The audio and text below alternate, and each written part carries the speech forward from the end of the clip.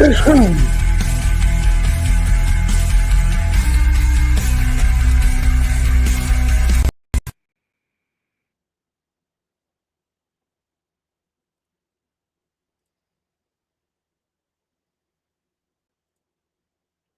evening, everybody. Welcome back to the cafe. Once again, we're open for business. It is creepy, weird, unexplained, and scary Saturday night, folks. Thank you for joining us tonight as we take a little break from the true crime. Actually, we're taking a break from Idaho because that's where we've been for a long time. So we're taking an Idaho break and stepping into something a little different, guys. We like to do this from time to time. I was doing it all the time, but something I've been trying to get back to again is our creepy, weird, unexplained, and paranormal stuff that we look into and talk about from time to time. Tonight, guys, we are looking into specifically the Michigan Dogman story, as well as Dogman stories, maybe some werewolf stuff. We'll see. But things in that realm. I finally got to do it, and this is for Miss Alicia. She deserved it. I've been promising her for a long time, and I keep not doing it, so I'm so sorry for that. But we're here, and hopefully she'll be here too. Tonight of all nights would be the night she wouldn't show up because she'd be busy or something of all nights. But we'll see. Nope, and she's here. That's awesome. Good. We got Miss Cat K, Alicia J. Hey, Miss Tandy and the Seahawks fans in the house. Cat K, good to see you tonight. Again, I said cat twice. Sorry. Christina, welcome back to you. Josie West, great to see you, dear. Miss Paula, the positive one, always here. Love to see you, Paula. Appreciate you very much. Michael Green, Chili Chickens in the house. Mark Schumann, good to see ya. Sorry, guys, was the music too low? I'm sorry. My apologies. Miss Trish Crow, great to see ya. Jilly Bean, always happy to see you. Michelle Weddle, you too. Let me see. Show Miss Charlene 101. Welcome. Good to see you again. Great to have you here. Guys, please make sure that you have the boo. Let's see if I can get this right. For those of you that are newer, I'm a huge paranormal fan. I'm very, very big into the paranormal type stuff. Anything there is horror and paranormal, I love it. Okay, so this is my other passion, I guess you could call it. I always have been a huge fan of it. So for anybody that's new, get used to it. This and music. We do music streams in here too from time to time. That's going to be coming soon too for that. So for those of you that like those, get ready because we're doing that soon too. My son usually joins me for those, and we do some singing and music playing and whatever goes on. So, I thought that too, that the creature, Tandy, that would make sense if she was a dog woman. That would make sense, Just saying. But it's okay, folks, to take a break from the true crime world from time to time. In fact, if you don't, it'll cause you to need to. I'll just put it that way. You need your brain squeezed out from time to time. It's bad. And you got to get some of that stuff and shake it off.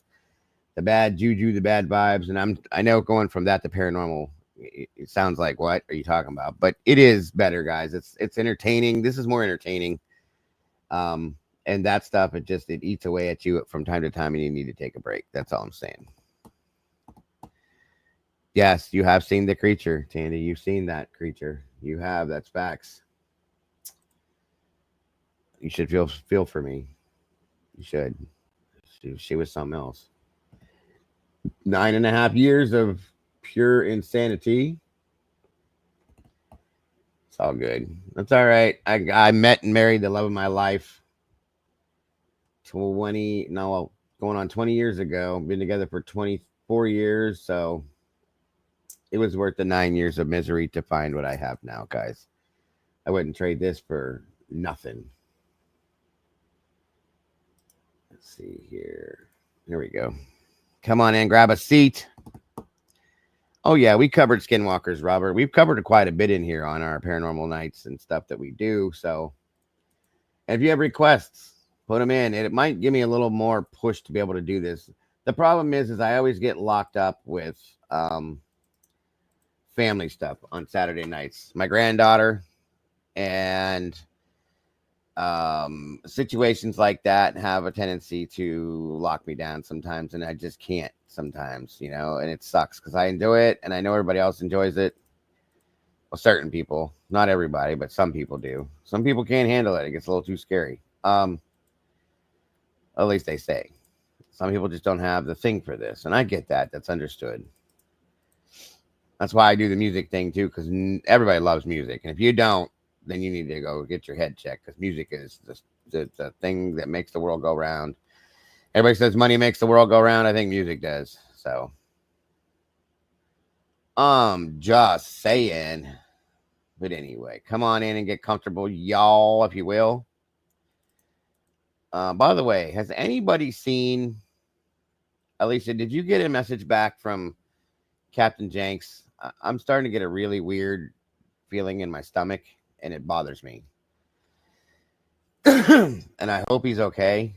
But it's starting to freak me out a little bit, because I have not seen nor heard nothing from him, which is very strange. And it bugs me. It really bugs me. So, just saying. Hold on, you guys. I'm trying to send out things to people that I don't know if they get things. So, all right.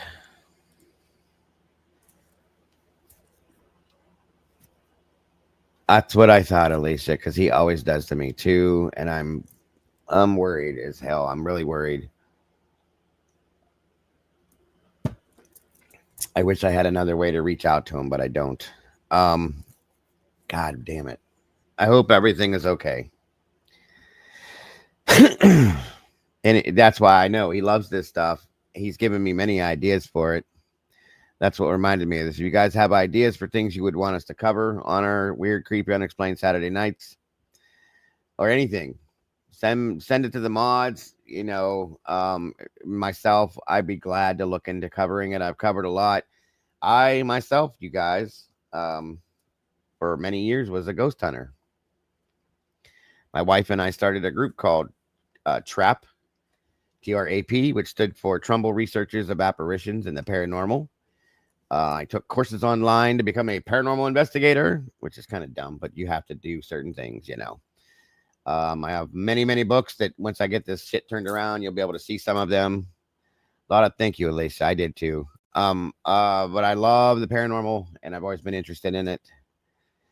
So we do these things on the weekends from time to time to be able to break away and take some breaks from the craziness that the University of Idaho murder case has caused. So let's see who we got tonight. In Stitches. Oh my goodness. What's up, neighbor? Of course, Alicia J. Gen 7. Good to see you tonight. Truth Seekers in the house. Still looking for that truth. Robert, welcome back, my friend. Miss Joanne, always a pleasure, dear. See if there's anybody else I missed. I don't think so. It's like we got 23 peeps in here.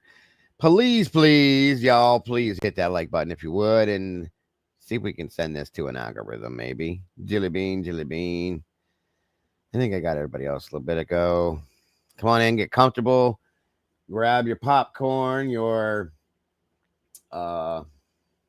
drinks, your blanket, whatever you need, and get comfortable, y'all, please. These are usually pretty fun. I struggle sometimes with them. YouTube makes this hard. If YouTube didn't have the rules they did, I could do so much more for you guys with this stuff, but it's so very hard. And this one was difficult to find certain things that I was able to use, but I had a bunch of stuff from before, and I'll make it work. I'll figure it out. I'll make it work for you the best I can. I hope you guys enjoy it tonight. Again, hit that like button, guys, please, if you will. And again, as I always say, hey, Adrian, good to see you. I love that you're into the paranormal. I love that. Yes, it's awesome. Adrian, it's anything that's different. Dago likes it. So I don't. I don't have the Dogman song. I don't think I've ever heard that. Is there a song? Let me look. Let me see.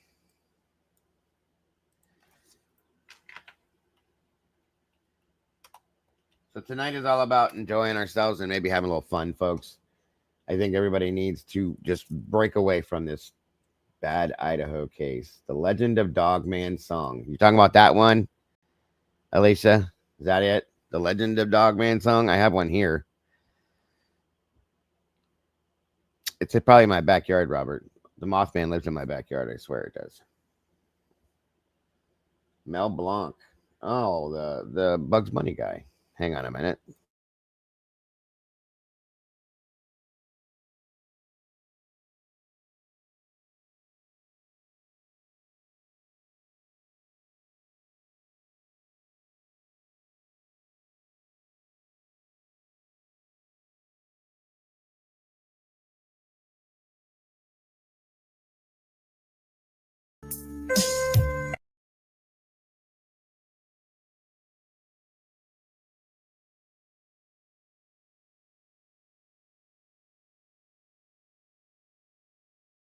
All right, while we're waiting on some Pete's, we'll start it off this way. Tonight we are talking about one, the Michigan specifically, the Michigan Dogman. And Alicia, I found some stuff too, the Ohio Dogman. And we just had in Cuyahoga County, hey 300, good to see you. No, I just started. Welcome back.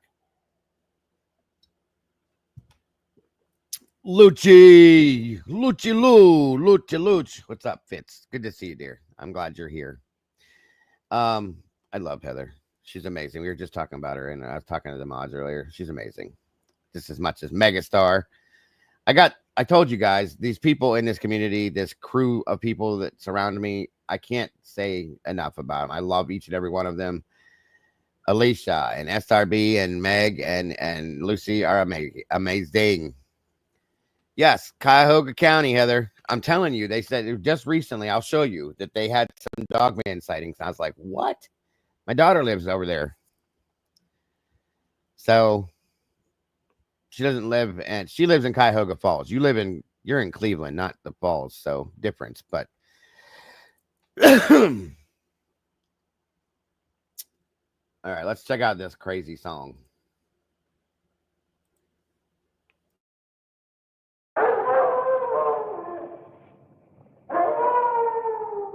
I want you guys to enjoy yourselves tonight. Most importantly, too. So the officer and I went out there to take a look at it. You know, he just tried to chew in around the doors. I wish I could get Alicia to join me without showing her face and talk about this, but I know that won't happen. Okay, Stitches. Well, I know you're in Ohio, but yeah, Lorain County is up. But yeah, I know where you're at, where that is. And you could see a dog print, you know, alongside the window there. And so it was, you know, obviously a dog.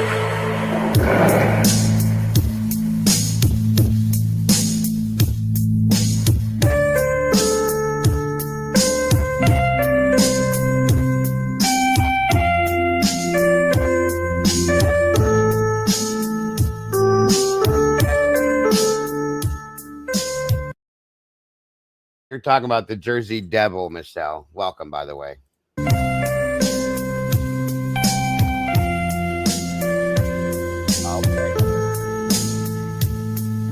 A cool summer morning in early June is when the legend began. At a nameless logging camp in Wexford County where the Manistee River ran. 11 lumberjacks near the Garland Swamp found an animal they thought was a dog. In a playful mood, they chased it around till it ran inside a hollow log. A logger named Johnson grabbed him a stick, poked around inside. Then the thing let out an unearthly scream and came out. And stood upright.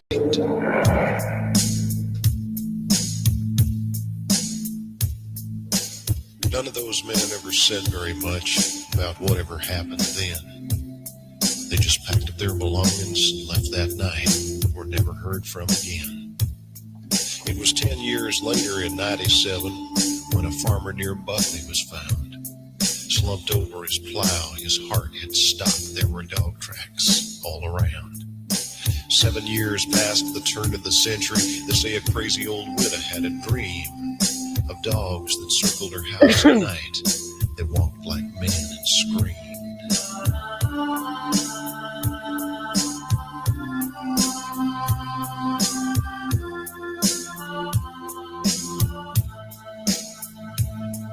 In 1917, a sheriff who was out walking found a driverless wagon and tracks in the dust like wolves had been stalking. Near the roadside, a 4-horse team lay dead with their eyes open wide. When the vet finished up his examination, he said it looked like they died of fright. In 37, a schooner captain said several crew members had reported a pack of wild dogs roaming Bowers Harbor. His story was never recorded.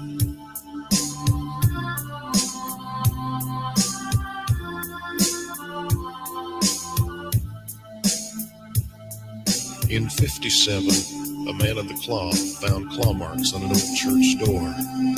The newspaper said they'd been made by a dog. He'd have had to stood 7'4".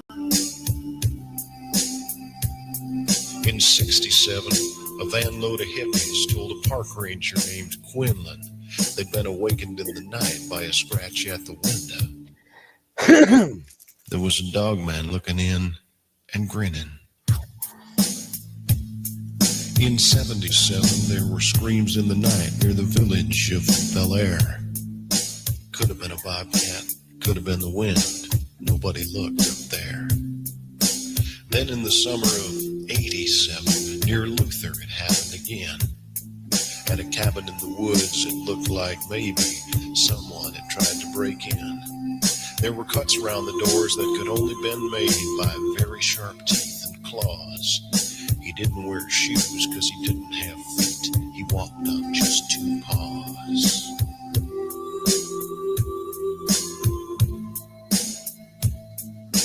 So far this year, no stories have appeared. Have the dogmen gone away? Have they disappeared? Soon enough, I guess we'll know, because this is the time to fear. For another 10 years has come around. The 7th year is here. And somewhere in the Northwoods darkness, a creature walks upright. And the best advice you may ever get is don't go out at night.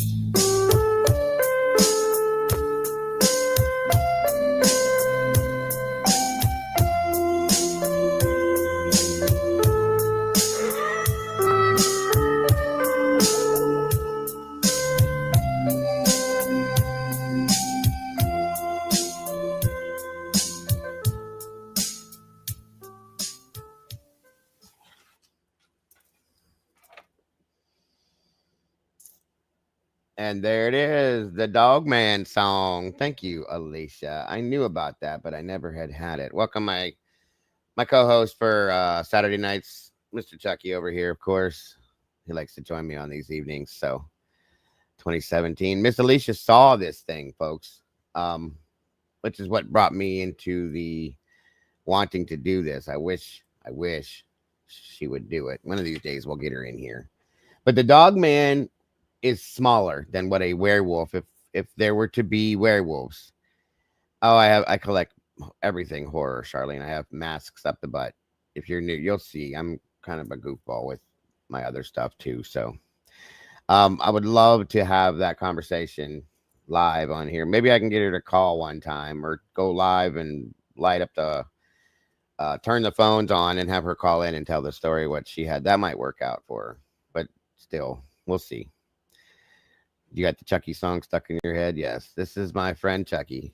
And Tiffany, she's upstairs sleeping right now. Don't worry about it. Dustin Butler, welcome, my friend. Good to see you. We got 31 peeps in here tonight. Thank you guys for joining us. 26 likes. Let's try to make that match, folks, as we take a break from true crime in Idaho and look into specifically the Michigan Dogman and other Dogman stories in Ohio, Wisconsin. The legend of Bray Road is a Dogman story and things that relate to that. Well, listen, anything that you come in contact with as a human being that does not relate, that is not human, is going to change your day. I'm just telling you, it's going to change your day. Okay. So definitely interesting. It's interesting that you experienced that, Alicia. I'm glad that you're okay and nothing horrible happened, but Braga is in the house. Good to see you, buddy. Thank you for being here. I love when you guys show up for these.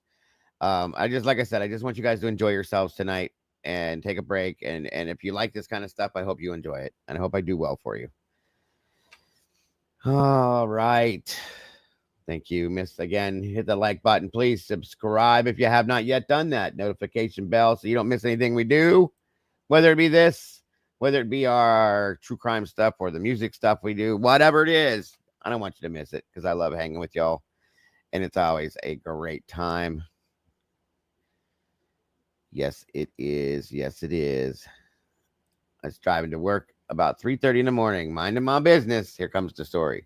Just mind that's it's a good story when it starts off with just minding my business. And it crossed the road in front of me. I almost shit my pants. That would have been bad, especially going to work. And then proceeded to work. Like, how did you stop, or did it stop, or did it just go across the road? Was it on its back legs or all fours, Alicia? That's the interesting. Yeah, I probably would have actually done what you said you almost did. That's awesome. Thank you, Alicia, for sharing. And Brian, thank you so much for gifting that membership, Brian. It looks like Dustin Butler. Welcome to the sauce, my friend. New meatball in a house. Guys, make sure that you have the $ down there clicked where you can receive memberships, please. Because guess what? You never know when somebody's going to be generous and gift out a membership, and you got to be able to receive that gift if you can. So please do make sure that you have that opened up to receive gifts so you can join the rest of us in this big old awesome pot of sauce here and spill some of this sauce on a regular basis with the rest of these crazy meatballs we got in here. Please, and please, if you would. Let me see. Hang on a minute here. 1 minute.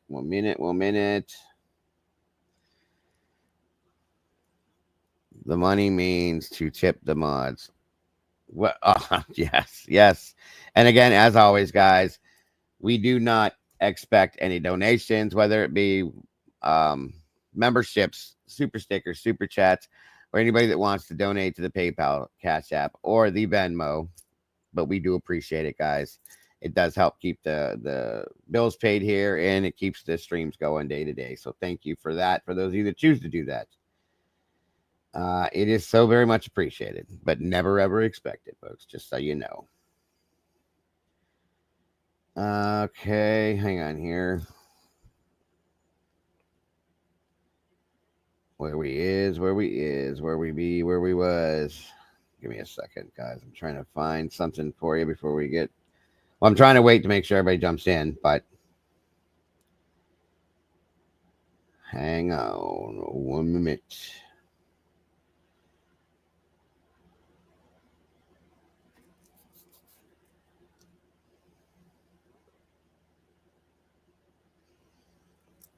What is going on here?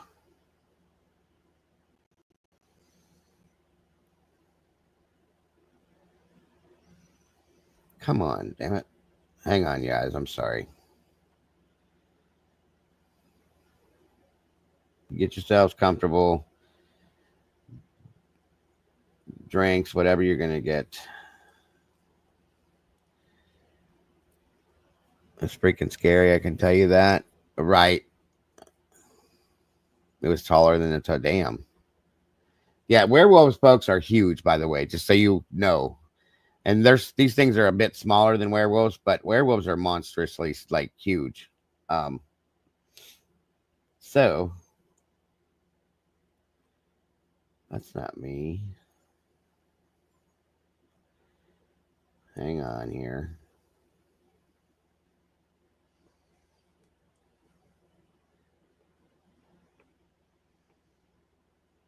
What is going on here? Let me try this one more time.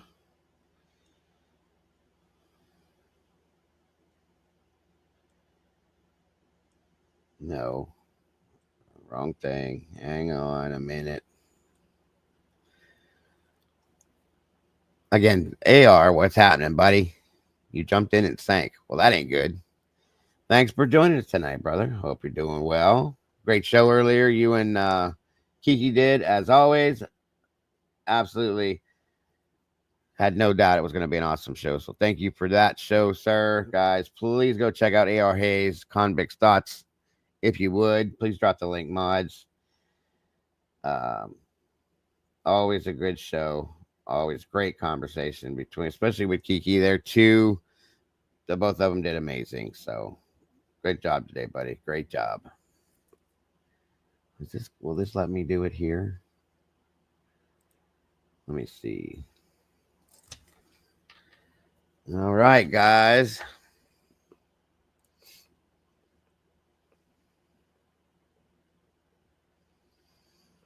All right, all right. Time to give back a little bit to all you beautiful people.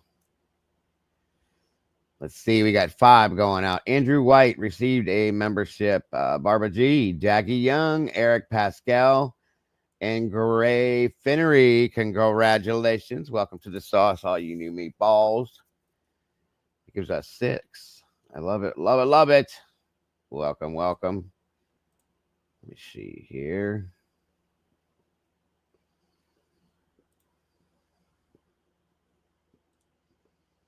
Let's see what we got. Let's throw 5 more at you. Looks like Rochelle got one. Pumpkin Dawn, Miss Helen, Dara Johnson, and Say Wow 22. Congrats and welcome to the sauce. Let's see here.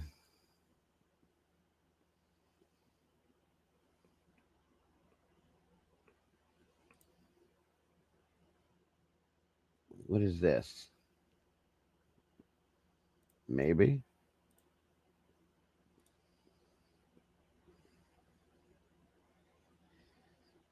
All right, y'all. And there we go. 5 more. 15 new meatballs. 16. We got 16. Here we go. It looks like Ashley O. Mac VW 09. Lil Har Oak and Sassy Graham 62. Welcome to the family, folks. I appreciate you all very much for being in this community, for being part of this family. I hope you guys stick around, and I hope you guys enjoy your time here. So welcome, new meatballs. It's awesome. Twiz, what's up, brother? Good to see you. Virginia Wolf, what's up, buddy? Been a minute. Good to see you. I haven't aged. Wait, you ain't been gone that long, bro. We've missed you, though. It's good to see you. Let me see here.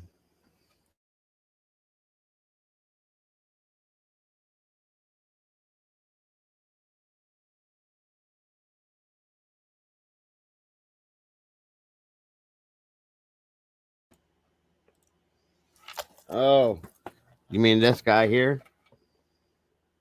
What are you doing? What's going on, bro? Oh, you know what? I guess he's not talking tonight, huh? The first thing we got to do is get me out of this body once and for all. A true classic never goes out of style. I'll be back. I always come back. He thinks he's smart. You do know who I am. And if you know what's good for you, you are going to love, honor, and obey. You got your wish. You're mine now, doll. Now sit back and learn from the master. Sit down. Nobody wants to hear you. They didn't come to see you tonight, Big Mouth. Yeah, you. And it looks like Phil just jumped on with the train there. We got 5 more coming out of Phil. Thank you so much for being here, Phil, and for doing that. God bless. Nika Dicka, Sweethen, Sharon Shipley, and Crystal White. Congrats. Oh, Sharon Asp as well. Congrats, guys. We got 21 new members and 21 new seconds. That's awesome. I love it. Thank you, Phil. God bless. We love you. That is amazing. Yes, yes, yes. Agreed, Jen. Agreed. One of these days, you guys will get to meet Tiffany. She's here too. She stays upstairs usually. I'll bring her down. She talks too. Brian, you are not scared. Stop. So, like I said, though, for those of you that are jumping in, we got 34 peeps, 36 likes. You guys rock and roll. I love it. Tonight, we are talking about the Michigan Dogman and other Dogman stories. Best way I can put it together for you, because YouTube is very hard to do things like that with at times. So, hope you guys enjoy it. And again, Twiz, thanks for joining. And let's see who else we got. Quite a few other peeps in here. Virginia, we've missed you. It's great to see you. I got you. I got you. I'm glad you're here, though. Appreciate you. And Phil, thank you once again. That's so very generous and awesome. We appreciate you very much. Do you have a favorite scary movie? My favorite scary movie, and my always will be forever and ever, is this guy. The original John Carpenter's Halloween is my favorite all-time scary movie, period. I love all of them, but Halloween, the John Carpenter Halloween, is my favorite movie, period. You can't do better. And I loved it because if you think about that movie, folks, you never actually see any gore. He didn't have to do that. You anticipate the scene when it comes, but you don't see it. It just happens and then it's done. And that was what was so great about John Carpenter with that movie. And that movie was meant to be a, what's up, Rach? It was a very low budget movie. They didn't expect it. He didn't expect it to do well at all. And it was a very cheaply made movie. It didn't cost him much to make, and they didn't expect it to do as well as it did anywhere near. And that became, of course, a cult classic. That was, yeah, Alicia's right. It was a very, very psychological based movie that got in here. Okay. And that's why I loved it. And of course, Friday the 13th, you know, when I get all this moved around, you'll see all my stuff. I have a Camp Crystal Lake sign and all that kind of stuff. I collect all that. Texas Chainsaw was a good one. I love them all. I have them all. And a lot of these movies, folks, I did a whole series on it. It was called the Midnight Series about 3 years ago, where they based, a lot of these movies are based off of true crime, true stories. The movie Scream is based off of, and a lot of it's loosely based, but it's based off of the Gainesville Ripper. Scream was, okay. Of course, Texas Chainsaw, we all know, is based off of Ed Gein, and a very loosely based off of something that actually happened in Texas in the 70s. I have the Camp Crystal Lake. I've worn it a couple of times. The counselor T-shirt. I have one of those.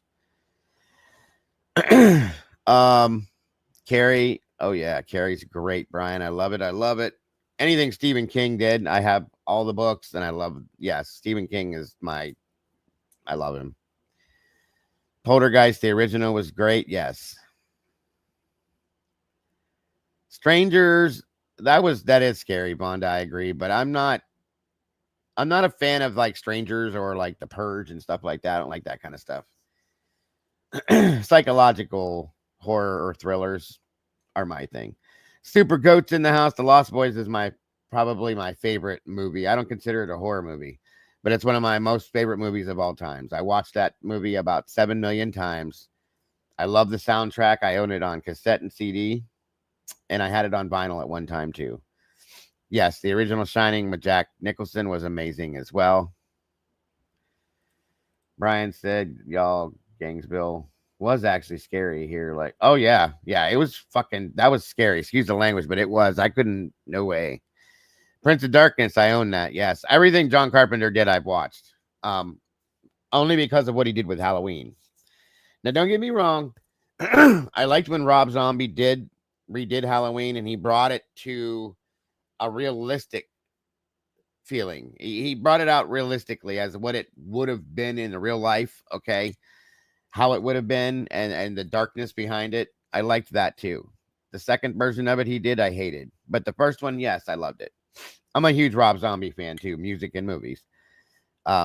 So you can add Rear Window is probably one of my second favorite movie, Rach. Rear Window, Alfred Hitchcock is another one that I'm absolutely enthralled with. I have everything he ever did in a box set that I have. I think I told some of you guys. I found it at a yard sale, unopened in the plastic, an entire box set in a like a crushed velvet case. It's awesome. Never opened. I love it on Blu-ray. I paid $1.50 for it, folks.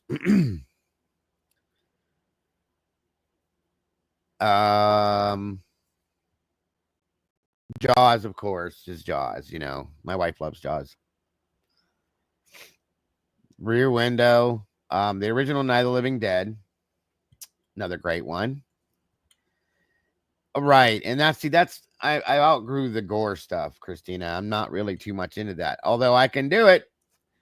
I can do it, and I can show you guys. I went to school for theatrical makeup and special effects long time ago, and I know how to do all that fun stuff that they did in Friday the 13th and the zombie makeup and all the fake blood. I know how to make all that shit. Zombie movies are boring. I'm sorry, but they're boring. They're the same old shit. Every zombie movie you watch, they're going to eat somebody's brain. They're going to stalk you. They're going to eat you. It's over. Yay. And there's so many zombie movies, it's ridiculous. That's why I don't do the Night of the Living Dead movies. The first one I like because it's a classic. That's it. You know, they're going to get you, Barbara. That shit. But besides that, they're boring to me. I hate it. I like psychological stuff like the Conjuring movies. Those actually finally scared me. Something I found that scared me. It weirded me out. Okay, because a lot of that stuff, and if it's based off of a true event, possibly, yeah, it gets to me. 28 weeks later, those were pretty good. But they went too far with that. Now they're at 28 years later, and it was stupid. I just watched it last week. I don't like it. 13 Ghosts was a good one. Very good. Very good. Very good. See, I'm glad we're doing this. I love these conversations too, to lead into this. Psycho. Yes. Another Alfred Hitchcock masterpiece. Love it. Clockwork Orange that's another cult classic. Is a great movie. Too Fast for Please. Good to see you. The Sixth Sense. Another great, Bruce Willis is yes. That was great. I see dead people. Rosemary's Baby, yes.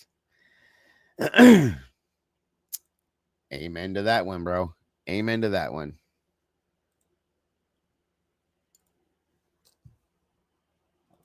Very good. No Country for Old Men. Really good movie, Phil, and very freaky, yes.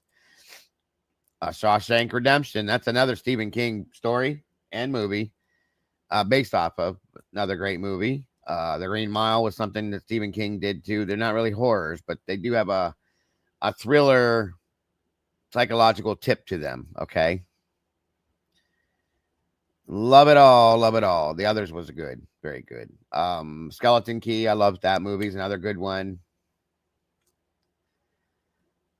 Pet Cemeteries are great. The first one's the best, but yeah, and I don't like the remake. I don't. The little boy that was in the first one really gets under your skin. I liked that one. Yeah, I could name probably any horror movie you ever want to know. I'm a huge, and I haven't gotten his figure yet, or doll as they like to call them in here. Vincent Price. I love Vincent Price and everything and anything that Vincent Price ever did. White Zombie, all of his stuff. He was, in my opinion, the king of horror. I love Vincent Price. Him and Alfred Hitchcock together. Creep shows, yes. Stephen King stories, very good stuff. Very well done.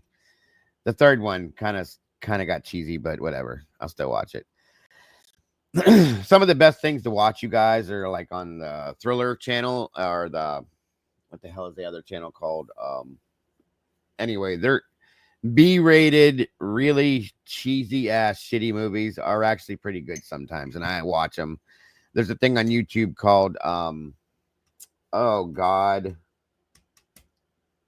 I just had it and it's gone, but it's a channel with some dude named Vincent Van Doe, where he sits and he plays these weird, cheap ass, crazy Shutter. Thank you, AR. Thank you, bro.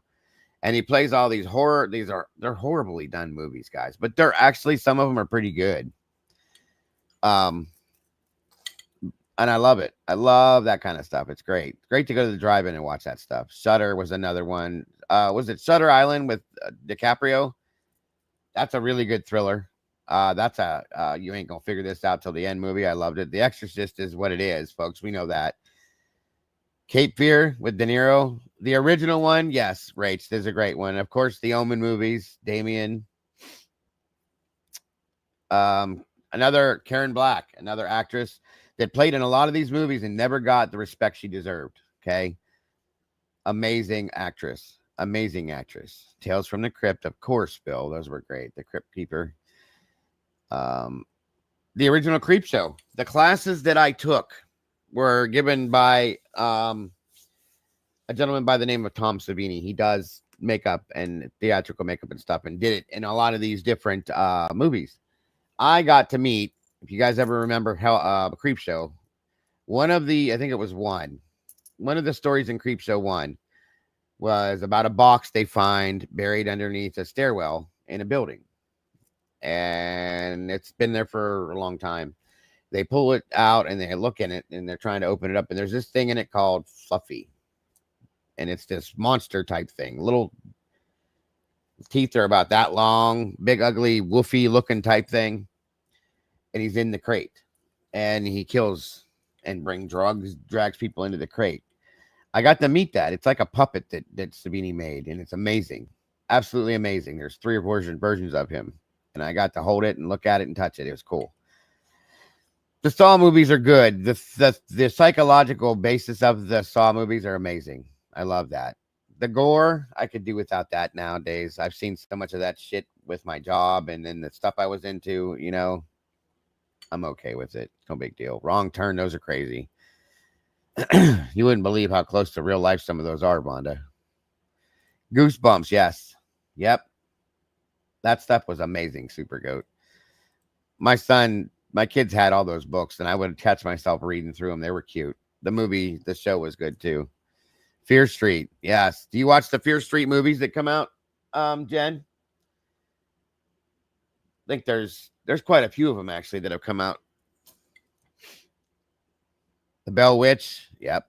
I covered the Bell Witch in here, Charlene.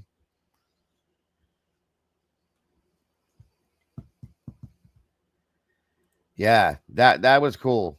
That's what I was asking. The 18, I can't remember all of them, but there's more coming. They just did the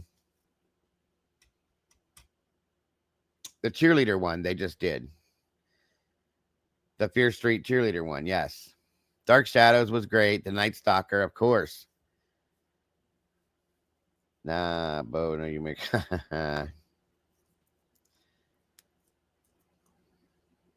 Let's see here. I'm loving this conversation. And I'm going to do something here soon on one of these nights. I'll give you guys the option. Anybody that wants to join me on panel and tell a story or their stories about any kind of interactions, whether it be hauntings, creatures, alien, whatever you got to talk about, a story you have to tell, we're going to do that one night here and put everybody's out there to tell their story. I've been building up to doing. I've been wanting to do that for a while, actually. So,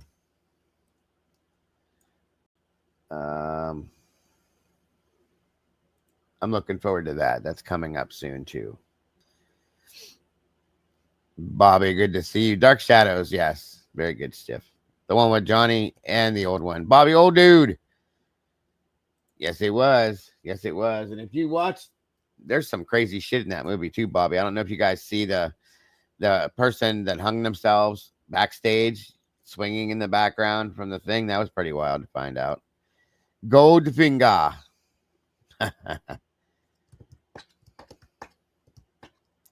The original Twilight Zone with Rod Serling. Yes, yes, yes. Yeah, that's exactly kind of what it is.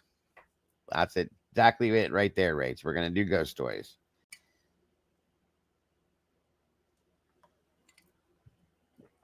It's false, but I saw a video put out, whether that what it was or not. But back then, when I saw it, I was like, guys creeped out. Candyman. Oh yeah, back in the day when I was a kid, the good old story. We used to do the whole Bloody Mary thing in the mirror 3 times. You know, that fun stuff.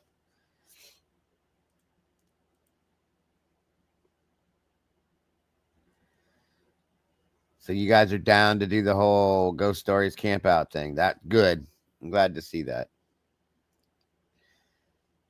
Guys, we got 21 new members tonight. That's awesome. That would be amazing, Trish. And Trish, I think I definitely want to hear what... Oh my God, Satiris, hello. We've missed you. It's good to see you. Thank you for joining us. The Prozac guy. Who's the Prozac guy? No, we're covering the Michigan Dogman and other stories like that, but I never heard of that. What is that about, Satiris? I have to write that down. I never heard of that before. Interesting. The Ring, those creeped me out. The Ring and what's the other one that are... The Japanese horror movies are scary as shit, folks. No lie, because of the jerking movements and stuff and the weird noises and shit that they make. They are scary. The Ring, what's the other one that's like... The Phantasms were amazing. I started on those back when I was a kid. My dad got me on those. Vonda, I love them. Yeah, that's what I'm talking about, Jen. The Japanese versions of those movies are crazy insane. Prozac is a Michigan guy that has videos about hauntings in Michigan. Oh, really? Aha. Thank you, Satiris. That is awesome. I will look into that. Maybe tonight. We'll see. The Grudge. Thank you, Bobby. Yeah. The original Japanese version of The Grudge and the original version of The Ring from Japan are insane scary. Period. Absolutely crazy. It's freaked me out, folks. Thank you, Bobby. Appreciate that.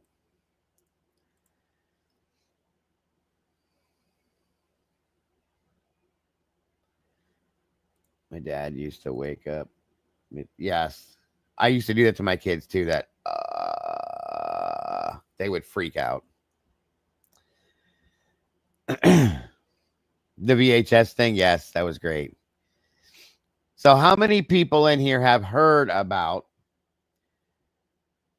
a Dogman or the Dogman?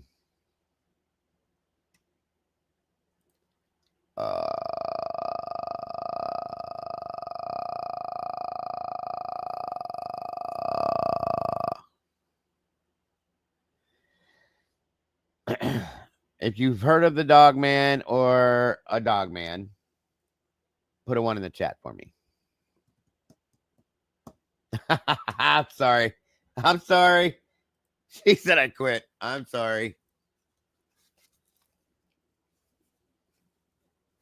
You ain't gonna quit. You love it here.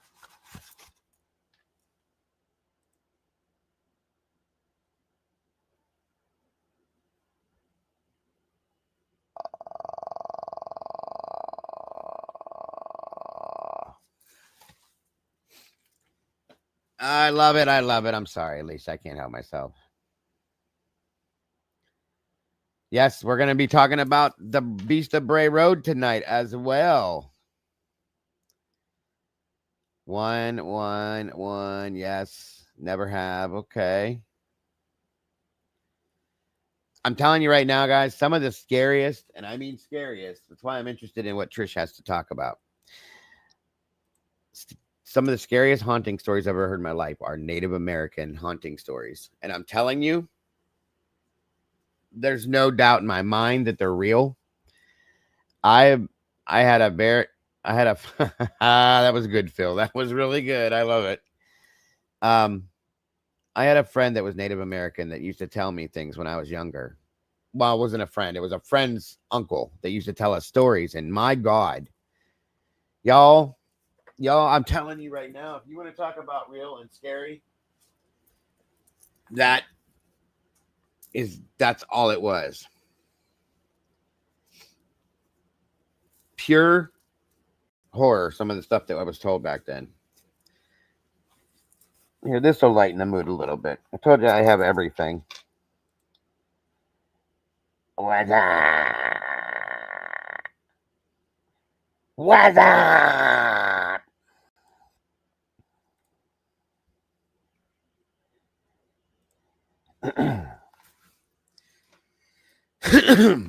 Excuse me. Louisiana, New Orleans, another place. Petrified of it. That's great, Elisa. I love that. Yeah, Louisiana and New Orleans and stuff. I'm telling you what, that shit ain't no joke. The hoodoo and voodoo shit down there, they can keep it. They can keep it.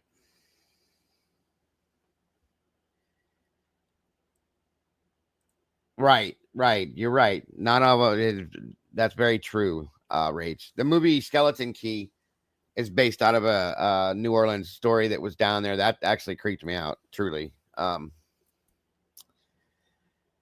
Yeah, yes. That's why I have that one too, just because that mask. I have the originals, the three original Scream masks. I have an original Friday the 13th mask, the one of the real deal. It's called a movie mask. I have those up, two of those upstairs. Yes, I've heard those stories too. The Rougarou, yes.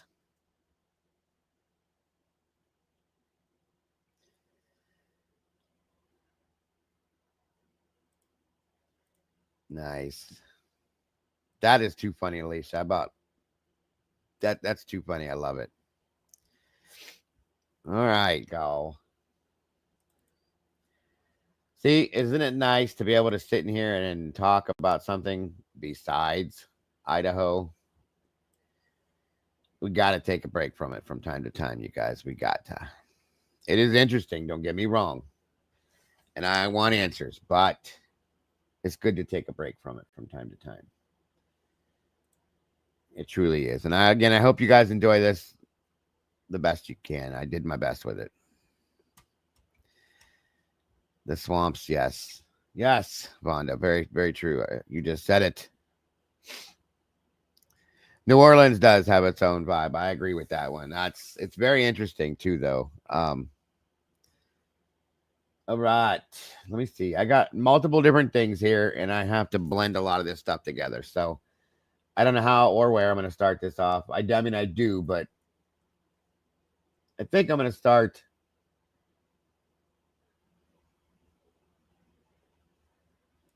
Let me see if this is the right one. I'm glad you're here too, Satiris, and we've missed you. It's been a while. I'm glad to see you back.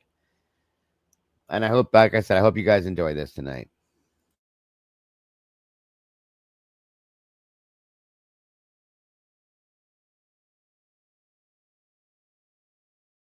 And I'm going to warn you guys when I do this stuff, because YouTube is so trippy, I filter everything that I put through here. So sometimes, I don't know, I get unlucky and they pull something that I can't play. And if they do, I'll just pick it back up where we left off and start off somewhere else. Okay. So just forewarning, it could happen. I don't want anybody to freak out if it does. But I did filter, even stuff I filter through them. It's happened many times before. Hopefully we're good, because I did filter all this stuff earlier and way before, because I had this set before. Oh, okay. I just haven't seen you in here, Satiris. That's all. So I'm glad you're here. That's all I'm saying. I'm grateful to see you. All right, guys. Let's see what we got here. 1 second.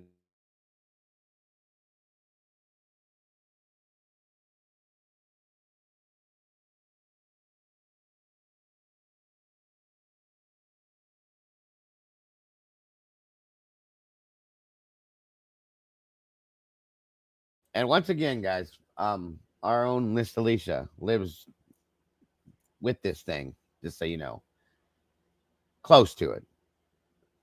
They don't live in the same house, but they live in the same state, and that's close enough for me. So keep her in your prayers because you never know. She encountered it on her way to work one time. That's enough for me.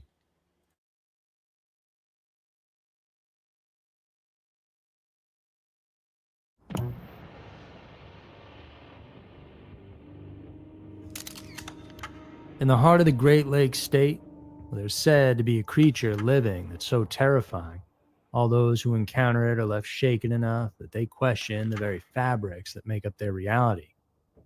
It goes on to live in their nightmares. It has been witnessed so often over the decades that this animal or beast has a grip on the people of Michigan so tight, everyone from that area seems to have been affected by it in one way or another. And this beast of legend is known to hunt in the forests and stalk rural roads. It's described most simply as a half dog, half man that walks upright, towering at over 7 feet tall with long, sharp teeth. Its name has been talked about for centuries and whispered in circles by those filled with equal parts fear and fascination. And so, is this thing actually a chilling figment of every local's imagination? Or is the Michigan Dogman actually a real thing? In order to understand the Dogman as we know it today, we have to start by finding out where it all began. By all modern day accounts, the roots of the Dogman legend date back to the late 1800s, when Michigan had a booming logging industry for the large white pines that covered the landscape as far as the eye could see. As European settlers made their way to this area of the U.S., they took full advantage of Mother Nature's bountiful offerings, and it was in this setting that the first encounter of the beast among those new to Michigan took place. In 1887 in Wexford County, which is located in the northwestern part of the state, the two lumberjacks working the land came back to camp one day, utterly terrified at something they had witnessed out there. And these were hardened men, not easily shaken. Working out in the forest, they were used to seeing all kinds of predatory animals like bears, mountain lions, and wolves. But this was totally different. While hacking away, they claimed to have seen some sort of creature carving its way through the forest. It first caught their attention when they heard it howl, but the sound was more human-like than it was wolf. And they put down their tools and listened to the heavy footsteps of leaves crunching underneath them. It sounded like whatever this was headed in their direction. The steps got louder until finally through the trees they saw it. And the animal was walking on two legs, which was unsettling. But worse than that is that this thing had the head of a dog or a wolf, or the torso of a man. With its fangs on full display, they were frozen in fear, just trying not to draw attention to themselves. Got close enough to where they could see its amber-colored eyes, and said that it had to have been at least 7 feet tall, if not larger. They watched silently as it crossed, not paying attention to them, just roaming. But once it was out of sight, they ran as fast as they could back to base camp. And from that, the legend of the Dogman began officially in our culture, and over the next several years, other workers in the remote forest would claim to have witnessed this bipedal creature stalking the land as well. And these tales, originally dismissed as campfire stories, would only increase as time went on, but that makes sense. The late 19th and early 20th centuries were a time of rapid industrialization in Michigan, and so the vast unexplored wilderness there was a breeding ground for stories just like this. I mean, there was no ESPN or True Detective shows to watch, so how else are you going to entertain one another and pass the time? And tales of strange creatures were common among those who worked in the woods, but this one was a bit different. And there were lots of witnesses coming forward, and for those who had seen it, well, it was far from fun and entertaining. On top of that, as it turns out, the Dogman legend didn't even start with a couple of loggers. It went way back to when the only people in the area were Native Americans. Michigan was once home to several tribes, including the Ojibwe, Odawa, and Potawatomi. These cultures all have rich oral traditions, and in them are stories filled with talks of various animals, spirits, and the supernatural world. While there isn't a direct documented connection between these tribes and the modern Dogman legend, they do have stories of shapeshifters, which, as you may know, are creatures capable of altering their form.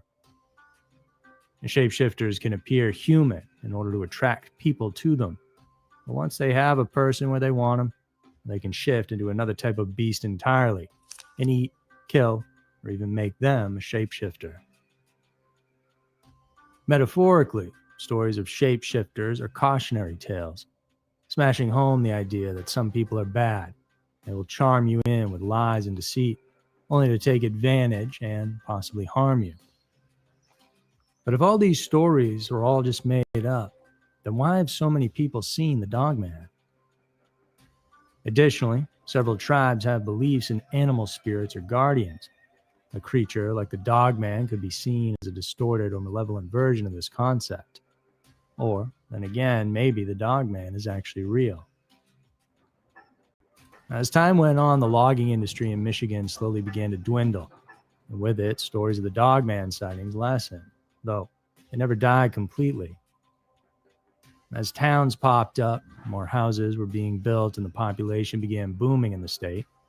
So there were bound to be run-ins with this creature from time to time if it did in fact exist.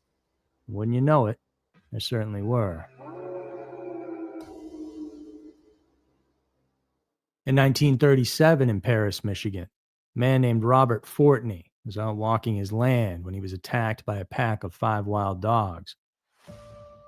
Though he was able to fight them off, he said that it wasn't the pack that scared him so much, but the one among them that was walking on just 2 legs. And this wasn't for a brief moment. And this creature watched as the others attacked the man as if it were their commander and Robert was a test. When they couldn't take him down, they all walked off and Fortney was left to wonder what it was he just experienced. A few months after that, a fisherman along the Muskegon River said that a pack of wild dogs began to surround him when he grabbed his shotgun and fired it in the air to scare them off. Every single one of them scattered and darted away, all except for a single dog that stared the man down. It was then that he actually took notice of this animal and realized it wasn't like the others. It then stood up on 2 legs, as if to simply show him that it wasn't frightened in the least.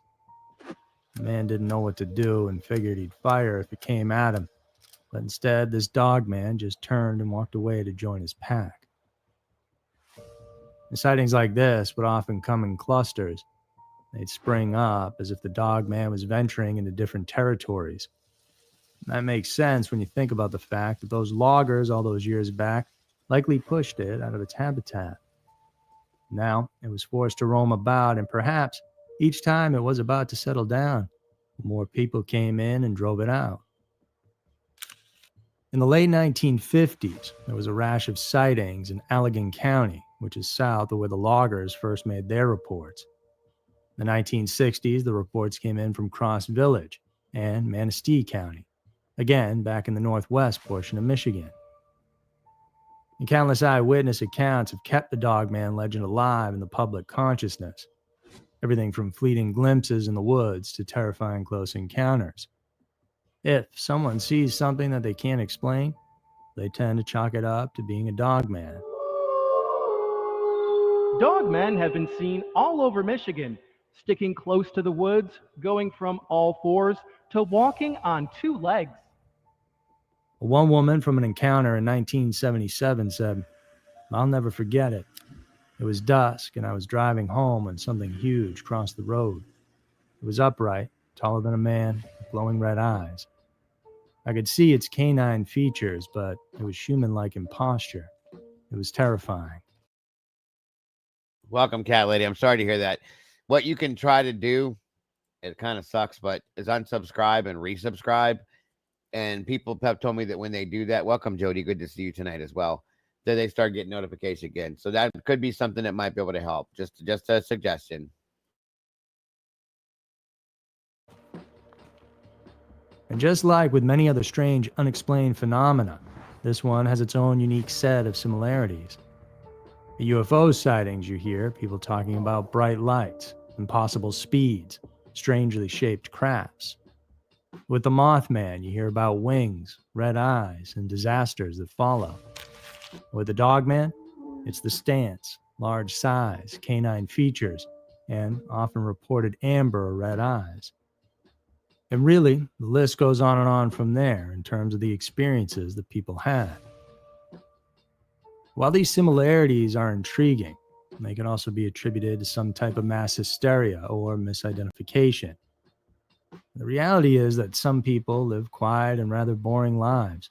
But even subconsciously, it's not far-fetched that in an attempt to get attention, spice things up a bit, well, they were driving home and something huge with fangs jumped out in front of their car. It's either that or that these people are seeing things that in simplest terms is not something we are yet able to explain.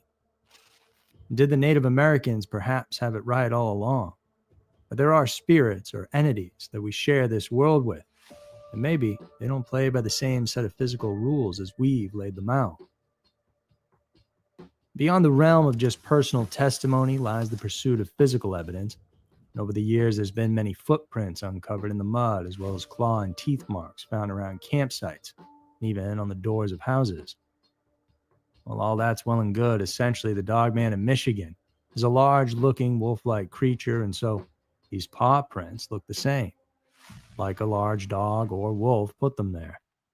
So it's impossible to say what's what, and that goes for the claw marks and bites as well. In 1987, though, a local radio DJ named Steve Cook created a song that outlined something very interesting about the Dogman, and it freaked a lot of people in Michigan out. The song, titled Legend of the Dogman, went all the way back to that first encounter with the loggers in 1887, and from there chronicled many other famous encounters with the Dogman. And Cook shows that for some reason, this beast comes out to show itself every 10 years, and on the years that end with a 7. 1887, the loggers. 1937, the encounters with the pack of dogs that the fisherman and Robert Fortney had. In 1957, there was the rash of sightings in Allegan County. 1977 was when the woman claimed to have seen it while out driving in her car at dusk. It was the first time that this had been pieced together, and it was Steve's warning, since it was 1987, to be on the lookout for the creature. His final words from the song are, "The 7th year is here, and somewhere in the North Woods darkness, a creature walks upright. The best advice you may ever get is don't go out at night." After the song came out, it started to generate so much interest. They would come in waves from people saying that this creature is real, and we know it's real because we have evidence of it. And from there, calls came flooding in that year, almost like a little taste of hysteria had kicked in and the legend of the Dogman was stronger than ever. But still, it was eyewitness accounts of things just going bump in the night, nothing tangible. That is, until the biggest piece of evidence of all showed up, and it was the Dogman, caught on camera. The Gable film is a terrifying piece of evidence, one that was locked away for years until it was found in somebody's attic. It was taken in the 1970s on an old 16mm camera, so it's grainy. In the footage are some young teens riding around on snowmobiles. There's cuts of an old truck. All right, so I was going to show this separate from this video, but they're showing it too. I'm going to do this only because I know that there's a couple people that this actually truly scared watching this video. It doesn't bother me, and I'm probably sure that it won't bother most of you, but I'm doing it anyway. Trigger warning. This video includes sensitive and violent content that may not be suitable for all viewers. This video is for 18 plus only. Trigger warning. Trigger warning. And that's only because it could creep somebody out. The first time I watched it, yes, it was a bit creepy, but this actually scared some people, this video, for whatever reason. I'm sorry that there was an echo. Jeez, Twiz, my apologies. Echo warning. But anyhow, so I don't think that it's going to scare you, but I like to warn people just in case. That way nobody's surprised. What's up, Tonka? Good to see you tonight. Truck and a guy chopping wood. Their dog sniffs around the woods as if it smells something strange. As they go to check it out, well, that's when you see it. The camera captures a brief glimpse of a large, dark figure standing upright on the side of the road. The creature appears to have a canine-like head and body, but walks on two legs. In one shot, it appears to head right for the person filming before the camera falls to the ground. Whether they were attacked or just ran away, it's hard to know for sure. There's no sound. But proponents of the Gable film argue that it's undeniable proof of the Dogman's existence. They point to the creature's unusual gait, its size, and its apparent intelligence as evidence that this is not a bear or a wolf. Despite this so-called proof, the Michigan Dogman still remains an enigma, though. The evidence, while intriguing, is far from conclusive, but what do you think? Well, as it turns out, the song that Steve Cook created was based on some stories that have been passed down, but for the most part, he just made it all up. In fact, it was specifically made up as an April Fool's joke that just happened to take off. But the Dogman showing up every 10 years, well, there's no real truth in that. The Dogman legend is very popular across Michigan, but some people may not know it all started as a prank. The Gable film is even less mysterious. Despite people still today claiming it is in fact real, this was nothing but a fun exercise in found footage. Created by filmmaker Mike Agrusa, he admitted to staging the footage and making the movie in 2007. And the creature we all see was actually a person in a costume. The entire scene was carefully planned and executed. I had actually found a suit online just off the rack. It's called a ghillie suit. As a creature, I was trying to be a werewolf. So is there a monstrous beast lurking in the woods in Michigan? Probably not. Perhaps the most enduring mystery is the power of the legend itself, a testament to our collective fascination with the unknown and our enduring hope, the extraordinary, to actually be real. The Dogman legend taps into our deepest fears, the unknown, the wild, and the loss of control. Our brains are hardwired to seek patterns. In the absence of concrete evidence, we can often fill in the gaps with what we fear most. In this case, that fear is a giant dogman. So there was the story of the Michigan Dogman. Thanks for tuning in today. If you want more content like this, remember to subscribe and also check out our Patreon for even more episodes that we put out each week, plus get access to over 150 other exclusive videos and podcasts. Thanks so much for stopping by. I'll see you guys in the next one. I heard that story, Miss Charlene. After that happened, on another channel that was talking about that kind of stuff. And I thought that was pretty wild, the way that that lined up like that too. It's pretty interesting. Very interesting. So yeah. Okay, let me see here. I got a couple variations of different stories of things that went on. This one is listed as what they thought was a werewolf. It was also listed as a dogman. It's hard. They say it was hard to tell, but couple, like I said, variational stories. Quick clips, small clips, longer ones. So we're gonna go through a little bit of everything on this, guys. And then, like I said, we have this here too in Ohio and Wisconsin and Pennsylvania, a couple other places. So let's go through some of this stuff and see what they're talking about.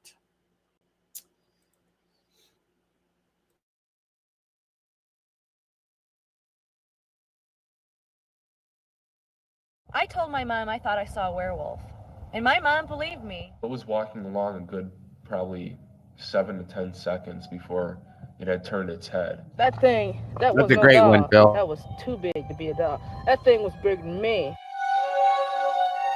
That thing was stalking cornfields, jumping on cars, and feasting on roadkill. For 2 years, people in Elkhorn, Wisconsin whispered about a king-sized creature who roamed Bray Road. It had really big claws. It was holding its roadkill like it had elbows, and it was kneeling on 2 knees, like a human being might do. Eerie stories like that prompted Linda Godfrey, a reporter and cartoonist, to investigate. It was all just too bizarre not to be for real. When you live in a small town and you say you've seen something that looks like a dog man or a wolf man, you know, you're going to get some ridicule, and they did.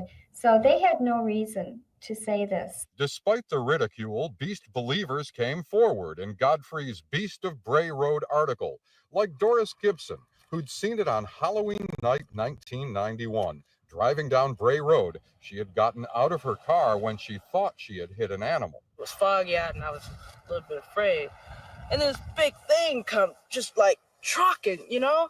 Just trucking down the road at me, man. I looked at it, and I'm like, and I ran, I got back in the car. You know, and before I peeled off, that thing scratched the back of the car. Tom Brichta's car was also scratched by the creature from Bray Road. My adrenaline started pumping. I was scared. But this is a creature that likes to cross county lines. Tom saw it twice on Route 106. We were having a good time and stuff. We were singing the oldies and jamming out and stuff. And then all of a sudden I noticed this on the side of the road. He was big and he looked intimidating. I was scared of his appearance. Back on Bray Road, Lori Andreezy remembers her close encounter with the creature in 1990. I saw it kneeling on the side of the road, and it was eating something. And I came up from behind it, and I slowed down because I thought it was a person at first. So I came up from behind it, and I realized it wasn't a person when I saw its pointy ears. From those descriptions, Linda drew up this composite picture of the beast. All agreed it was very big, with pointy ears and broad-chested, with a shaggy coat streaked with silver, gray, or black. It had brought its right hand up, stopped, looked over by the car, real nonchalant, and made eye contact with both Scott and I, and gave like this sneer, like it was challenging us. Like, you know, what are you going to do about it? You know, I'm here, you're there. I'm bigger than you are. You can't do anything about it. But with all the sightings, no one knew if it was man, beast, or even a combination of the two. One person simply called it God's mistake. I would assume that what they saw was some sort of an animal, probably dog-like in nature, either a loose dog or a coyote. I just said, it's a big animal, and it's upset. It's really upset. If werewolves do exist, this is probably a werewolf. Hey, what are you doing? Once the W word was spoken, werewolf mania broke out in Elkhorn. T-shirts were gobbled up and personal capture permits were issued courtesy of Hairy Face. Even the local bakery made Beast of Bray Road cookies, touting them as werewolf cookies that will make you howl. Letters came pouring in. One in particular sent chills down Linda's spine. He said it was too large to be a wolf. It had a terribly unkempt look to its fur, wild, not normal. Elaine Bushman was describing what her husband Robert had witnessed in 1991. The Bushmans live in St. Nazian and were just passing through town when Robert spied the creature. They knew nothing of the beastly tales that haunted Elkhorn. I've never seen anything that would be dirty enough and for some reason or other scary enough to make you feel the hair lift up on your arms, you know? So, is it a dog, coyote, or werewolf. Believe what you will, but just remember, it's here, just waiting.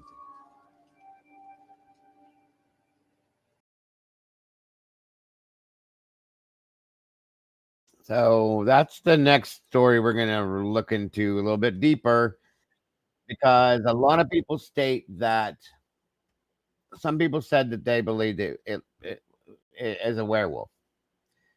Then the Dogman theory came behind it. Okay, just like the Michigan Dogman. There's been a lot of people that have seen the Michigan Dogman. A lot. Okay. So hang on here a minute. I'm gonna get you right here. Sorry, guys. Again, anybody that's just jumping in, I appreciate you joining us again, folks. I hope you're enjoying this. I hope you do enjoy this. So I'm drinking a pina colada at Trader Dick's. Okay, Phil, that's awesome. 1 minute here. Come on, downloads. Let's do it.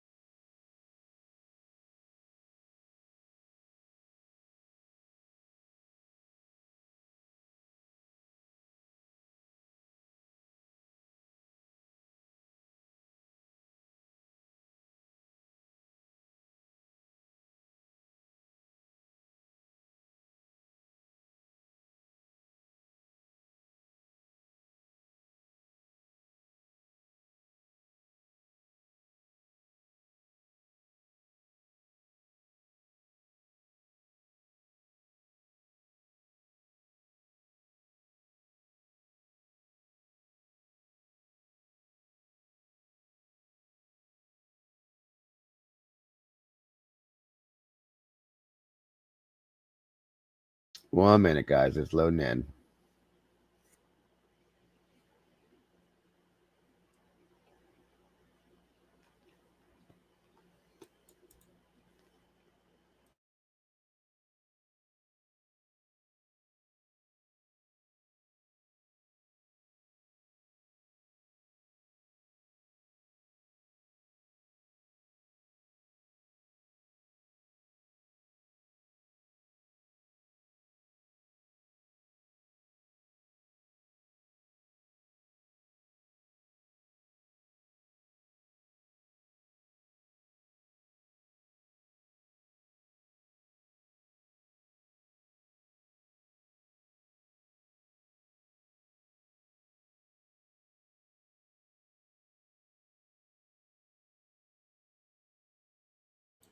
All right, so these are narrated seven stories about this the Beast of Bray Road. Sorry, folks. Can't talk tonight. My apologies. All right. 1 second here. And this is coming from a channel by the name of Darkness Prevails. If you're interested, they got some great stuff.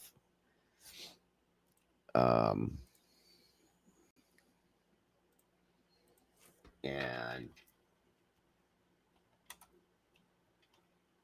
you got to check them out. 1 second.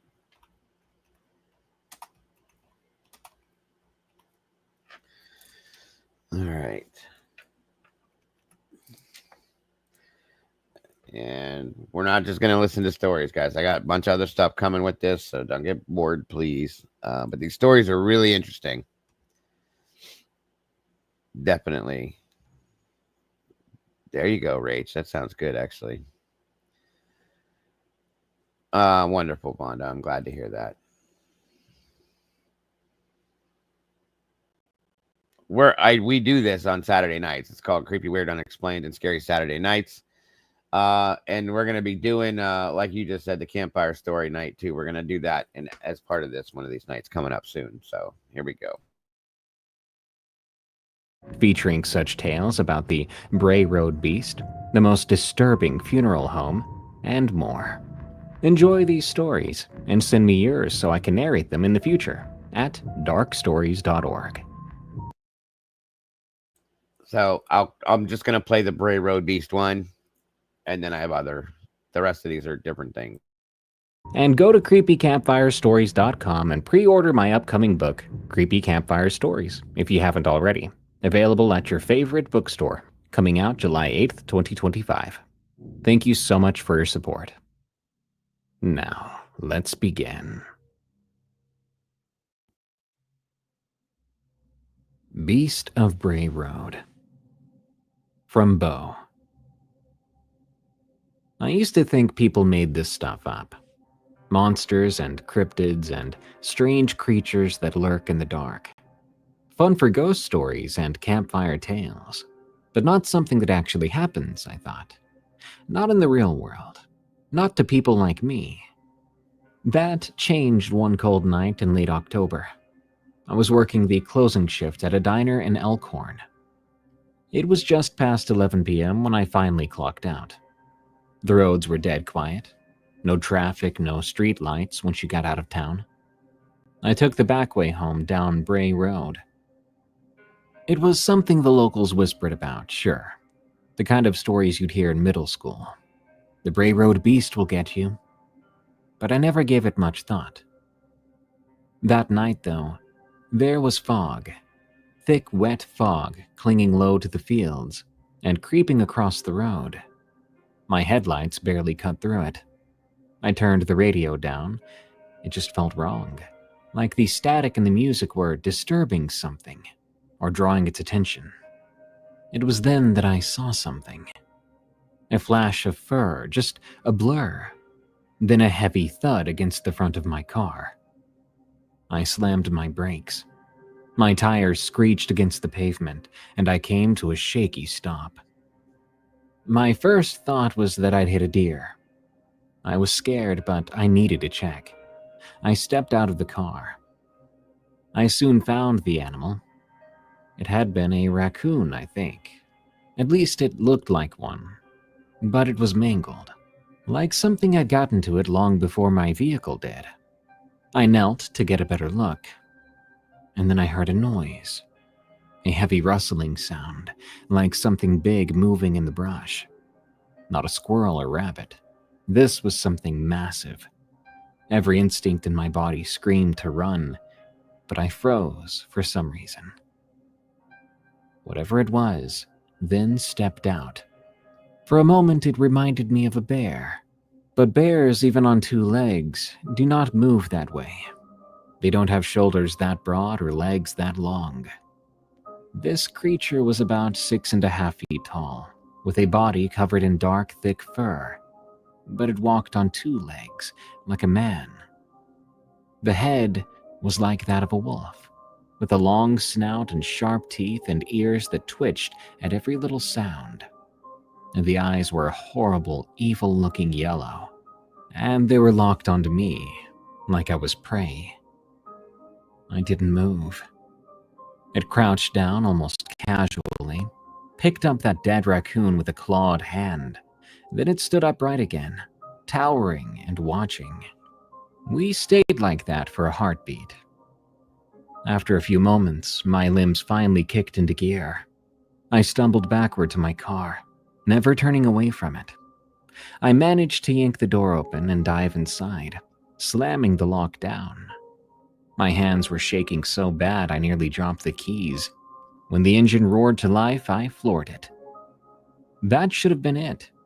I should have left it behind, but when I checked the rearview mirror, it was chasing me, running on two legs, long loping strides that ate up the distance between us in mere seconds. I was going 55 and 60, then 70, and still it kept up. Its glowing eyes were locked onto mine through the mirror. Then just as suddenly, it peeled off into the cornfields beside the road, vanishing like it had never been there. I didn't sleep very well that night. For a long time, I didn't even tell anybody.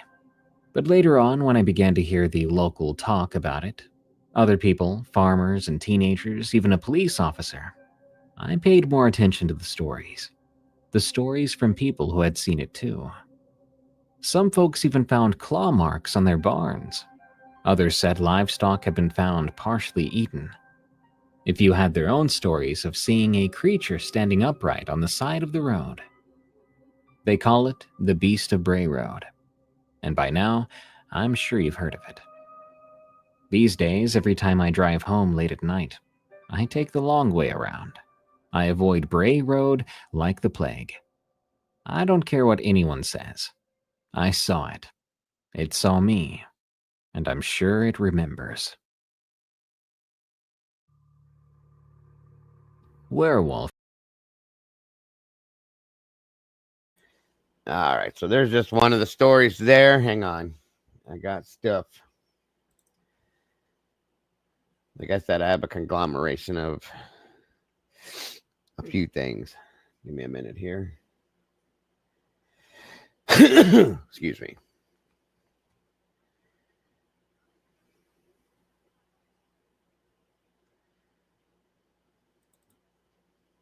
Here we go.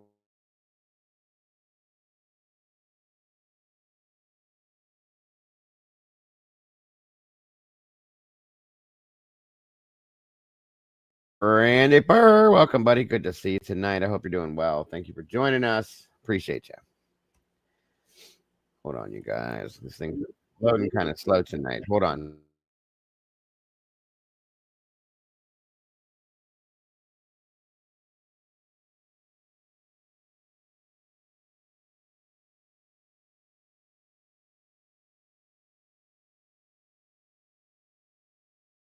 Okay, so this is the Beast of Bray Road. It says Lee Hampel interacted with this thing in person or in creature, whatever you want to call it. And this is quite interesting. This is coming through the Codegas Codex channel. 1 second, guys. Sorry. There we go. This is Lee Hampel. And I've seen before, but like there's this guy's telling the truth as far as I'm concerned. It's way too convincing. Let me put it that way. That's okay, Randy.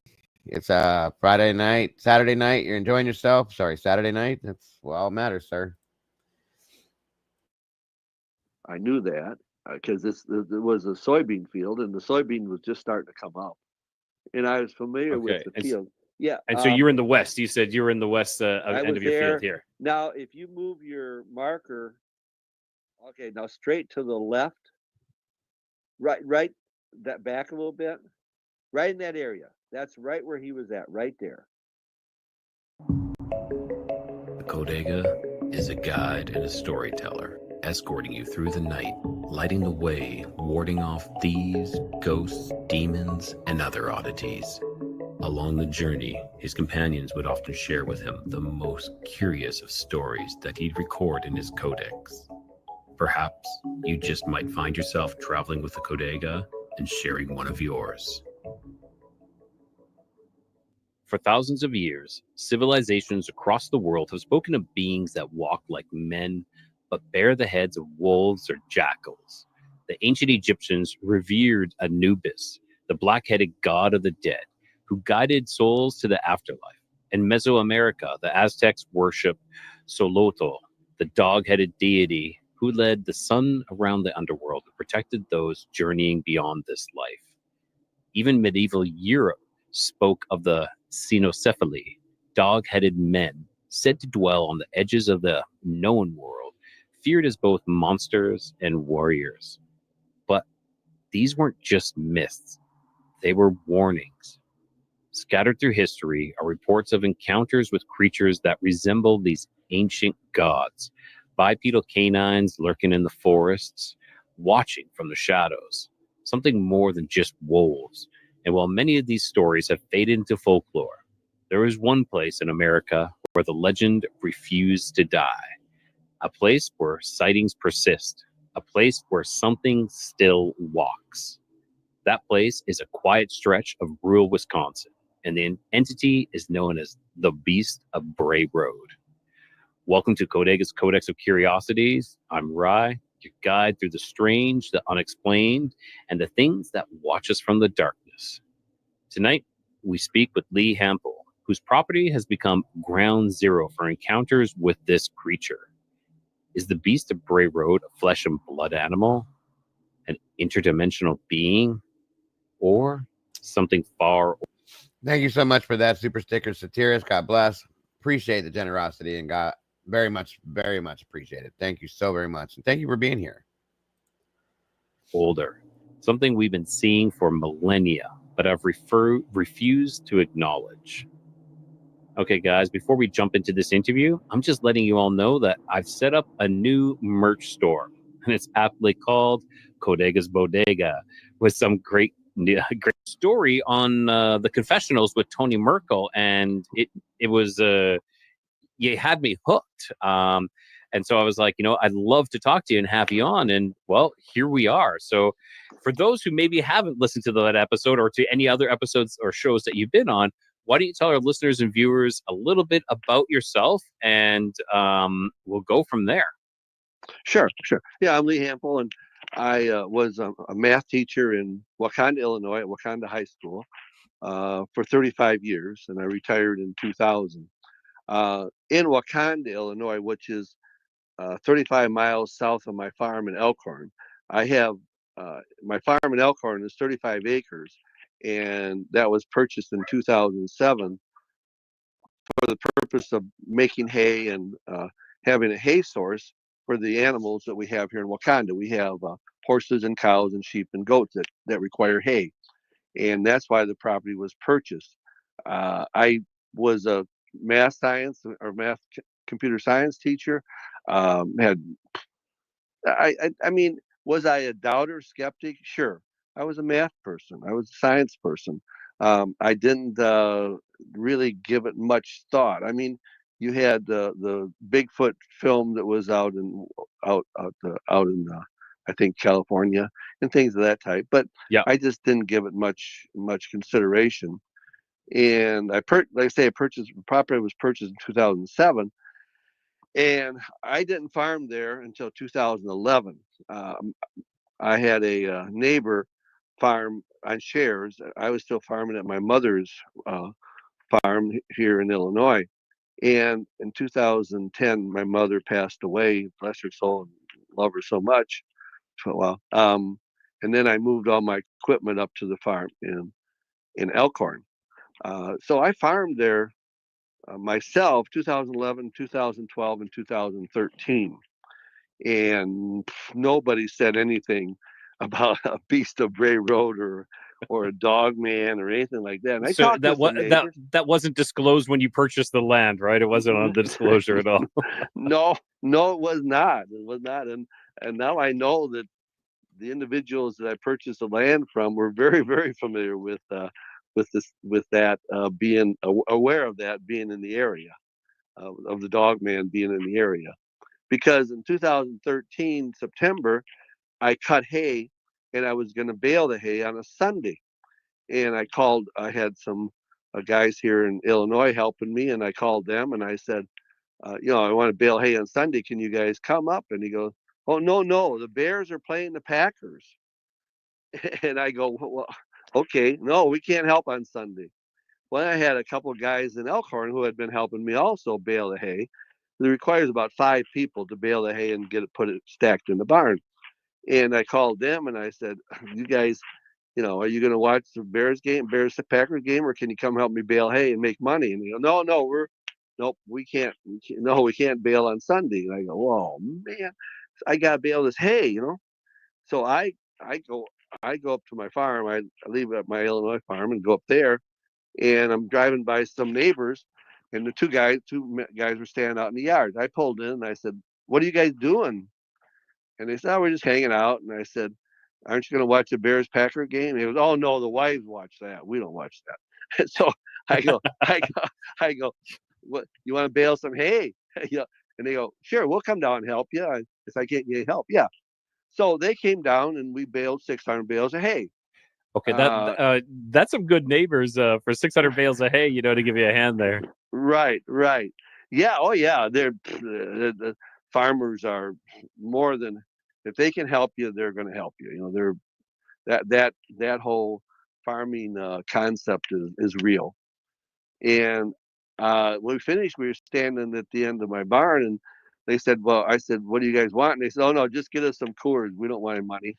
So we're in Wisconsin, So they're standing down there and they're having their beers, and one of them looks out at my field. Now we're standing on the west end of my barn. Okay. And you want to put that one picture up? For sure, yeah.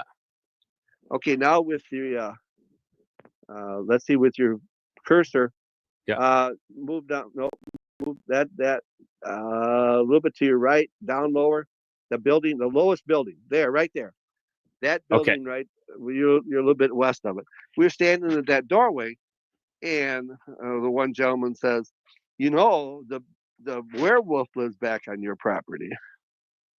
Okay. I go, what are you talking about? What, even the werewolf lives back on my property? I said, you're so full of it, your eyes are brown.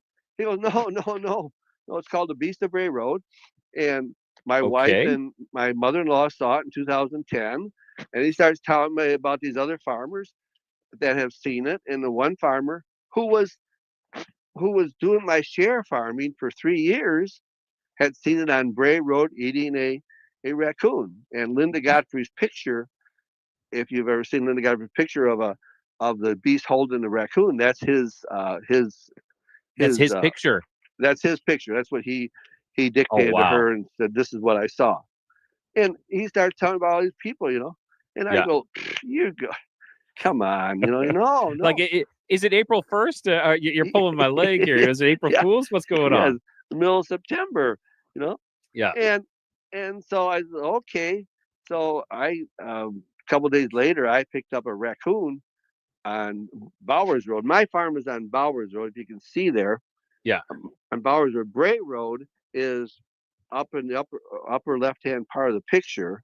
That's Bray Road, and that's a quarter mile from my northwest corner. Right here. Yeah, so I'm in between really Bowers Road and Bray Road.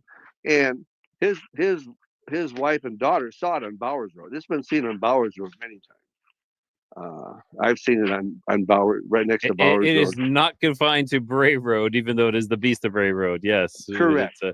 Okay. Linda Godfrey coined that. Because there was quite a few sightings on Bray Road. And she coined that in one of her newspaper articles. And that's why it's stuck. And then she wrote a book on stuck. it. Mm-hmm. Yep. Yes. God rest her soul. Yes. Oh yeah, what a wonderful lady! Wow, she did so much good for. She this wrote is a picture that Linda Monsters put out Among Us by Linda Godfrey. I'm Roy Smith in that book. They wouldn't use my name, but I'm about 3 chapters in that one book. Monsters Among Us by Linda Godfrey, and I'm Roy Smith. By the way, Linda Godfrey is a paranormal investigator that witnessed the Beast of Bray Road eating the raccoon. That's the picture she drew from it. And she did a whole lot of research on this. She passed away not too long ago, by the way, at 71, sadly. And she had a whole lot of research and documentation and proof on this thing. So that was what she said it looked like in her face-to-face encounter with it. Just so you know. Yeah. Mm-hmm. Okay. That's why I showed you the picture. I picked up a couple of days later. I picked up a raccoon on Bowers Road. Took it to the northwest corner of my property. Okay. And the northwest corner. We go over there.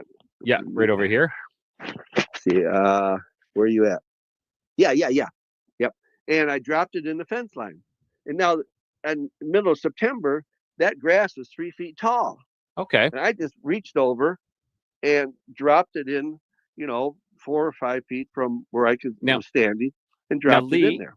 Lee, I just want to ask, was that like you're like, well, let's see if they're pulling my leg, or it was for your own satisfaction, or what was that for? Was that to prove that they're wrong, or to see if they are right?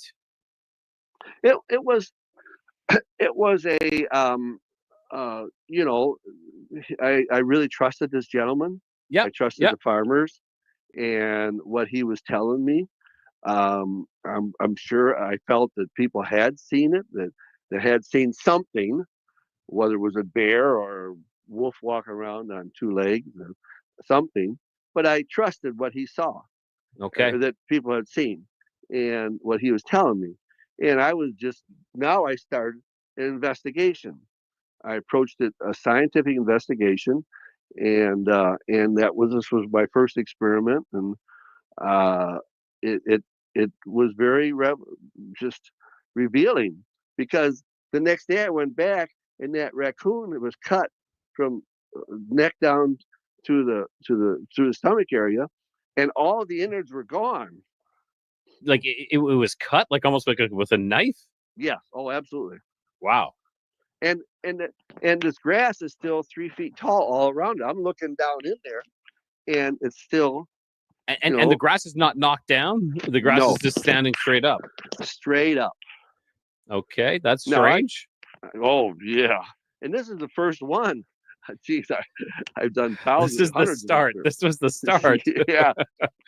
Well, I grew up on a farm in Illinois, and I had a dairy farm in northern Illinois, and I had been out in the woods a lot. I hunted and lots of stuff, lots of time in the wood.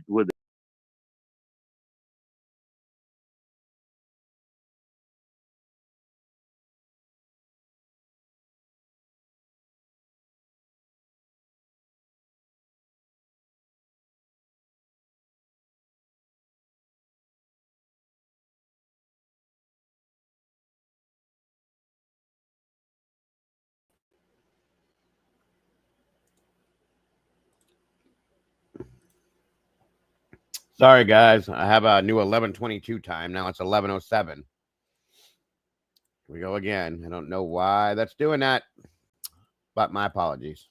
We're back. Here we go. Like it was cut, like almost like with a knife. Yes. Oh, absolutely. Wow. And this grass is still 3 feet tall all around it. I'm looking down in there, and it's still, and the grass is not knocked down. The grass No. is just standing straight up. Straight up. Okay, that's Now, strange. Oh yeah, and this is the first one. Geez, I've done thousands. This is the hundreds of start. experiments. This was the start. Yeah. Well, I grew up on a farm in Illinois, and I had a dairy farm in northern Illinois, and I had been out in the woods a lot. I hunted and lots of stuff, lots of time in the wood area and the farm area. And I'm looking in there, and I go, okay, the only thing this could be would be a hawk flew in there and somehow cut it open and took the innards out. But that's really, not really feasible. And so then I went down and saw my neighbor. That guy, he's he knew I did something. He came over there. So I went down and I said, hey, I said, you been on my farm? He goes, no, why would I be on your farm? I go, well, here's what happened. And he goes, yeah. And I said, you didn't come over and cut it and take out the innards. He goes, no, Lee, you know I wouldn't go on your farm. And he wouldn't. There's no way. You don't go on other people's farm unless you have permission or, are doing work for them. And I go, well, that's okay. So I go back, and a couple of days later, I go back out there again. Now, it's not in this nest or hole or whatever you want to call it down in the grass. It's 15 feet away in a pile. It's just all piled up, and it's taken out of there. Now, I could have reached in and picked it up, but it's starting to fall apart. It's like 4 to 5 days raccoon now. It's getting pretty, it's starting to look pretty bad. But I could have done that and put it in a pile. I go, okay, this is no hawk doing this, or of course, yeah. And that started my experiments, my data collecting, and hundreds of cameras, and I have over 100,000 pictures on my computer, and Wow. most of them paranormal. If you'd have told me in 2013 and in 2025 I'd be telling Rye that there's a 6.5 to 7 foot Dogman out there, and he's got shoulders of 3.5 feet wide, and that's what I would be saying in 2025. Ray, you'd have my dog, my chainsaw, my truck, and I mean my wife. I don't know. I would bet anything. You'd be like, you're crazy. There's no way in hell that I'd be saying that. Yes. Yeah, absolutely. And then lo and behold, here we are. I am saying that. Wow. Okay. That is the start. Now, so where does it go from there, Lee? And have you seen it yourself? Have you seen the beast? I'm assuming so. If you're saying it's 3 feet wide and 6 or 7 feet tall, that there is 3.5 feet wide to 6.5, 7 feet tall. Mm-hmm. Jeez. Okay. So yeah, if you're being that specific, that's telling me that you have seen this. I've seen it 3 times. In reality, and I don't know if we want to talk about those now or my experiments. We can talk about those now. Okay. Well, let's go now. Before we do that, let's go to. Do you have a track? The 5-toed 7-pad track. Yeah. Coming up. Okay, I'm going to do the one where you have it cross-membered, like they have the 2 pictures together. Sure, okay, that's fine.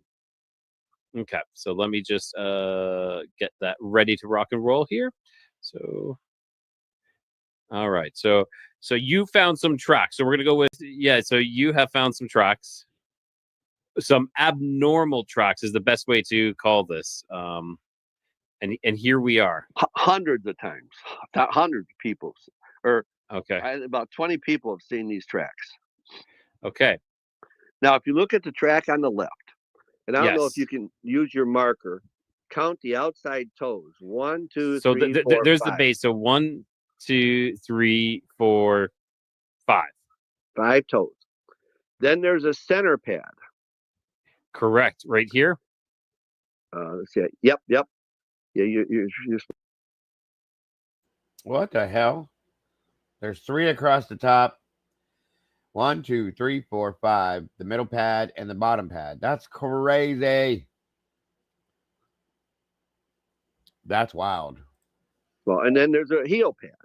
Yeah, definitely. Heart-shaped kind of heel pad, reverse Correct. heart-shaped heel And pad. there are nail prints up on top. Okay. Yeah, I can see some. I can see some out there. Right. Yeah. So, okay, so it's canid. It's not feline. Okay. All right. And when that raccoon was taken out of the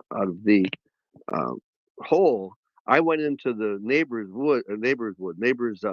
cornfield and started looking for tracks. And something had come and done this. And Yes. these tracks were there. And I'm looking at these tracks and I go, this isn't right. And they're every 2 feet in the dirt in the cornfield. They're like 2 feet apart, and there's no tracks in between. So I call my brother Fred, who's helped me a lot, and I said, "Come up here and look at these tracks. They're 5-toed 7-pad, and they're right here in the neighbor's cornfield, right where that raccoon was moved." So he did. Okay. And we started looking at these tracks and started. I've seen this. I've tracked this a half mile through snow and through dirt and stuff, and I've seen it hundreds. I was about to say, so you've seen this hundreds of times, then. So yeah. Now you've seen this hundreds of times, but this first experience was yes. Oh, it was like what is this? I mean, it wasn't coyote, and the only thing there is coyote that is canid, or dogs maybe out there, but there really isn't any dogs that come on my farm. But so we started seeing this track. Now, my brother Fred notified the Natural History Museum in Chicago, called the Field Museum, and said, "Who is your track expert?" And they said, "Oh, we use a guy out in, I think, in Montana, and he's one of the best track experts in the world." And they said, "Because we have a track that's unidentified." "Oh, he'll tell you what it is." Okay, so we sent him this track. This is what he sent back and told us, that there is an animal, the blue animal. See the blue ones? Is going at, let's say, 12 o'clock. Yeah. And another crossed it at 2:00. Okay. Yeah. And then he put red for the animal that stepped across it. He says not a double hit from the same animal because it's at an angle. Okay. So this is another animal that crossed it. But if you look at his analysis, first of all, he has the blue animal has 3 toes on the left-hand side and one way over on the right. If you use your there's like this gap. Yeah, because you see there's one here, one that's being stepped on over here, and then nothing, and then one way down here. Yeah, that's not right. And then look at the orange one, and he has a heel print there. If you look where he put the heel print over on the other track, it's on a ridge. Yes, yeah, exactly. That should have crossed the ridge. Like you should be able to see that over here. There's no track. There's no pad there. No, there isn't. He made that up. And he said, we said, okay, but we've tracked this a half mile, and I sent him other pictures. Do you have another picture of this one with it was kind of swampy? Let me pull that up here. Did I send you that one? No, okay, that's the same one. This one here? Yeah. Can you focus on that one? Can you bring that bigger or anything? Yeah. Okay. So here you can really definitely see the 5 toes and the center pad. The heel pad is not as defined. The heel pad is not. Yeah, it's going to be here probably, but it's not. Yeah. So we have 1 here, 2, 3, 4, 5. If I am correct in assuming that. That's correct. Yeah. And so we sent him this. We said, well, what about this one? Was this secondary animal running? He's been going all over out there because every 2 feet he stepped on this other guy's track. We didn't say that to him, but of course. What about this one? And he just sent back. So I'm glad I was able to help you. That's a polite way to say, bless your heart, done. Yeah. No, I don't want to touch this. Yes. Right. And I met with the Illinois DNR track expert. I met with her, showed her tracks, and she says abnormal coyote but I said it's 3.5. Those tracks are 3.5 by 3 inches by 3.5. Coyote tracks are 2 by 2.25. They're small. Yes, they are. These are size of good sized wolf tracks. That's exactly what I was thinking. A good sized wolf. Yeah. And so she said, I don't know. There's no tracks like that. I've had people. I've done research, and other people have done research in Google, and there's no animal in the world that track you're looking at on that screen does not exist to any biologist. But there it is. There it is. Are facts. Yeah, it doesn't exist in their library, but we have something here that does exist. But they're just never. There's never been a 5-toed 7-pad canid track. There has been some feline tracks that are 5 toes. There's a 5-toed feline in northern Siberia. Okay. But he doesn't have that center pad, or it doesn't have the center pad. It's a 5-toed 6-pad track. This is a 5-toed 7-pad track, which does not exist, and I've seen it 100 times. You can come to my farm tomorrow, Rye. I was up there 2 days ago, and I saw 4 or 5. Well, I saw dozens of them. Some of them, yeah. All right, I don't want to jump ahead, and you can go to that next one. That people say, oh, you're only showing 1 track. Okay, now go to your next one.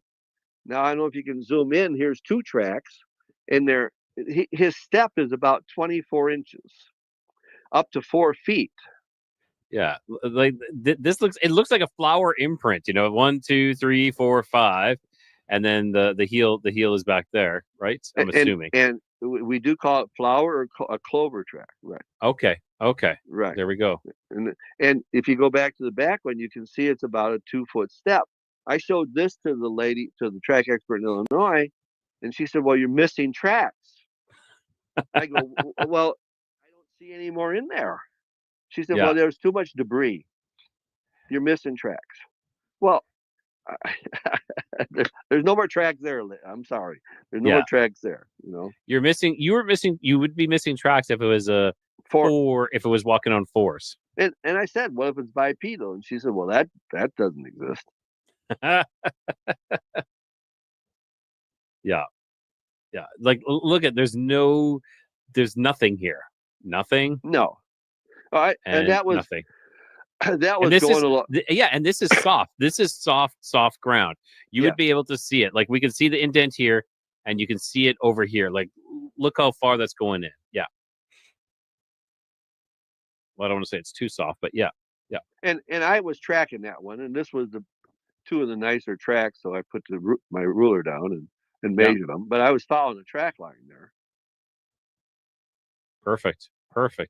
Yeah, you're it's coming out that you're quite a thorough man, Lee. That you're, it's which I can appreciate. A lot of people are like, oh yeah, look at a track, but no, you got your tape measure out. You're tracking them. You're, sending these off, this stuff off to allegedly qualified people to tell you what it is, and it's kind of coming back as an unknown.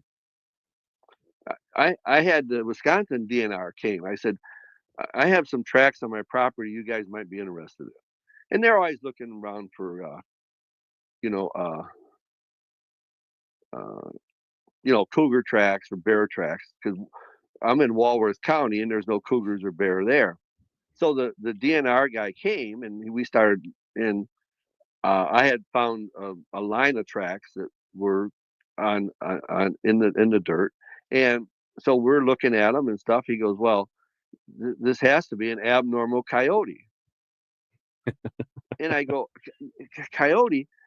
And I took out my tape measure and I measured the one we were looking at. It was 3 inches by 3.5 inches. I said, how big is this coyote? And the next step it's abnormally large. Yeah, 2 foot tall. And I did have another guy tell me it was a long-legged wolf, but but anyway, he looks at me and he goes, Lee, he goes, we work with unwanted animals in people's residential areas or in people's homes and stuff, unwanted animals and game laws. We don't have any facility or any way to look at something like this. Yeah. So he was totally, okay, I have no idea what it is. It's not, it's not an abnormal coyote. But well, then at least he was able to admit that, it's like pretty.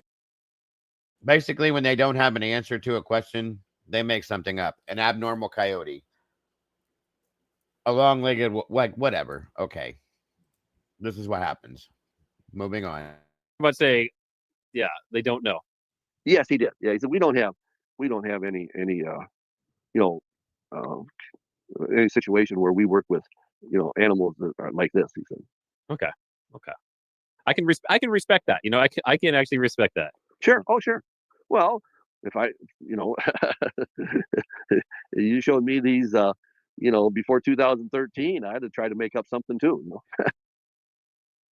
And that's why we're watching this one about this, because this guy has actual physical proof of this shit, which is kind of blew my mind. And many, like, this thing basically lives on his property, which is wild to me. True. till the strange things happen with the raccoon, and then and I go, okay, now I have these strange tracks. There is really a beast, because there's a two-legged dog man walking around on my property. and I laugh because it sounds crazy to say it, but it's the truth. This is it. It's like you just say it like common fact. Like, as a matter of fact, like, yep, I have a two-legged creature dog man walking around my place. Well, tracks are facts. Tracks are facts. I like that. Tracks are facts. Yes. Yeah. Do you have the snow prints? Of course. Let's see which ones you have. Let's see. Okay, let's pull these ones up here. If we So here we go. We're going to show these snow tracks now. So if everybody is listening, you guys stick around and check out the YouTube video as well for these. Okay, so this is the first one I got. Okay, show me. Move to the next one. Okay, here we go. Move to the next one. Move to the next one. Oh, no. Go back then. Go back. Okay, you don't have, I'll fill in here. Okay, for sure. In 2015, 2 of them came walking into my field. Okay. Now, snow tracks are there's no the print of the beast are very distinct. There, you'll notice there's no drag marks, and coyotes and deer have drag marks. This snow is about 3-4 inches deep, Okay. and they're and by drag marks, for everyone listening, that means they're dragging their toes, Yes. kind of thing, or their claws. Yeah. and they have straddle. Straddle is when Off we to the walk sides, right? off Yeah. to the side, and Yeah. this walks like a model. It's straight line, and there's no toe drag, and the steps are 2 feet apart. Now, in 2015, I was out in my field, and 2 of them came into my field. All right. Now, one did this. Made a 90-degree angle. Which is really abnormal. Like there's no twisting or anything, right? Is that what we're implying by this? That it's just bam, 90 degree. If it's 4-legged animal, go to the upper. Can you go to look? You can't zoom in on the upper picture, the upper one a little bit. Okay, yeah, okay. Look at that up. That's good right there. Right? Nope. Back up. Yeah, back out just a little bit. Okay. Now that upper foot, would be the right foot. Okay. Yes, this one here is the right foot. Yeah. Yeah, that'd be right. And where does that have to get to? So the right foot then has to move over into this location over here because that's the next step. And turn and be at 90 degree. Yes. All right. If you would try this, or if somebody wants to try this watching this, their toe, you're pulling your toe out at an angle. And if you look at that upper print, you see the angle, the toe come out at an angle to get to that lower leg, the lower side of the right angle, to get to there. I promise you it gets better, folks. There'll be things that get better. It's not just about footprints. I promise. Yeah. So that's biologically absolutely correct. Now, if we go to the vertex of the right angle, where does that would be the left foot? Where does that have to get to? That's got to go way over here, which is really awkward. Yeah. I've tried this many times, and it's hard. But also, look, what would he have to do? He pulled that foot out sideways. Look how rounded that's the one. Look how rounded that is, because he had to get that foot way over to the, in front of his right foot. He had to get over to there. Yeah. So he pulled that out sideways. Yeah. Biologically, that is the exact way a bipedal animal could make a right angle. No 4-legged animal could make a right angle. Absolute proof that he's bipedal and he's walking around in my field. You can't get any more proof than that. No, I agree. And look at the straight lines, just like you said, walking like a model too. If you see them, they're absolutely straight line. Yeah, absolutely. I'll be driving my snowmobile, like, whoa, wait a minute, there's one. Oh, they're going across my field. I was out there 2 days ago. I saw 2 track lines in the dirt. So, but all right. So that's absolute proof now. And I sent this to a track expert in Massachusetts. Okay. I got a name and I sent this to him. And I said, I'm just wondering how what kind of animal could make this track and make this, this turn. He said, well, did you cover up track? I go, no, how could I cover up track? Yeah. He said, well, you're missing tracks. There we go again, right? You're missing tracks. Yeah. I said, well, he said, well, you're missing tracks. And that I actually talked with him. That's what he said. And then he was done. I said, could have been bipedal. He said, you're missing tracks. He wouldn't even acknowledge that it was bipedal. Of course he wouldn't. No. Yeah, this way and then this way. Interesting. That's a great catch. That was a great catch that I had found there. I think so. I think so as well. I definitely think so. That really is proving your point there. I've seen this probably 5-6 times now out there.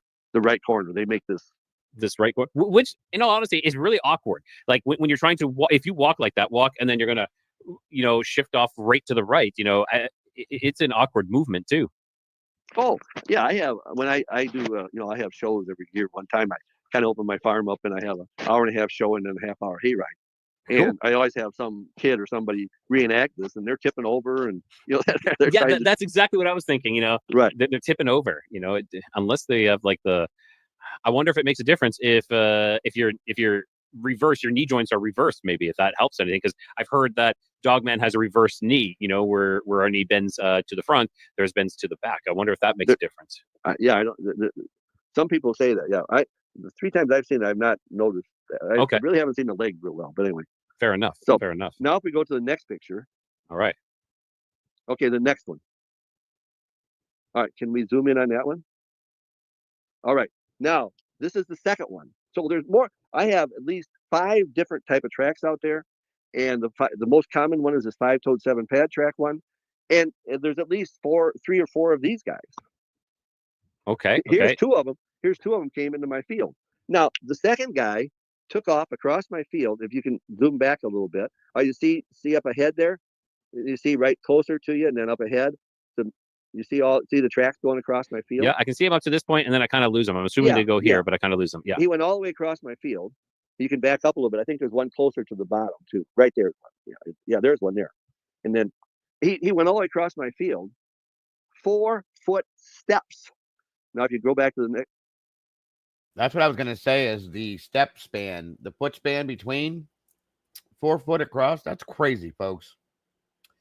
Whatever this is big, period. To be able to step 4 foot at a time. You're all good, Scott. It's true. The one previous. Oh, previous. Yeah. Go in there. There's the step, and you can zoom in on that tape measure. So there's your first foot, your second, your third, and your fourth foot right there. There's only 2 feet there. Oh yeah. I mean, there's two tracks. There's 4 feet. Yes. Yeah. Right. He went over close to a quarter mile on 4-foot steps and didn't tip over. And look how straight they are. And this is the entry point, and this is the exit point. So it's plant and then lift off, and so that's like a run. That is definitely like a run almost. Well, yeah, that's an 8-foot stride.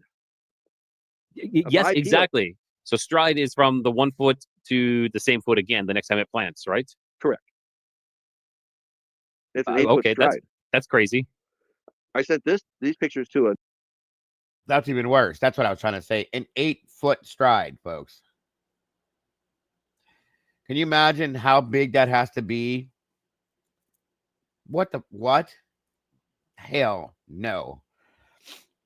Stiggy and Mike in the house. What's up, Stiggy? Good to see you guys. Thank you for joining us tonight. Always happy to see you. Another track expert. I think he's in Louisiana. I'm not quite. Anyway, he said the only feasibility of this would be a very long-legged wolf.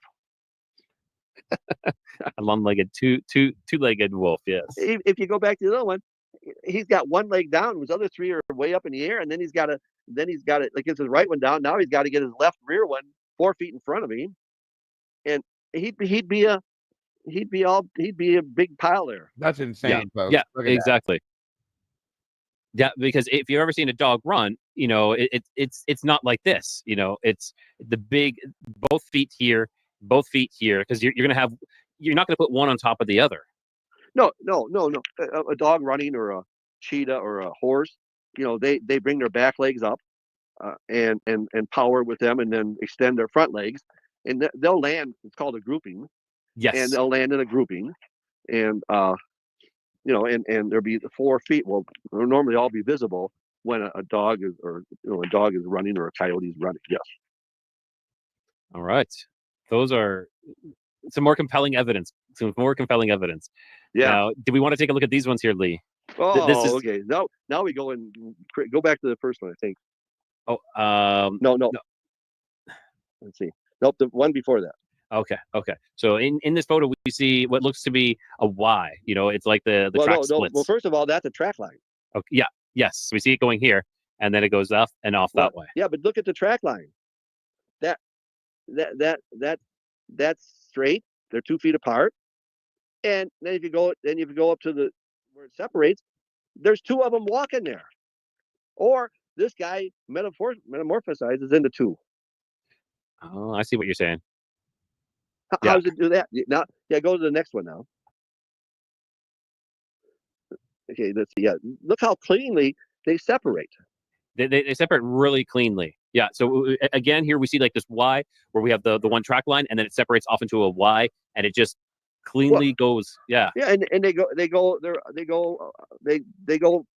on their merry way. They don't. It's either. I mean, that was all the way across my field. I thought I was following. One track line, and then it became 2. Why would they do that? which is it's really bizarre. It's really And bizarre how? that they How? If you go back to the previous one, look how exactly that second guy landed in the first guy's tracks. It's precise. It's precise. Yeah, there is a little toe drag in this one, but this was very deep stone. I was about to say this looks a little bit deeper. This looks a little bit deeper. It is. Yeah. But it's very straight, very no straddle. Yeah. And look how precise he came. They came all the way across my field like that. This is in regards to what is considered to be the dog or a dogman. Stiggy. It is weird, crazy, unexplained, and scary Saturday night. So it's weird in here on Saturdays. What they call a dogman. This is in Wisconsin, the Bray Road beast. And yeah, that's what this is. That's what they're saying this is. I'm sorry. The only way I would see that happening is someone walking in someone else's footprints is like something with a conscious, like it's consciousness to realize. Sorry, I'm like stuttering here, but their ability to know if we walk on file that they will not know our numbers per se. If I walk directly in that line, I think of us. I don't know if you know Star Wars with the Sand People. They walk in a single line and they kind of walk on their feet, so no one will know their numbers. But this is kind of like having intelligence. It's telling me that there's intelligence. He's extremely smart. And our Native Americans did that during the Indian Wars. Okay, there we go. Yeah. They would walk, 100 of them would walk in a straight line or in the same path or same step, and so that the soldiers wouldn't know how many there were. Yeah, they did it. Yeah, this takes intelligence. Yes, it does. Proof right there. Yeah, exactly. That's it. So what he's saying here is it looks like there were two of them walking. The second one was stepping in the first one's prints here, and then it broke off and walked on its own to the right there, which is quite interesting. Exactly. It is that intelligence as well. Fantastic. All right, Lee. So do we want to go into some of your sightings? Do we want to go all right, let's see the next footprint you have. Okay. Oh, okay. Sorry. Yeah. That's I was okay. saying, do we want to go into do you want me to pull that up, or do we want to go into one of your sightings now? Well, let's see if I sent you the footprint of the sightings. Oh, okay. Hang on. A single footprint coming up, a single footprint. In the snow? In the snow? No. This was all three of them were in May, which is unusual.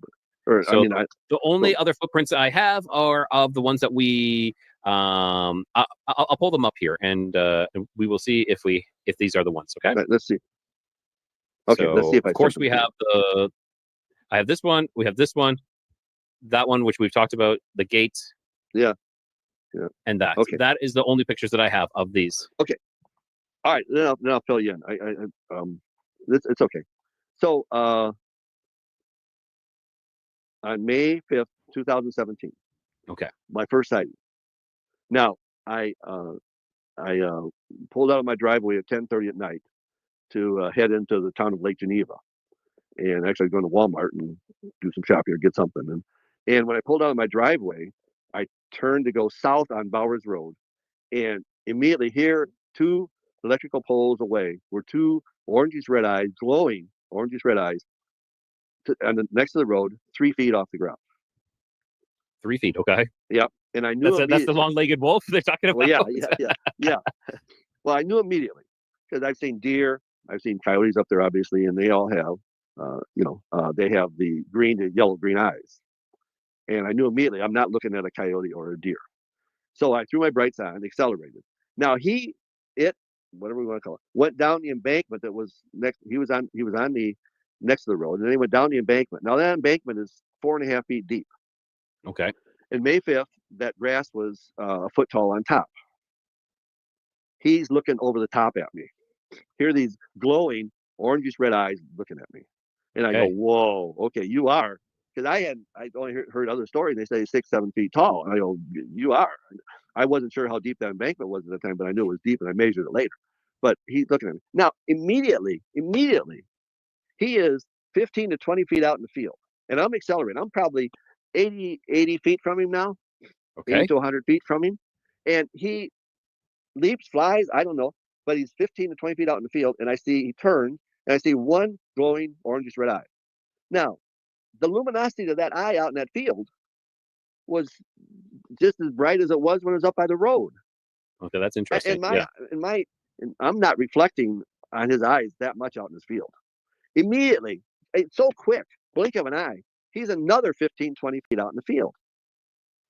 And again, he turns. I see one orangish red eye, and he's, it's bright. It's bright. Does he have a generator? I mean, we have some fish that can, of course, make some light in the depth of the ocean. We have, of course, our firefly, do it through a chemical process. Yeah, exactly. Now, what is going on with this? And I think I've told you before that I've seen something along this line. I saw a reddish, like incandescent glow, like this glow. It's not like a flashlight, but they're glowing on the inside. It's very eerie as well. Eerie would be a good word, because it's something, you don't see an orangish red eye glowing 20 feet, 40 feet out in the field. Exactly. So, but I couldn't see any body. I'm thinking I should see body. I should see body. And because when his first jump, he's like 15, 20 feet. I have my brights on. He's not that far out in the field. I should see body, but all I see is one orangish red eye. I never saw any body. That's peculiar. That's confusing too. Extremely. That and I don't know if you're into all this, if this lays credence, but I've heard of the cloaking before, where they can cloak, or if they're partially 1 foot in this world, 1 foot in the other. Is it you're just seeing like the head section of them, or just their eyes? I don't know. We have some pictures. I think they'll explain some what you just said after this. So cloaking is yes, absolutely. I have proof of cloaking, but and I think we have that. But so I accelerated, went down to the farm down like probably half mile down the road, pulled in the driveway, turned around, came back, and shined my lights out in the field, and I couldn't see anything. So it's an eyewitness. It's eyewitness. Yeah. So it was like 10:30 when I pulled on my driveway.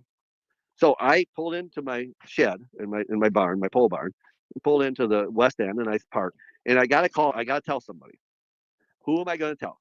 My brother Fred, who had been helping me. He was he worked for IBM, computer analyst and computer engineer, and he's been on this journey with me, and he's been very interested in working with him.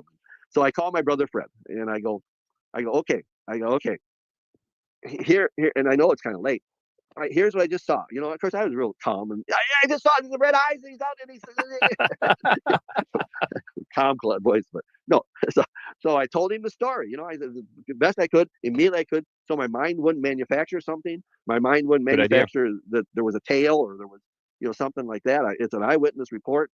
You need to immediately, reiterate that, so that you're reiterating as close as you can to what you saw.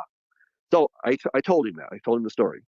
That night, then I have a bedroom in my barn there, and I was staying there for the night, and I went in there and I went to bed, and I became very ill Really? that night. Yeah, diarrhea and throwing up, and to me, I thought I had food poisoning.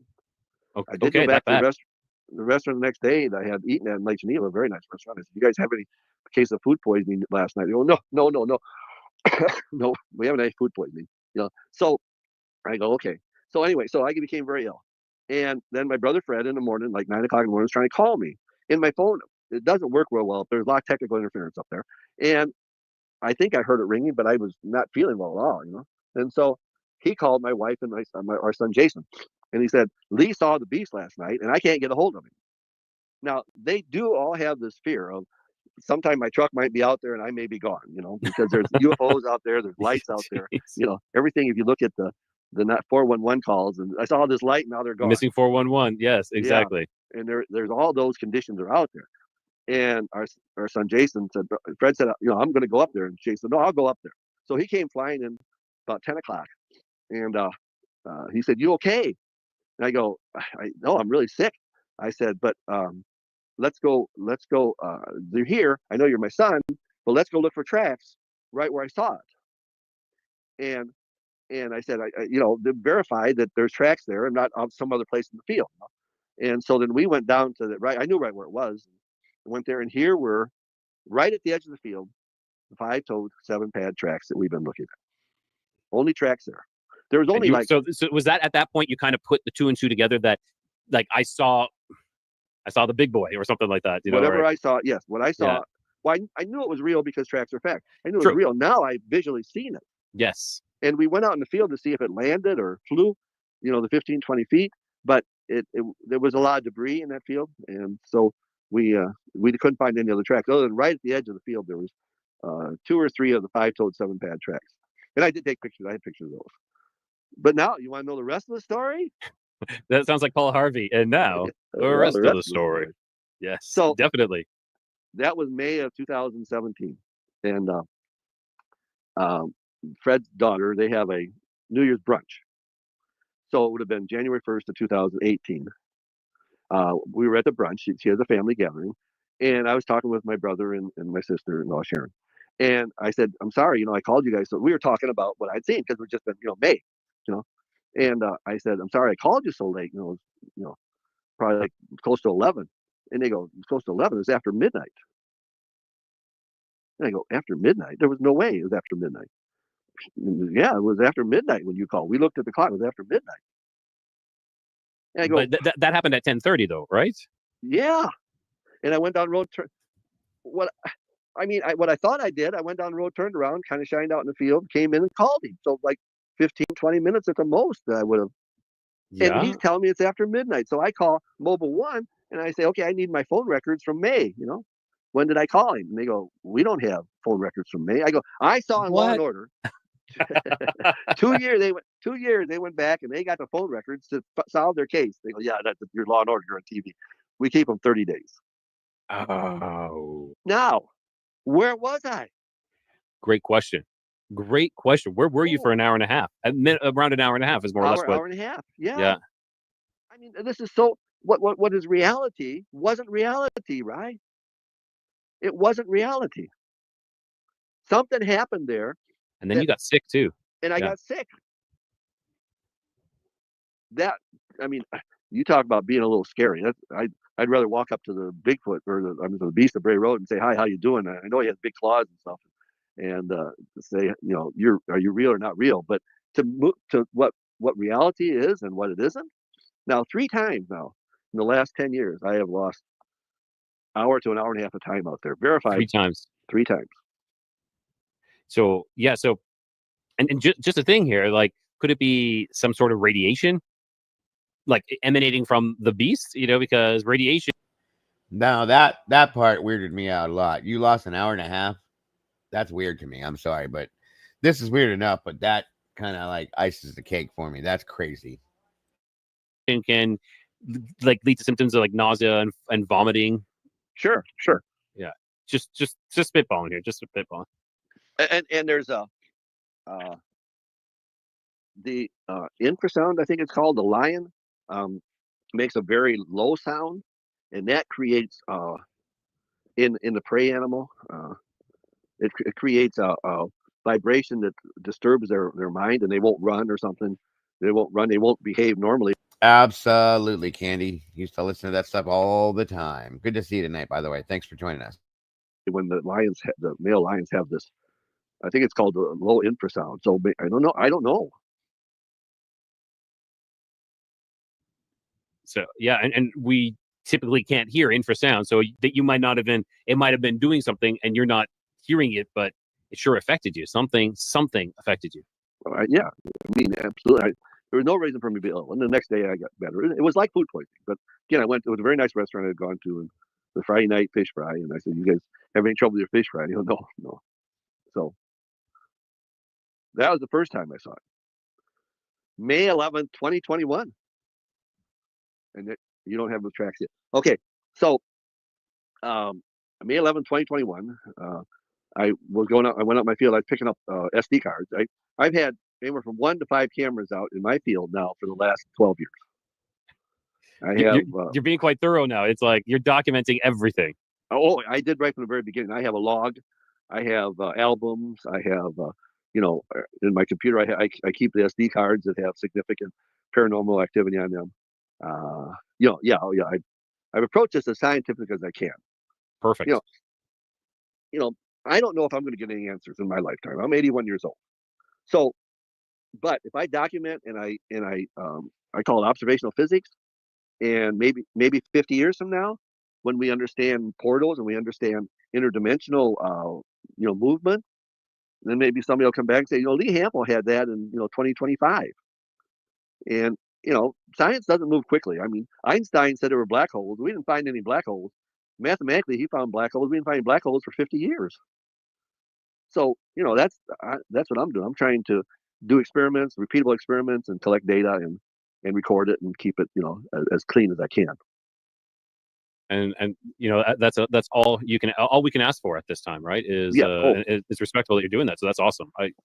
People say, well, what is it? Well, I have too many variables right now. I have an equation with 20 variables in it. We can only solve the equation if it has 8 variables. I have too many variables. So, but we'll go with the May 11th, 2021. So I pulled out my field and the west end of my field, and that's where you had that marker, the northwest. But I was right at the west end of my field. I had a camera there. I pulled up the camera to jump out and grab the SD card. I looked in my neighbor's field straight west of me, and here I'm looking at the beast of Bray Road. He's a quarter mile away, and it was huge. I knew it wasn't a stump out in this guy's bean field. It was not a stump. I knew that because it was a soybean field, and the soybean was just starting to come out. And I was familiar with the field. Yeah. And so you're in the west. You said you were in the west end of your field here. Now, if you move your marker, now straight to the left, right, that back a little bit, right in that area. That's right where he was at, right there. And I know I'm looking at him. So I get out, and with this iPhone 11, which I have right here now, I start taking pictures. Now, people say, why didn't you take a video? Well, a video is 8 megapixels on the iPhone 11. A picture is 20 megapixels. And I wanted to get as clear pictures as I could because I knew what I was looking at. And so I took pictures for 3.5 minutes. Now, what it did, it was crouched down. And my pictures all verify this. I have not released these pictures yet. It was crouched down. And then it moved in that crouched motion straight west, straight to the left of the picture for a distance, a little bit. Then it stood up and walked on two feet, 2 legs, straight west, again, straight away to the left for probably a distance of 50, 75 feet. Then it dropped down to all 4, and then it went into the woods. It's not a stump because it's moving. So anybody who's like, oh, that's just a stump, that's pareidolia. Not when it moves. Not when it moves. Right. And it's in this guy's bean field. He's got soybeans there, it's growing. Yeah. Wow. Right.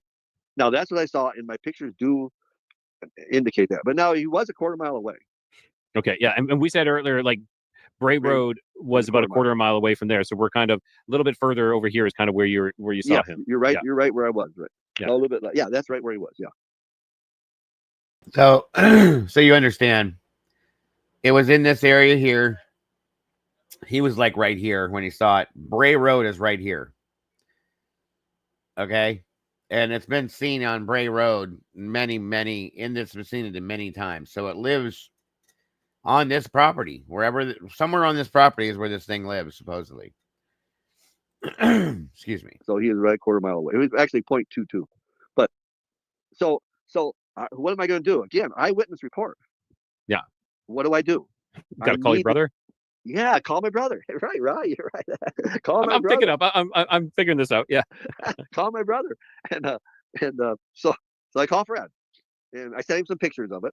And I said, I just saw the beast. He's over there in the next field, And I said, I want to walk over there because I want to verify this. People say, aren't you afraid or aren't you scared? Absolutely. But I need to verify. I need tracks. I need to, scientifically, support what I saw. Yeah. Yes. So I gotta walk over there. I have to, So I said, I called Fred and told him.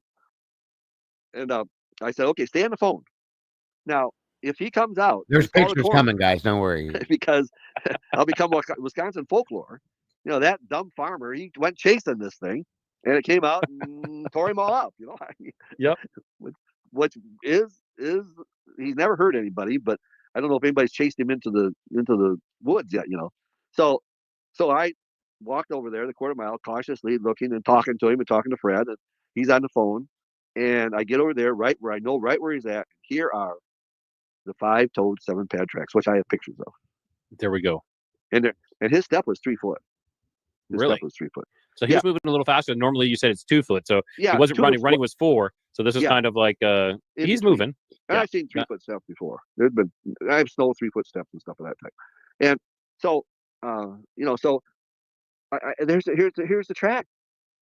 I just saw this 5-toed 7-pad track creature exist right there. And where he was crouched down, if I can show you those pictures sometime, where he's crouched down, he drew circles in the dirt. What? He drew a circular motion in the dirt. And I have pictures of that, where he was crouched down. He drew Okay, circles. so if anybody's thinking an animal, it's still just an animal. This is again giving credence to intelligence. Absolutely. What? Okay, so what do you think the circles? Was it just doodling? Was it just Yeah, doodling, it looked like, or looked was like it something else? Looked like some kid doodling. Looked like circles are drawing. I tried to see if there's any geometric rhyme or reason to them, and nothing more than just not even circle. I mean oblong and elliptical type movement. Just a circular motion. And so it was only one circle, or was there multiple circles in around Multiple. Yeah. He looked like a kid. He was playing in the dirt. Or it could have been like atoms, and it could have been something from the periodic table. How many atoms does it have? Or was it another solar system? Yeah, It could have been. Who knows? So, Wow. But the app, I have a computer. Well, he was a cameraman in Hollywood. Now he works in Chicago area, and he contacted a friend, associate's been helping me too. So a guy from Wakanda here, and he contacted him and he said, Lee's got pictures of this beast, and he said, send them to me. I have a computer app, and I'll tell you exactly how big it is. He said, take him to the focal length. It's iPhone 11 and this and this and this. He said the app will tell me exactly how big it is. So I sent him the picture, the best picture I have of him, where he's upright, walking away from me. And the computer came back and said he's 6.5 to 7 feet tall, and the shoulders are 3.5 feet wide. Jeez. Okay, that's cool. That is cool. That is awesome that they're able to do that. Yeah. And I looked it up, and there's quite a few apps that actually do that. But so that's verified proof, best you can do technologically wise, that there it is, and that's how big it is. But I didn't get sick this time. So yeah, I was gonna actually I was gonna ask, was there any lost time though? Do you know if there's any lost time? Not that time. I've had lost time 2 other times, but not that time. Wow. Okay. So that was number 2. Third time's the charm here. Third time was May 20th, 2023. Now, as I said before, so that's fairly recent. Yeah. Well, that was 2021. Yeah. Still recent. Yeah. Well, yeah. And I have pictures of that one. May 20th, 2023. Now, as I told you, I have once a year, I kind of open my farm up, and I set up times, and people sign up, and I take 20 people at a time. 20 people at a time, and I'll show them pictures for an hour and a half, and discussion and pictures, and then we go on a half-hour hayride. And I take 20 people every 2 hours. And last year I had 6 sessions of that. I had the last one in September, over 100 people, 120 people there. Yeah, and they give me money. Can you believe that? They give me money. But this one was May 20th, 2023. I had that. Now, the last session got over at 10 o'clock. We went from 8 to 10. I always try to do a nighttime one because some people like that, and other people won't go out at night. And wait, that thing's out there? I go, yeah, it is. No, I'm not going out there. But 10 o'clock got over, and people had left, talked a little bit. And I went out to pick. I had made some posters that gave my address, and so people could see where to turn in my driveway and stuff. And I was picking those up and throwing them in my truck. And my driveway is probably about 100 feet long, 120 feet long, going back to my pole barn. Now, I was in the driveway, and I was carrying the signs over and throwing them in the truck, like I said, and then take them up and unload them. Now, the barn, I had closed. I have big equipment doors. I closed those, and the person door was open, and the lights were obviously on inside of the barn. Okay, so I get in the truck, and I start to move forward to go up to the barn. Now, I'm just looking ahead and looking up at the barn, and I could obviously see the doorway. All of a sudden, here is a perfect silhouette, black silhouette. The head is at the top of the door. Here's the shoulders and arms, legs, perfect black silhouette for about 5 seconds, standing in that doorway. Okay. And I go, whoa, what are you doing, guy? You come now. You just tell me, why didn't you do that when they were here? And so I accelerate again, and it was there like 4 or 5 seconds, not long, but obviously very, very discernible. And of course, drive around the barn, look for it, and there's nothing. I don't see anything. So, but he deliberately stood in front of that doorway for a period of time. So to tell me, here I am. Here. You got all these people looking for me. Ha! Here you are. Here I am. I get that's how I take it. I don't know. Yeah. I agree with you. I agree with you. It's kind of like this counting coup kind of thing where it's like, you guys are looking for me over here, but I'm over here. And kind of give you a nod like, yep, here I am. Yeah. And he disappears quickly. He's hit my truck with a stick and I back immediately up and he's gone. He appears and disappears instantaneously. Now, I know to some people that thinks, there's the camp of the flesh and blood, and I believe it's partially flesh and blood, but I believe there's supernatural aspects to this creature that we have no idea. What about you, Lee? What do you feel? Well, I have evidence that there's flesh and blood because I put out over 20 roadkill deer until 2016. The DNR let me put out deer in my field, and then Walworth County became a chronic wasting disease county, and they wouldn't allow me to move deer in Walworth County.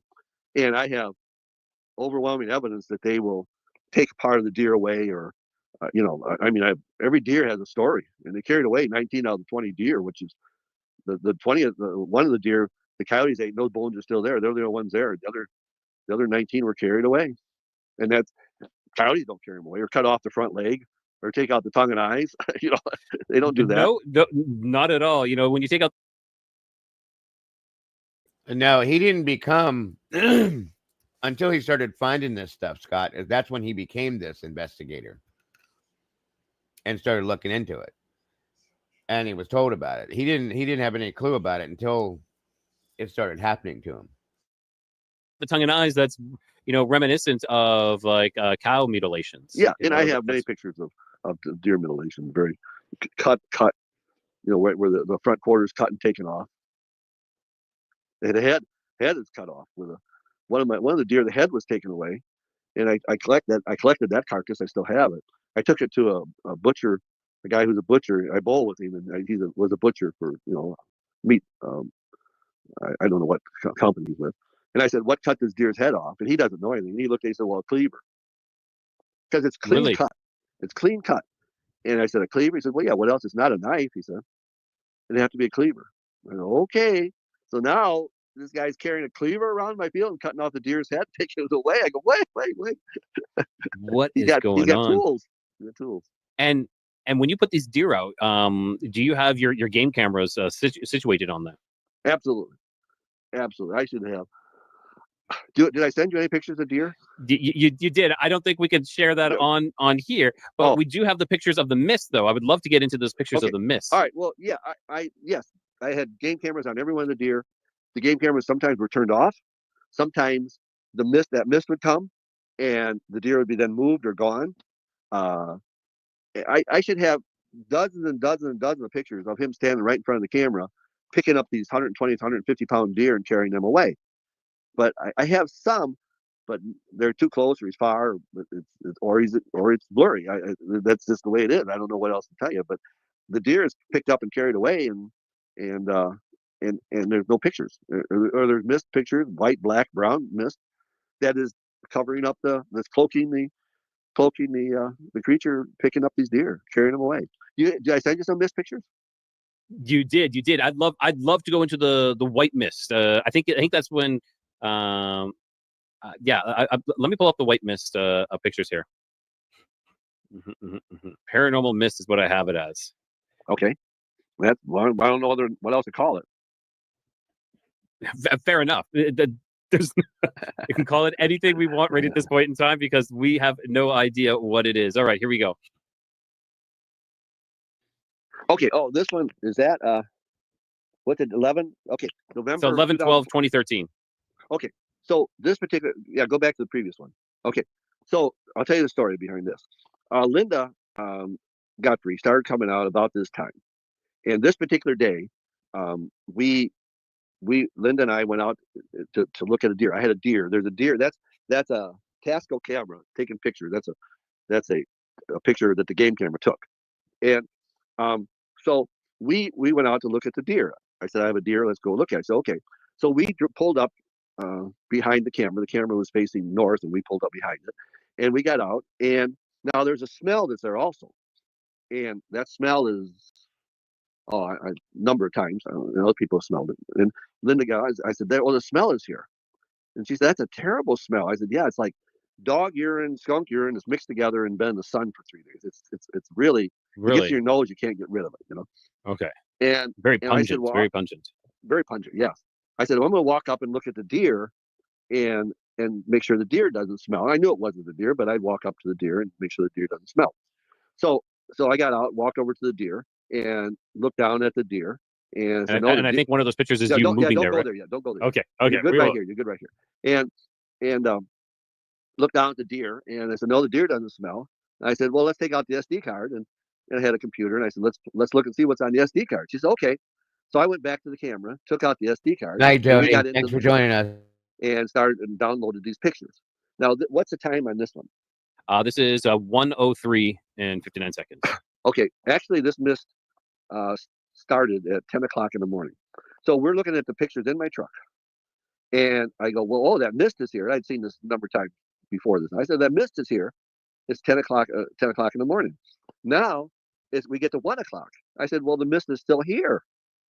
And we got there about 2 o'clock. And I go, well, the mist is still here. Now, that's a false trigger. Of course, the game cameras are supposed to take a picture if you have heat and light.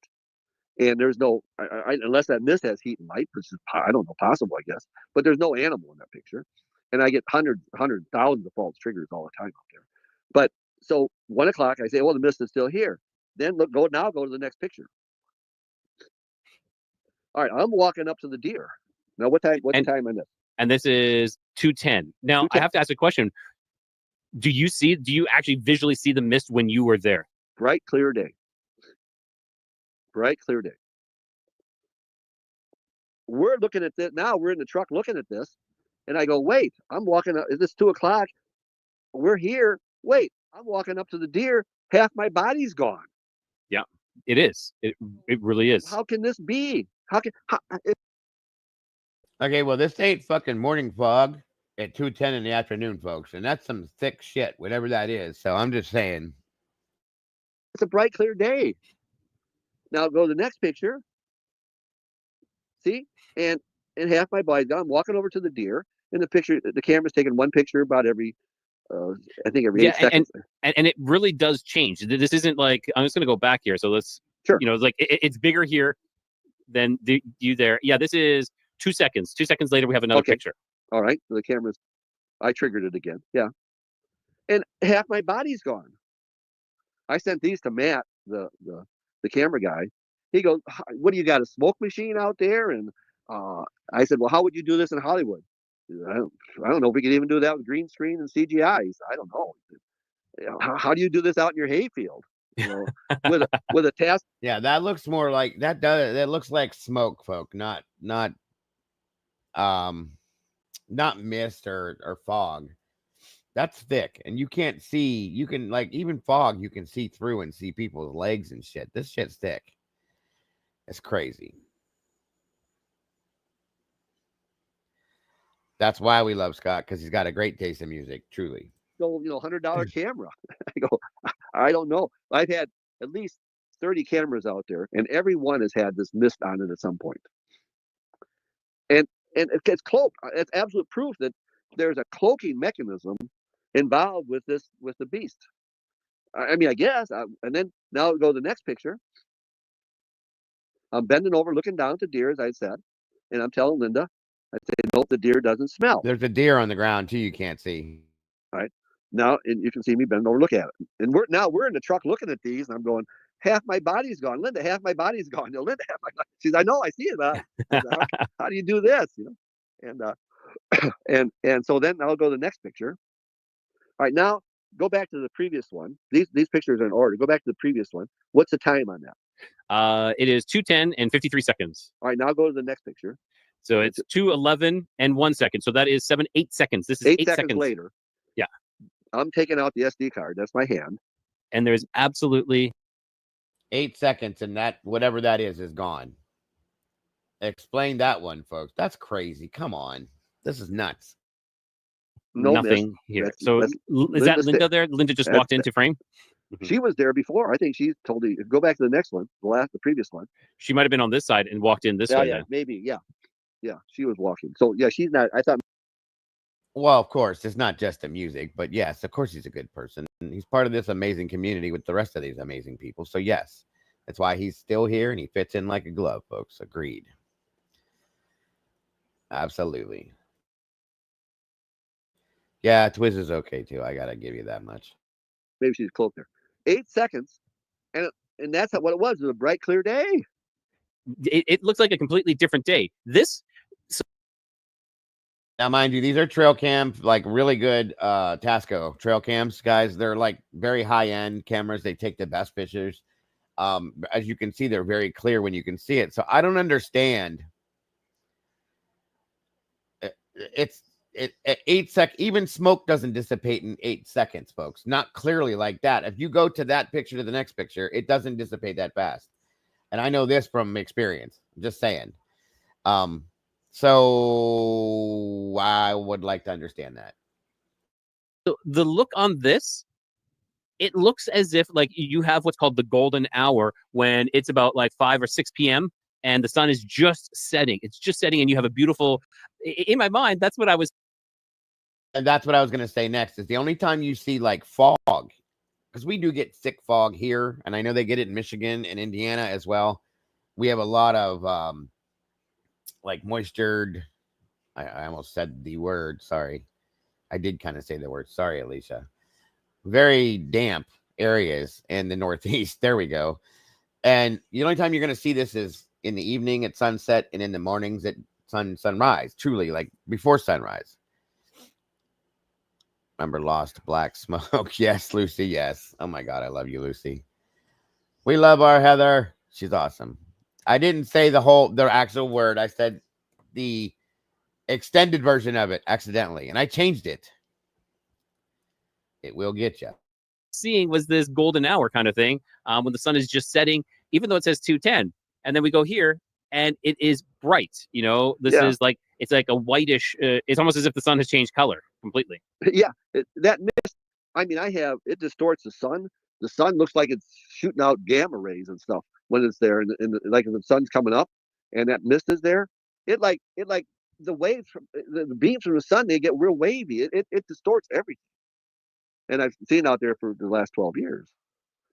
And this is one of the better sequences that I caught on camera, that there's a cloaking mechanism that we have no scientific knowledge of how that is done. Well, basically what he's explaining, what he believes this thing does is that when this thing appears to take its prey, the dead deer that's left for it as like bait, this fog appears and it's obviously thick enough that you can't see through it. And this thing grabs what it's going to take and it's gone. And then the fog clears.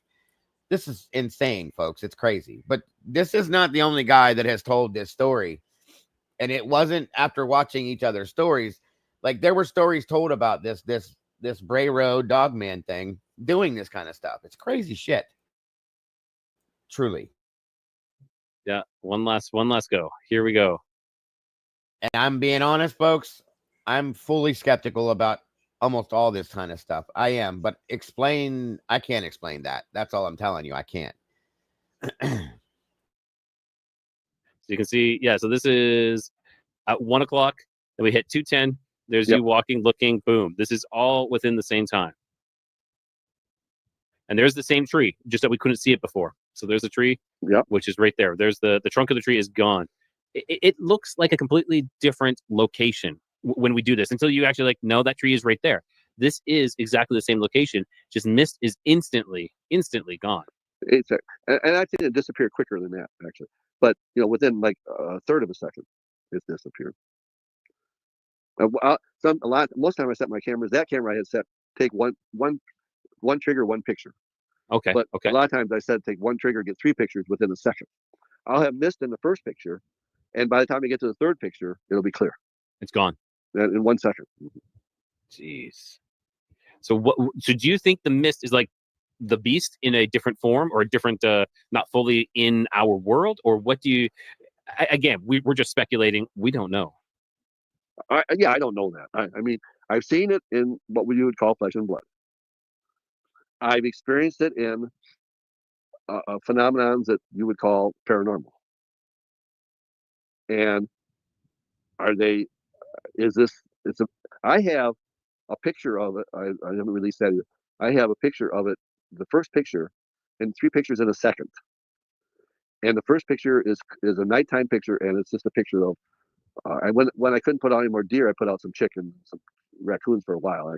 Now I don't do that. But the first picture is a picture of my trees and a chicken I put there. The second picture, which is be a quarter of a second, your eyes blink is 22/100 of a second. So in a blink of an eye, now I have a translucent, shadowy figure right in front of the camera. Okay. The third picture, which would now be another quarter of a second, total of a second for the 3 pictures, or a third of a second in a total picture, I have a figure that is solid in front of my camera.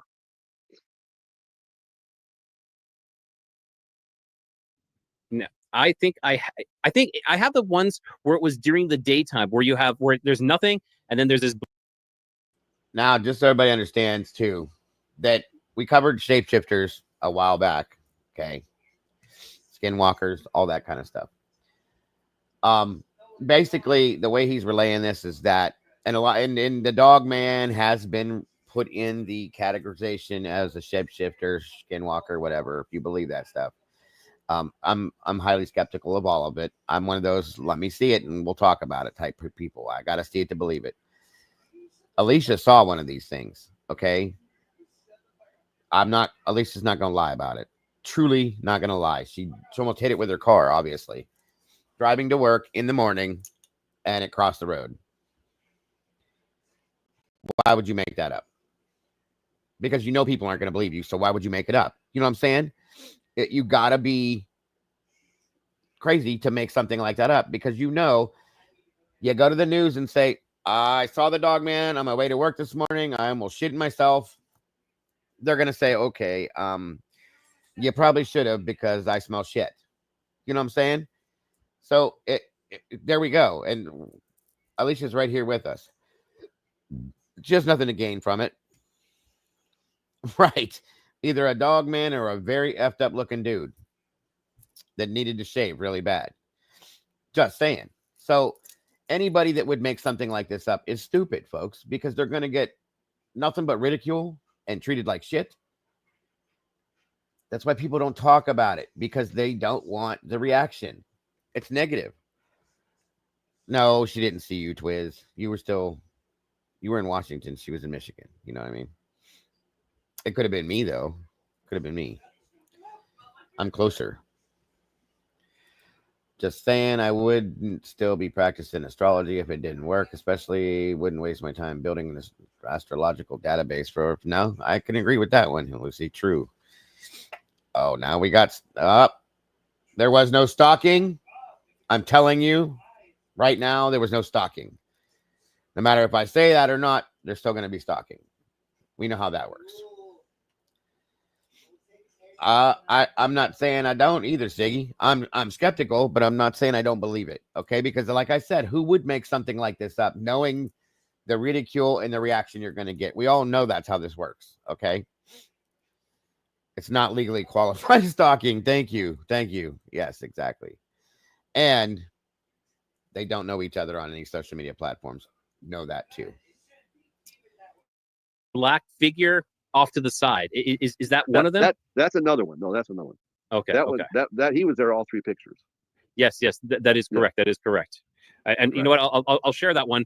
I know we're getting closer to the end here, but I definitely want to share that one. You want to go now? We got have another 20 minutes. I don't think my voice is going to make it. So, I mean, if you want to have another time, I mean, it's an hour and a half now. So, yeah, we can definitely do this again, Lee. We can definitely do this again. Like this is, and that's pretty much it with that. I know that was long-winded. My apologies, but it's interesting to hear firsthand accounts of things like this. And I am the type of person that needs to hear stuff like this, because otherwise you can tell me purple till you turn purple and 72 times. I didn't see it. Why do I believe you? But with something like this, knowing like I said, the ridicule you're going to get, the reaction from people you're going to get, nobody in their right mind is going to make something like this up and go tell the public about it. Okay. I'm just saying. So moving on, let's see some pictures of these things. Okay. See if Alicia recognizes any of these. We'll do a lineup and see if Alicia can pick one out. Hopefully it's not Twiz. That's all I'm worried about, because then we'll know. As long as Twiz did not leave the sheath around, I think he's safe, folks. That's all I can say. And again, this is here in Michigan, Wisconsin, Ohio, Chicago, Pennsylvania. They're seeing these things, okay? I got pictures, folks. Let's see what pictures and sightings we have of the Dogman. One of these was somebody took a photograph because they thought they saw it looking through their window. Did you work with a sketch artist? I'm done.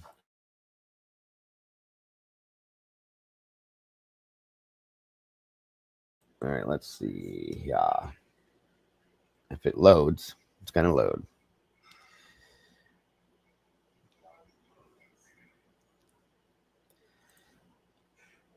Yeah, it kind of does, doesn't it, Scott? I just looked up. It's doing different things back there. It's on like a rotating loop.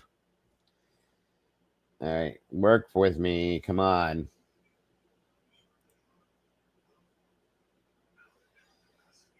I think it only does this with the downloads, folks. I'm sorry.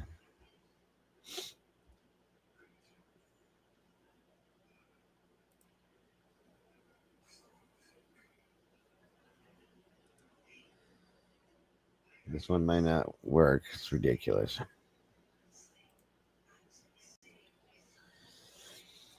Okay, hold on. Bear with me. Every time I use these damn downloads. Let's try it again.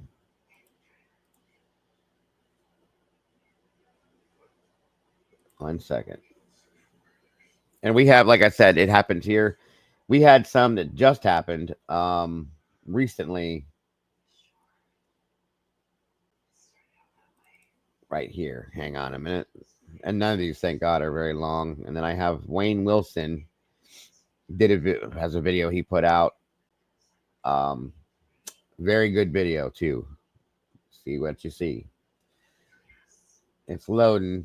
Please load in. Tony Duwong in the house tonight. What's happening, brother? Thank you for joining us tonight for weird, crazy, creepy, unexplained, and scary Saturday night. Amen to that one, MH. Good to see you. I'm ready for anything that don't involve a slowed down car footage. Or the numbers 1122 or 1118, right? Amen to that one, MH. Amen. Thank you. That's why we're doing this. It's break time, y'all. Why will this shit not play? Come on now. We also have the Mark Fluharty Dogman interview. If you guys are familiar with any Dogman stuff, you know who Mark Fluharty is. Jesus, what is going on? You know what? Hang on. It's starting to irritate the hell out of me. What the hell? Okay.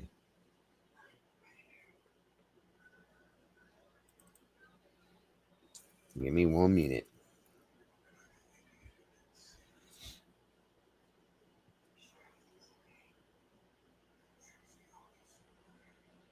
Come on, load in.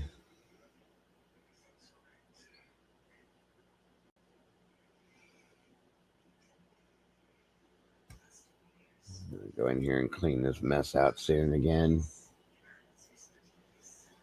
Okay. Where we oh, plus I found that there was a sighting in Woodstock, Georgia, 3 years ago of this same scenario. So whatever this thing is, it's moving around in different states, which is interesting to me. You are welcome, Scott.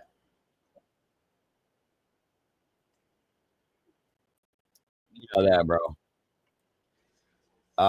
Get some sleep, brother. We'll be here next time you see us. Figure that one out. Appreciate you being here, bro. All right, so this again is this next segment is based out of Ohio, which is a very close neighbor to Michigan.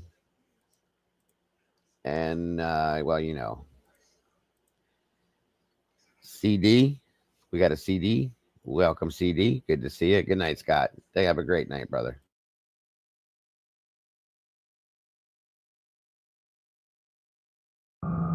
Here in Ohio, Dogman sightings have been increasing. Today, I'm going to tell you about 3 recent Dogman encounters and show you pictures. One of them is my story from this summer. Oh, right here, guys. Lucy and I are very close to this right here. And I mean very close, right there. I'm super close to this circle right here, okay? Night, Siggy. Thank you for joining us. Ohio is a hotbed for cryptid activity. We are investigating cryptids like the Dogman, Grassman, Bigfoot, and other creatures. We are launching a new Facebook group titled Ohio Cryptid Researchers, where we will post our research and discuss everything cryptid, supernatural, UFO, and other topics of high strangeness. Also, don't forget to like and subscribe this channel. I have personally recorded sounds of these creatures in my many investigations. Now I have a photograph.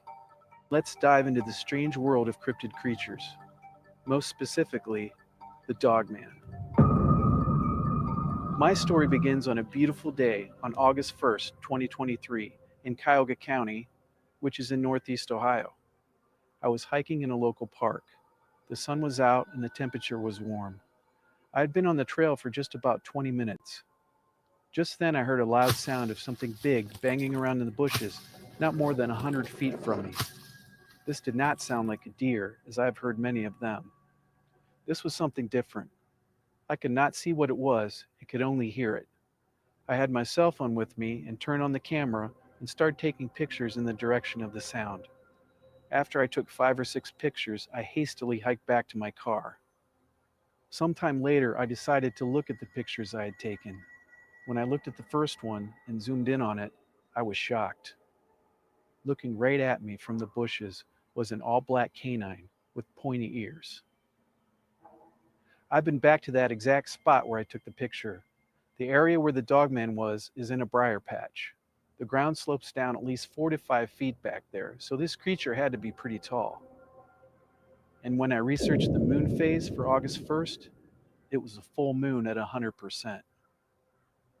The next encounter takes us to Hocking County on May 19th, 2023, in southeastern Ohio.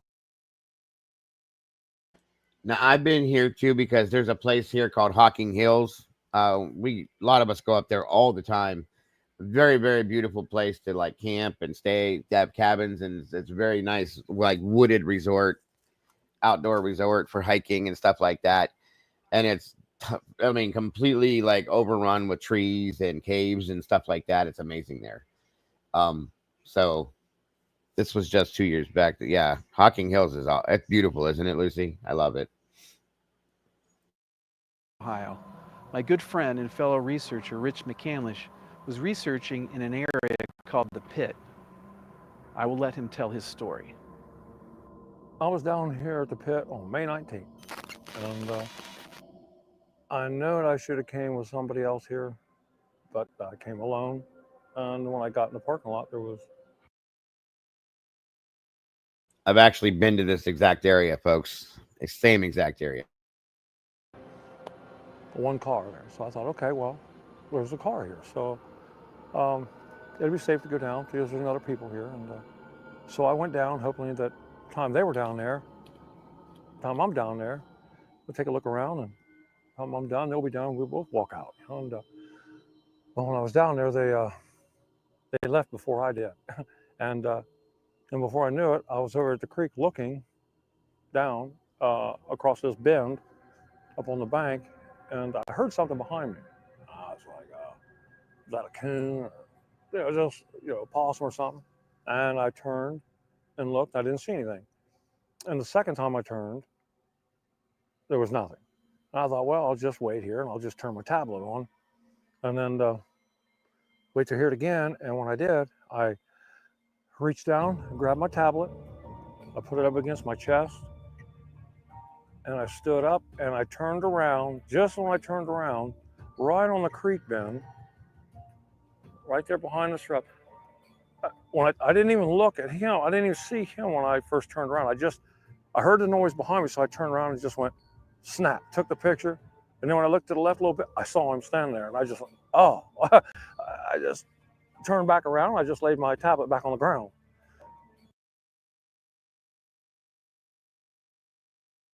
I was going to say that could be a bear, but look at the ears. Bear don't have ears like that. That's wild. And waiting for him to attack, but he didn't. I waited and waited, and they had turned around, and he was gone, and I didn't even hear him leave. Just took off. On May 19th, there was a new moon with 0% illumination. A week ago, I was able to sit down with my friend Matt Emsch. He had his own terrifying Dogman encounter in Youngstown, Ohio, in an... Now this is where I'm from. This area here is where I'm from. My family's from. This is like minutes from me. Okay, just so you guys know. Abandoned steel mill with 3 of his friends when he was only 14 years old. He also runs a Facebook group and YouTube channel named Planet 412. I asked Matt what he thought Dogman was. What do you think Dogman is? Do you think it's supernatural or flesh and blood? You know, that's a slippery slope for some people. So with my experience, I 100% believe that it was supernatural. I think there's 2 kinds. I think you have your natural ones, the ones that you hear these experiences where the government has even called them their assets. I'm sure you've heard these before. I forget the one gentleman who drove the semi that shot one through his car door and killed it. He came back and one was pulling it back into the woods. He was approached by federal agents and they said, you destroyed one of our assets.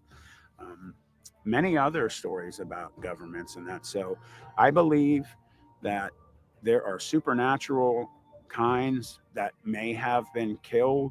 Government does their DNA, mojo on them, and they've come up with something else. Or there's just, again, there's 2 kind of facets to these things. The third encounter happened in Ross County on April 25th, 2021. Mike Irwin was hiking with his cousin and his cousin's girlfriend in the Scioto Trail State Park, which is part of the Buckeye Trail. The day was fairly warm and sunny, around 67 degrees. About 3/4 of a mile into their hike, Mike's cousin wanted to go up on the ridge to the left of them and look around. They were in a deep valley, so they had to do a steep climb. They were almost to the top when they heard 2 loud cracks and a deep growling sound. When they looked in that direction, they saw a tall tree falling in their direction from the opposite hillside. They all started running down the hill and up the other hill. They located the tree that had been pushed over, but did not hear anything walk off. Mike started taking pictures in a full circle around him. They looked at the ground around the tree and found canine prints all around it that were as big as Mike's hand. They left the area, and when Mike got home and looked at his pictures, he noticed what he had captured. The moon phase that day was waxing at 96%. These stories are real. Waxing Do gibbous. not take any chances in the woods. Always be aware of your surroundings as people go missing in the parks all over this country. Thank you for taking the time to watch this video. Stay tuned for our full-length documentary coming out next year. You can also check out our website, www.explained. All right, so there is that scenario. A couple of those are a little too close to home for me, especially the Youngstown one. If these things are that close, hell, it could be back in my woods right now. You never know if it's real, of course. That's the important part. All right, next up, I got... Hang on. We had this happen in London, Ohio as well. And then I have the 10 actual visual sighting photo or pictures too. 1 second here, sorry.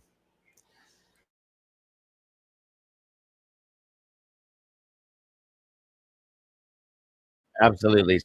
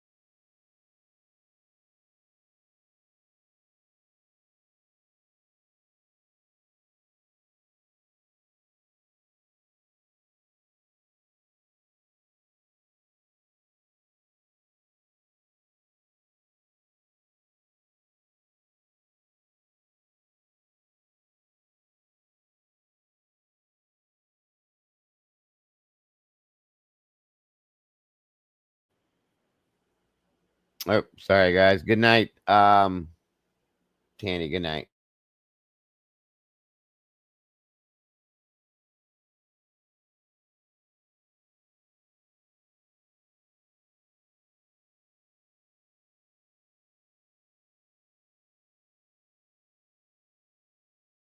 So I guess the Blue Hardy interview is not working, right? So I'll have this other interview real quick here.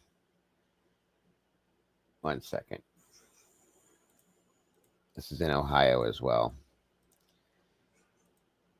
It keeps glitching for some reason. Night, Tandy. Love you, dear. He's got some plans that he is going to find this Dogman creature that, for lack of a better term, has haunted him and now apparently is haunting you guys. He thinks he's got figured out a way that he can pinpoint maybe where he can find one of these. So I'm not going to go into that because I think Brian at some point is going to come on after he goes out looking, and hopefully he makes a return visit after he goes out looking. Because if he does find one, I want him to return safely, and we can kind of get the behind the scenes in that. But with that being said, I want to hear what has been going on with you and Brian's son, and what kind of craziness has happened. Oh, it's been crazy. Just want to start out. I want to tell you guys a little bit about myself so that you kind of understand where I'm coming from.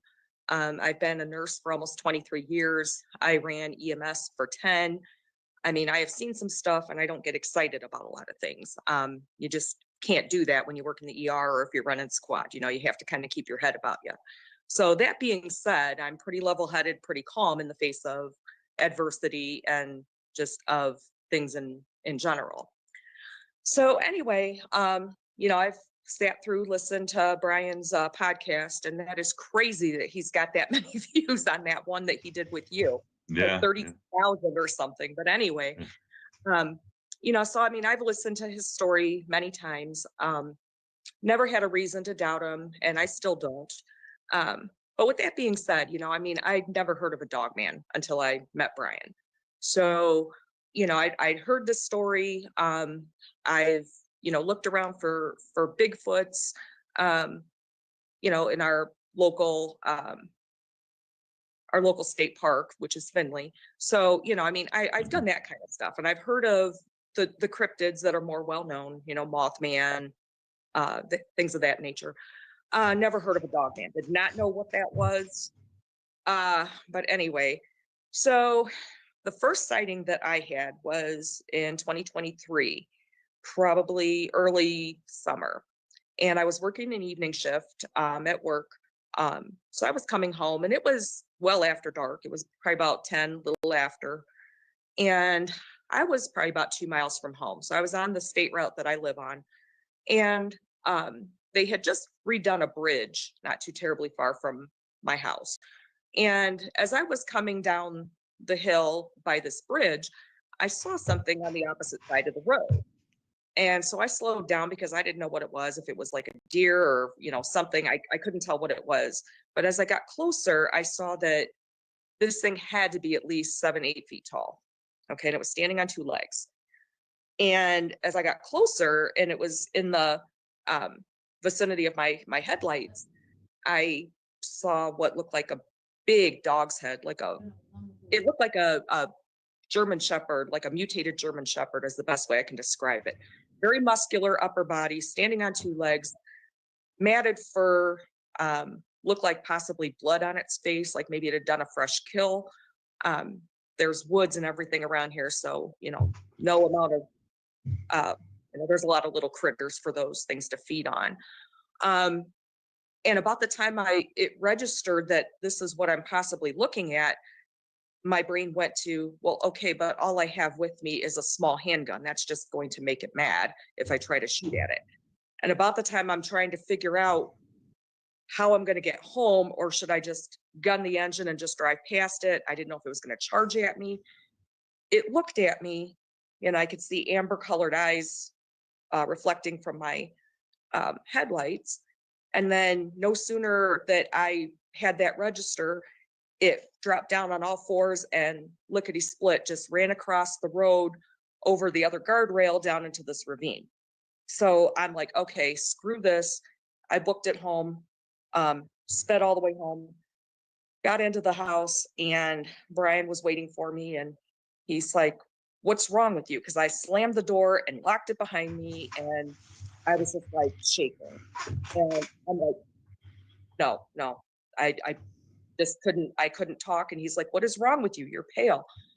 And all I could get out was, you know, I'm talking with my hands, making signs above my head, like, you know, like dog ears and stuff like this. I could not find the words. And finally I got out, I saw it. He goes, well, what are you talking about? And I said, the dog thing, the dog man thing that you talk about. And he asked me where, and I told him. And the next day we went up there and looked and didn't see anything. And I told him, I said, no, I said, I didn't know what it was, told him what had happened. Yes, you did, Jesse. Exactly as I just told you. And I was just like, no, that's not cool. I mean, that scared the hell out of me because I didn't know what a Dogman was. I mean, you see pictures, but until you see something like that you can't explain, it totally changes how things are. So your way of so I want to ask, because people listening are gonna the first thing they're gonna say is, oh, she saw a dog that was just up on its hind legs. Okay, so what about what you saw made you know immediately this was not just some ordinary dog that was just happened to be up on its hind legs and then got down on all fours and ran away when you started coming or got there? Probably the size of its torso. It was very muscular, very wide, and also just the general height of the dog. I mean, you know, I know that there's bigger dog breeds out there, but this did not look like a Newfoundland or a Great Dane or anything like that that you would expect to be that tall should it just be randomly standing on two legs. Okay. So knowing that there are a lot of cryptid sightings in this area, mostly Bigfoot, and knowing that where Brian had his encounter was maybe 3 miles from where I was at when this happened, led me to believe that. Because, you know, at first when you come across it, yeah, it's right. Am I seeing a dog that just happens to be, you know, walking around on its hind legs for whatever reason? But the dog was way too tall, way too muscular, just did not fit. All right. Have a good night, Miss Alicia. Thank you for joining us, and I will see you tomorrow. Have a good one, dear. The description of any dog that I've ever seen. And I mean, I'm an animal lover. I'm a dog lover myself. Never seen a dog that big. So. And ironically, I literally just got a message probably 2 days ago from Thank somebody. you, Alicia. I appreciate you. From somewhere else in Ohio. Almost, except it wasn't on a bridge. Good golly, Miss Molly's in the house. Good to see you, dearest. Same thing. Comes around the corner. The thing's up on two legs, makes eye contact, and then gets down on all fours and takes off. And it's like, okay, like, listen, I walk around all day long, delivering mail. I'm around dogs all the time. The amount for 25 years, the amount of times I've seen dogs on two legs is about zero. Right? It's about zero. And if they are on two legs, it's because they are up on something else, up on me. They're not just standing there on two legs. They're not even doing anything on two legs. That's not to say it doesn't happen. Okay. But in Mike's, I have never seen it. I see dogs. I see more than one dog all day long, every day. So I have 3 of my own, and they don't stand on 2 legs. yeah. So and even if they do, like what I hear from listening to you and this other eyewitness is, it doesn't seem like when they're up on 2 legs that it's unnatural. You know what I'm saying? Like they're like. And people can see me like doing my best imitation of wobbling around, but it seems like they're comfortable up on 2 legs, which dogs really aren't. You know? They're not. They're not. So. And that's what kind of led me to believe that, okay, this might be what I'm seeing. I mean, of course, you know, I don't have anything else to draw that from. I don't have any other experiences, or I didn't at that time, to draw from that. But I just know that, like you said, typical dogs don't just walk around on 2 legs. If they are, it's because you were either holding a treat above their head and they're kind of doing a weird walk to get the treat, or they're leaning on something or jumping on you. So that kind of led me to believe that, okay, this is not a regular dog. So that's kind of where I came from with that.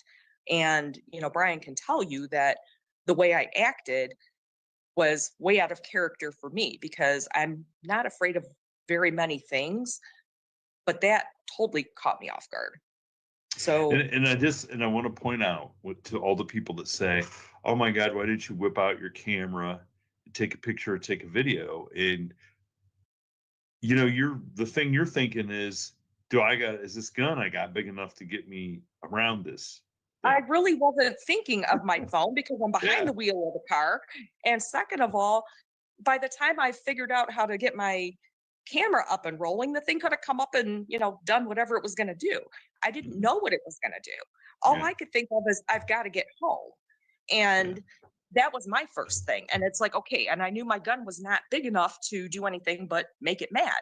So I figured, okay, I want to see what it's going to do. And about the time that I had thought that, okay, maybe I'll just book it, you know, gun the engine and just go, but then these things can move so quickly that, you know, Mhm. would it follow me? Would it, you know, would I pull in the driveway and it be behind me?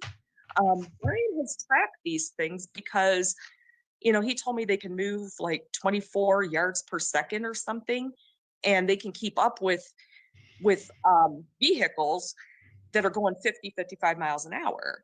And I'm like, okay, I'm glad you didn't tell me that before, or, you know, when I had this encounter, because I would have just been like, nope, maybe I would have, you know, turned the car around and went back a different way or something. Mhm. But excuse me, but yeah, so that was number one. Okay. So now, okay, so you make it through this incident, and now you're like, okay, I've seen this stuff with my own eyes. What happens next? Okay, so we had actually met a wonderful group of guys that do a lot of um, Bigfoot research, and you know, we had, you know, gone on a couple, we gone on a hike with them. Brian actually went on one without me, but we went on some hikes, and I've just been kind of honing my skills, looking for Bigfoot evidence and things like that, and just kind of learning a little bit more about cryptids, you know. And I kind of put the Dogman thing a little bit behind me because I figured, what are the odds that I'm going to see it again or deal with it again? Um, so I just kind of didn't really think too much about it. But then last summer, we had gone on a uh, family camping trip, and Brian's son had been sick a couple days, so he ended up bringing Stetson home, and didn't get to do a whole lot of stuff that fathers and sons do. So after that camping trip, they decided they're going to go up to the local rod and gun club and do some evening fishing or night fishing. So, you know, typical female, I'm like, oh, I'm going to have the house to myself. You know, for a while, I'm going to go lay in bed, watch TV, you know, do whatever I'm going to do while I have the house to myself. So I lay down and I no sooner get comfortable, and about half hour after they left, I hear a very um, excited little boy running up the steps and throws open the living room door, comes barreling in the bedroom, and he is white as a sheet. And I'm like, what is wrong with you? What is going on? He says, I saw something. I thought, oh God, I know where this is going. I already knew. And I'm like, what did you see, buddy? And he's trying to tell me, and he doesn't get excited either about things. He's, I mean, he's a great little guy, very wise and very mature for his age. Um, he doesn't get excited about things like that. And so he's trying to tell me that when he was fishing, that he happened to look over by the woods and he saw what looked like a very large German Shepherd, but it was um, a different color, he said. And it was on all fours, but it was seemed to be very tall. And he was showing me that um, it was probably about up to his chest, a little bit higher on him, just sitting there. He goes, it had to be that tall because by the trees it was really tall. So, and then he said, well, you know, I saw it once and then I saw it and it was over here and then it was over here. So he's telling me that it's moving very fast. He goes, but it didn't move like a regular dog, you know, like when a dog runs, and he's getting down on all fours, kind of making a motion, sort of like if we were to imitate like an ape or something. Mm. That's how he's showing me how it ran. So it kind of like gallop, maybe, or Yeah, kind of yeah. gallop, loped kind of thing. Okay. And I thought, okay, buddy. I said, well, I said, go in your room. I said, and settle down. I said, I'm gonna talk to your dad for a minute. And so I talked to Brian when he came in, and Brian didn't see that one at that time. By the time he had told Brian what was going on, it was already gone.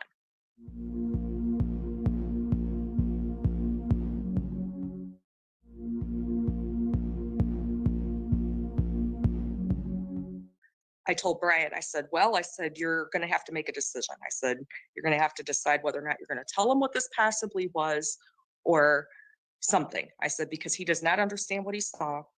And I said, frankly, I said, I'm a little worried. I said that it happened to show itself and Stetson happened to see it, because now he's definitely, you know, he's talked about since then, you know, times he's been outside feeling like he's being watched and things like that. Okay.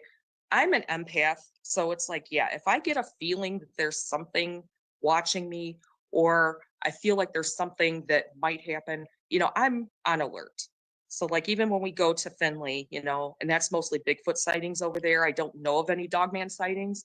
Or even when we went to Salt Fork, there's a lot of Bigfoot sightings down there. I can usually tell if there's something around, and I'm usually right. I will see things peeking around from behind trees. I've heard the different vocalizations. I've heard tree knocks. So I don't know what these Dogmen thing do, but I'm a little more familiar with the Bigfoot aspect. So anyway, a couple nights later, Brian was not feeling well, so I ran up to the gas station to get him some Sprite. And again, it was close to being dark. So I came, was coming home, and a little bit closer to home, which is at this one intersection, which is like a T road intersection. There's no stop signs there or anything. I saw a car when I came up in that area, and I didn't think anything of it, but it seemed to be stopped. But people stop there a lot, so I didn't know really what was going on. And once again, I pull up there, and there is another very large dog-looking thing that was on all fours at this time.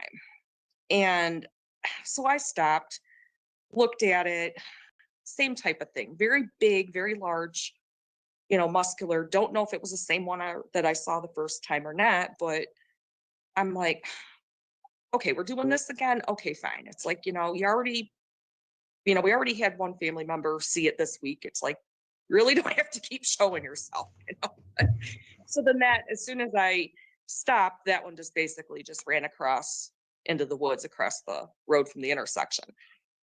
In retrospect, I probably should have checked on the guy that was in the other car because he didn't move right away. So I don't know, but I'm guessing he saw it too. So probably not sure what he saw.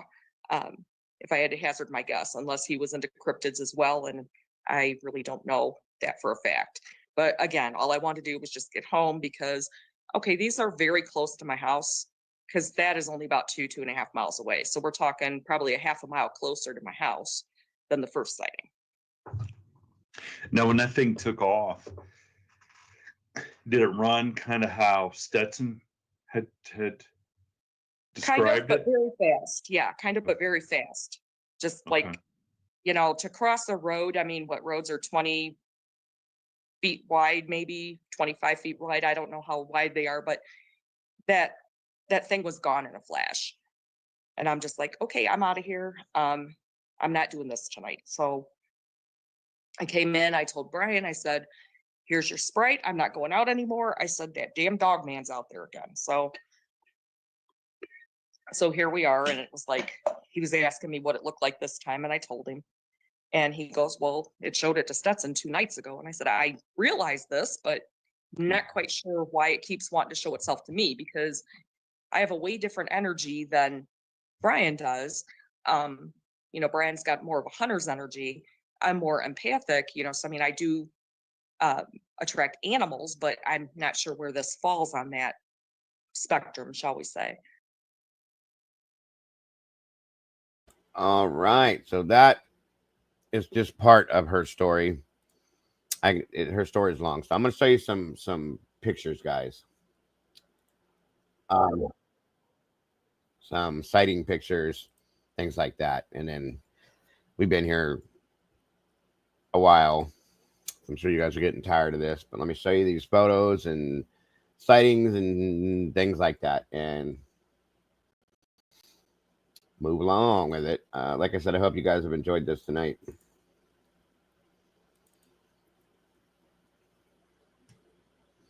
That is my hope. 1 minute here. I have audio too of this thing.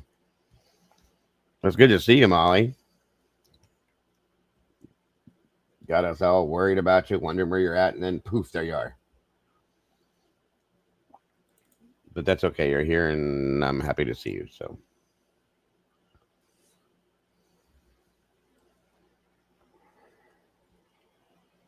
All right, so I do have this one. This is the Wayne Wilson video, it's called.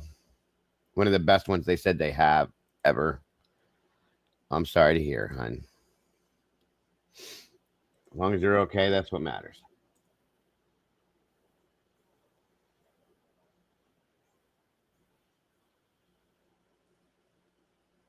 All right, let's see here.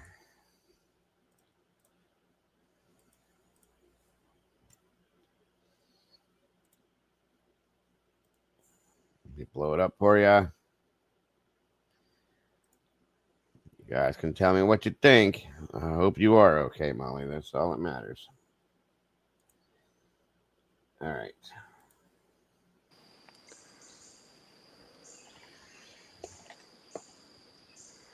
Something up there on that hill.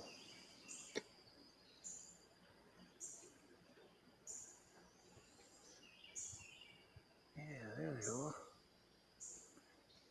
Thought so.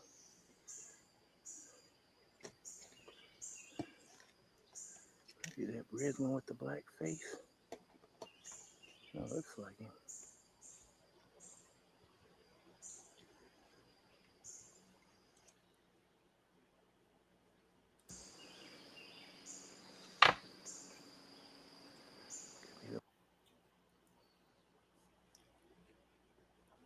I'm trying to get him to hold still so I can focus in on this thing that he's showing. One that run by too.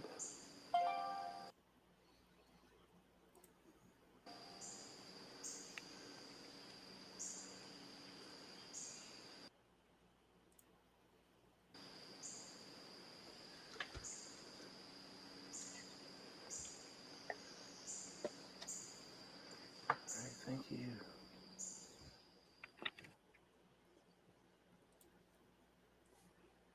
I don't know. I'm struggling to see this thing, folks.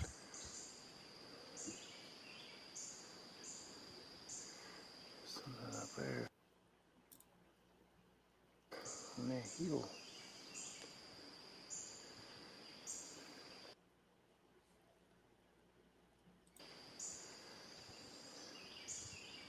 Yeah, there they are.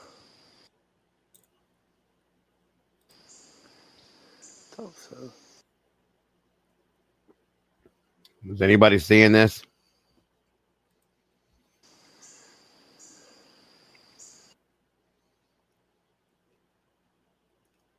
Like I said, I never could quite see what the hell they're showing in this video. I'm trying, just don't see it.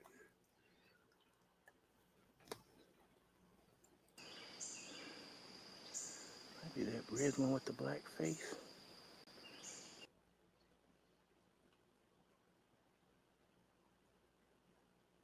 I wish they would have circled it. No, looks like him.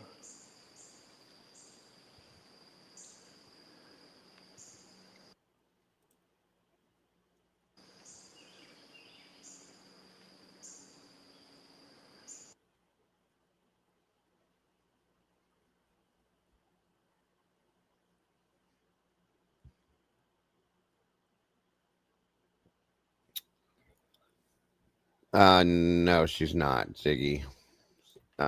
Here.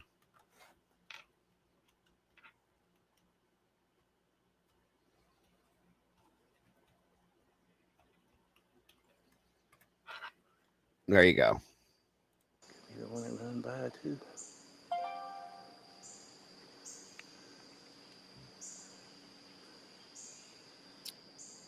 I don't know, folks. I'm having trouble seeing it. I mean, it could be MH, but he keeps going over there.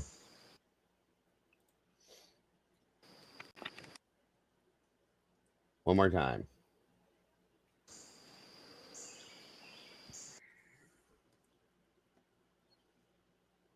No, we don't want the Gable film. Hang on. 1 second.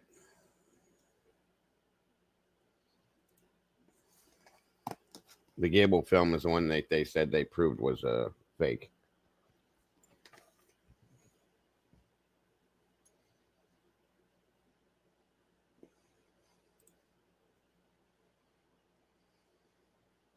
One minute.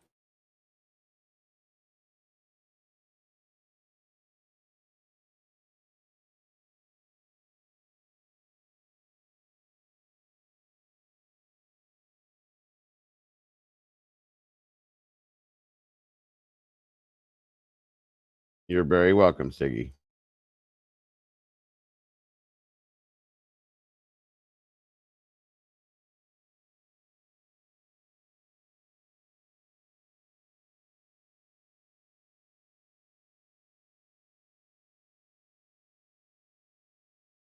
A lot of this going on in Ohio as well as Michigan, like I said, Atwater, Cuyahoga, Youngstown, just many places around Ohio as well. And it's widespread. It's not just in specific areas, which is crazy to me. So, all right, hold on. Now this next, where'd it go?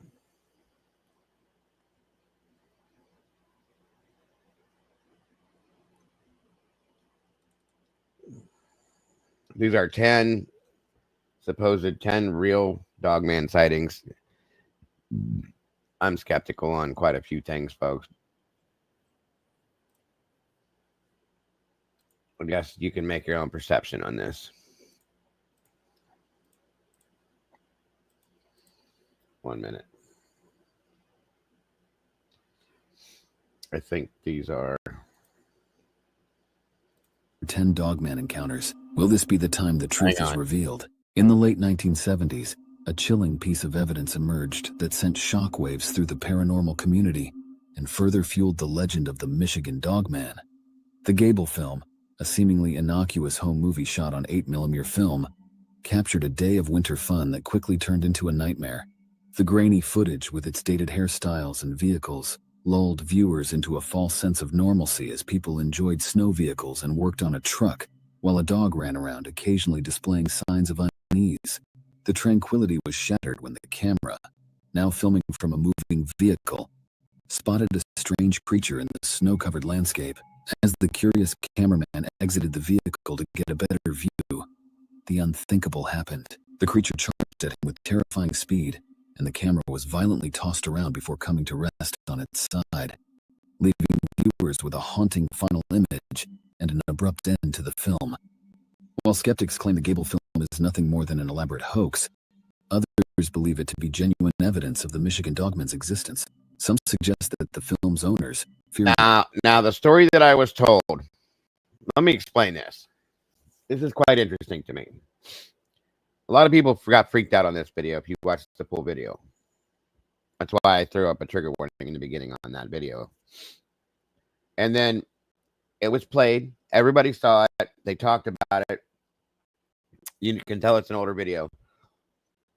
And then for some reason, out of nowhere, this guy comes forward and says that he is the one that did the Gable film, that he hoaxed the Gable film. When you watch the video and you see how fast this thing moves, this guy supposedly did this on all fours, his hands and feet. Well, as a human being, I've done it. I've ran on all fours like a dog or whatever, playing around. You know what I mean? It's weird to me that the guy came out of nowhere and said he hoaxed it. Okay. He was getting positive attention, so on and so forth. The video was, and so on and so forth. But after the guy made the claim that he hoaxed the video, he then disappeared. I'm not saying he's gone, but he never said another word. Many people went looking for him and couldn't find him, whether he went into hiding, whatever, and was never talked to again about it. So the story is, there's a theory out there that the government went to him and threatened him. And that's why he said he hoaxed it. Now, is this true? I don't know. Could it be true? 100%. We've seen dumber shit happen, folks, and crazier things happen. The reason why I question this is, as a human being running on all fours as an adult, you would have to be in a really good physical condition to do what this thing does. If you see this video, the way it moves is not like what a human would look like on all fours running at something. It moves too quickly. It moves side to side too fast. And the way the jointing looks as it's moving looks very natural for whatever this is, instead of unnatural like it would if it was one of us in a suit doing something like this. So once again, I question if this is actually truly a hoax, or if this is something that there was a basis of fear because of. Let me put it that way. False sense of normalcy as people enjoyed snow vehicles and worked on a truck, while a dog ran around, occasionally displaying signs. I want you to watch this black thing in the background that comes charging at the camera, and I want you to tell me if you in your heart think that is a human man on his hands and knees running at somebody. That's all I want you to tell me. In your opinion. Of unease. The tranquility was shattered when the camera, now filming from a moving vehicle. And I'm going to slow it down too so you can see it a little bit better.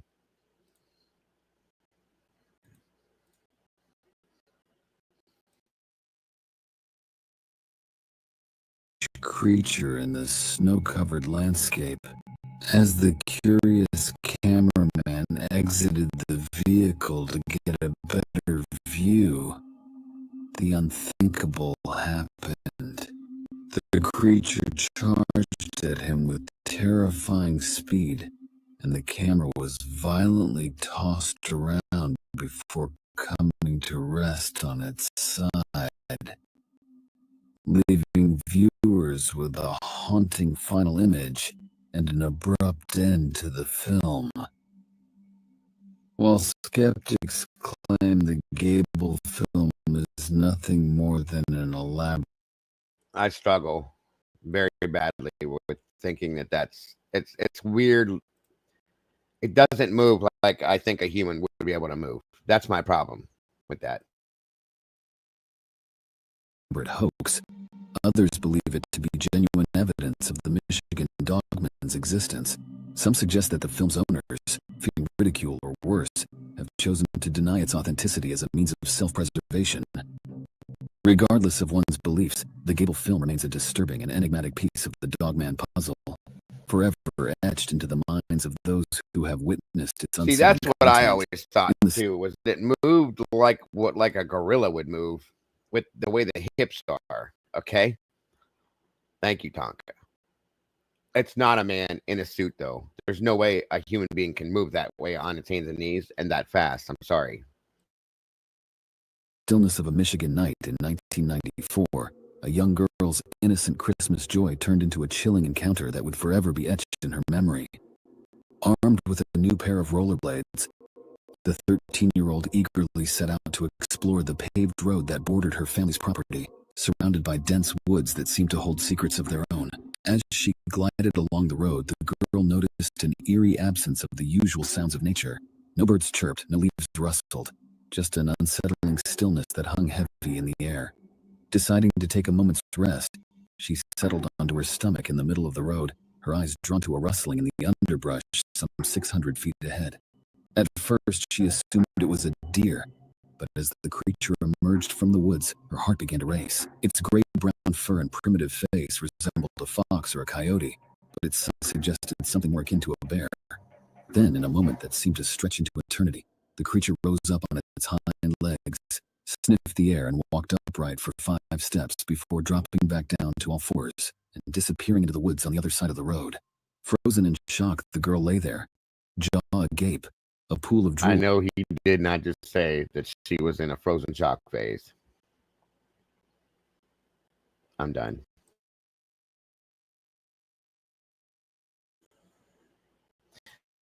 See, I was thinking bear too, Tonka, but I don't know. Forming on the cement beneath her, the realization of what she had just witnessed, a creature that walked like a human but looked like a beast, sent a shiver down her spine. Snapping out of her stupor, she scrambled to her feet and raced back to the safety of her family's camp, her rollerblades carrying her as fast as they could, away from the haunting memory of her brush with the legendary Michigan Dogman. In 2004, the Michigan Dogman legend gained new life as reports of Hey, sightings Contessa, surged, I didn't even know you was including here. chilling It's good to see you. Thank you for joining us. encounter resembling the Egyptian deity Anubis. The on-away photos emerged, depicting a creature with a man's body and a wolf's head, sparking debate among experts. Some claimed evidence of manipulation, while others insisted on their authenticity. The Dogman's mystery grew, with sightings continuing and speculation about its origins. Face-to-face encounters left an indelible mark on those who experienced them. In 2004, the Michigan Dogman remained a captivating and unsettling legend, earning its place in American folklore as a reminder of the strange and inexplicable. In the Surrey Wilderness near Tellico Lake, East Tennessee, a hiker's back trail camera captured a few frames of what might be a dogman on September 5, 2015. The setup, consisting of a Sony HD camera strapped to the shoulder, filmed the trail behind the hiker. The still images from the footage depict a creature that resembles the elusive cryptid known as the Dogman, sparking intrigue and speculation about the existence of this legendary being in the region. In 2020, in the Australian outback, a fisherman named John experienced a terrifying encounter that would haunt his dreams for months. The peaceful solitude of his Boxing Day kayak fishing trip was shattered by the sound of something stalking him through the dense bush. You know, that's interesting that you said that, Contessa, because some of the stuff I've looked into with some of this in the 70s and the 60s, they were doing a lot of experimental stuff on animals. I'm just going to say, put that out and leave it there. You do with it what you will. But it was a big deal that caused a lot of controversial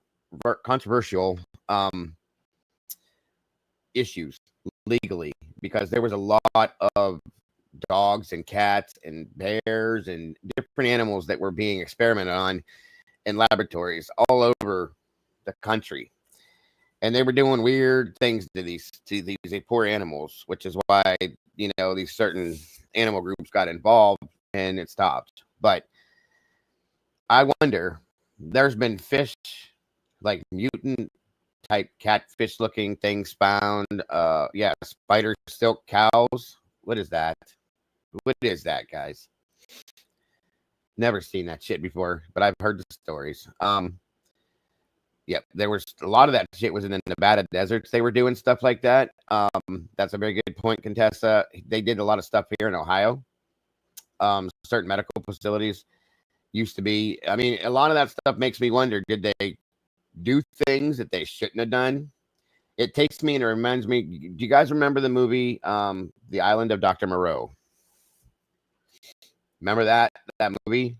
That movie was very, and I watched, there was a biography they did on it. It was very, very loosely based on true accounts of things that were told, stories that were told. I love it, Lucy. The fuck is a spider silk cow?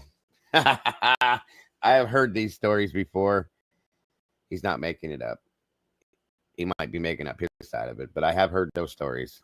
It's funny. I think it's a joke, but that's my opinion. You will find it if you look it up. Matching each stroke of his paddle with a heavy stride, fear gripped his heart as he realized this was no ordinary animal, but a creature that defied explanation. Trembling hands fumbled for a camera, capturing a blurry image of what John You believes can't feel any worse about spiders than I do, Heather. I hate like lock me in a padded room, hate spiders. Bad. Man, a half-human, half-canine monstrosity straight out of the nightmare. The creature's deafening roar and labored breathing echoed through the wilderness as John frantically paddled to escape, guided by an otherworldly voice warning him to flee or face certain death. Though he escaped with his life, the memory of the Australian Dogman would forever be seared into John's mind, a chilling reminder that some legends may be more than mere myth. In a groundbreaking development, Brazilian researchers captured a stunning nighttime video of an alleged dogman in 2022. The footage, filmed using a high-powered flashlight, provides an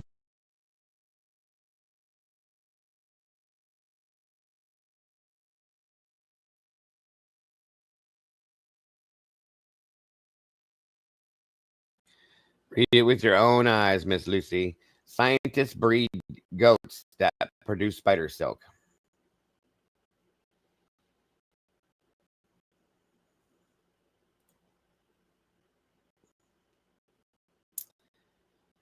Where do you think Spider Pig came from?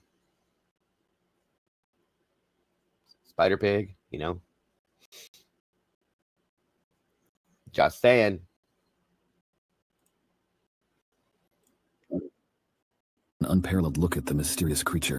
The video shows a tall bipedal figure with canine features and a muscular fur-covered body. Leading cryptozoologists have analyzed the footage and deemed it authentic, marking a significant milestone in Dogman research. The anonymous researcher's contribution has ignited excitement within the cryptozoological Now, if community. they could just breed spiders to produce cow's milk. Anybody?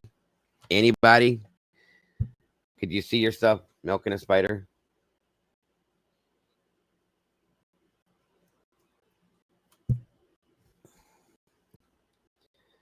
You don't know about Spider Pig? Come on now.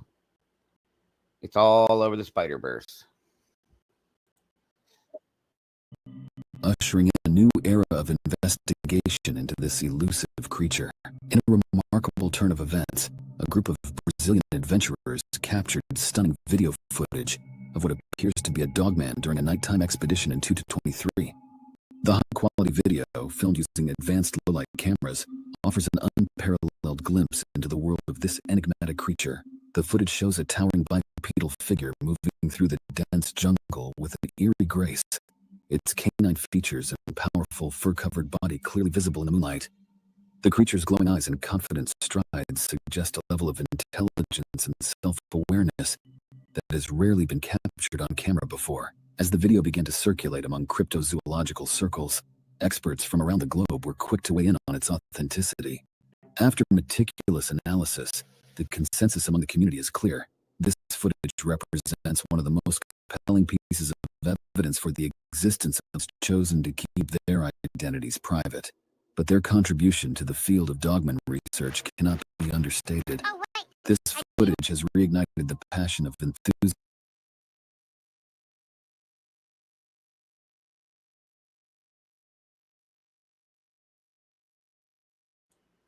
Are you ready? Here we go.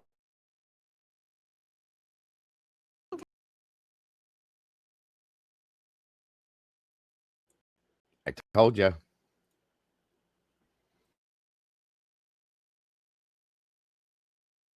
Enthusiasts worldwide and sparked a new wave of interest in the study of this mysterious creature. As the world of cryptozoology buzzes with excitement, one thing is certain. The Brazilian Dogman video of 2023 will go down in history as a pivotal moment in the search for proof of this elusive being's existence.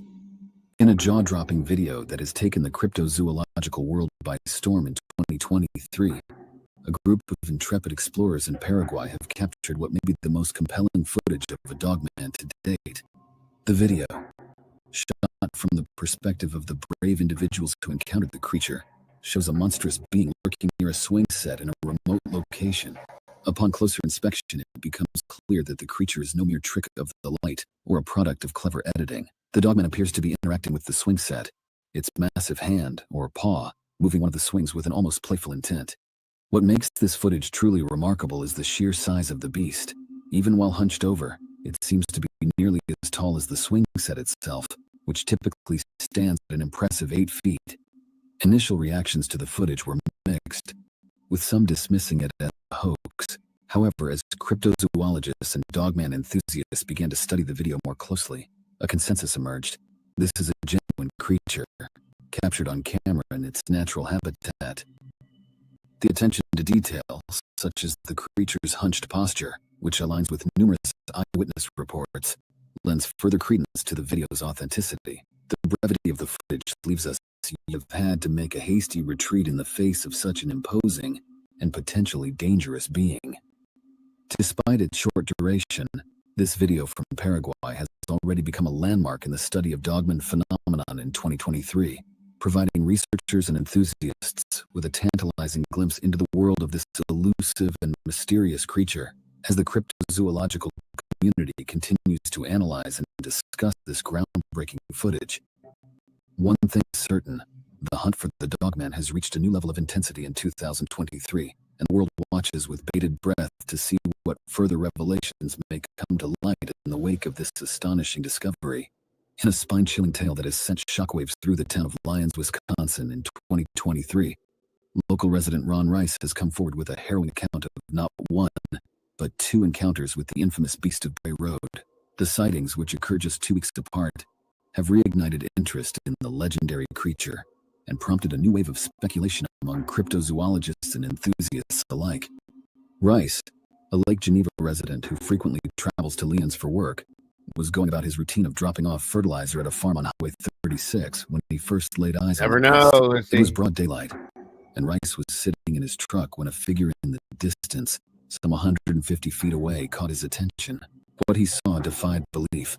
A massive brown hairy creature, standing over 7 feet tall, emerged from the dense woods, picked something up, and then quickly retreated back into the foliage. 2 weeks later, as if to confirm that his initial sighting was no mere trick of the mind, Rice encountered the beast again in the very same location.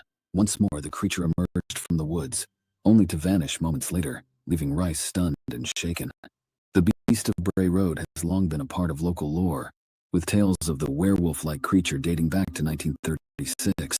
However, it was a series of sightings in the late 1980s and early 1990s that truly cemented the beast's place in the annals of cryptozoology. Since then, sporadic sightings have continued to fuel the legend, with the most recent report prior to Rice's encounters coming in 2018, when Danny Morgan captured a blurry photograph of the creature. As news of Ron Rice's sighting spreads through the community and beyond, the town of Lyon finds itself once again at the center of a captivating mystery. Cryptozoologists and Dogman enthusiasts are sure to descend upon the area, eager to uncover more evidence of the beast's existence and to delve deeper into the enduring legend of the beast of Bray Road.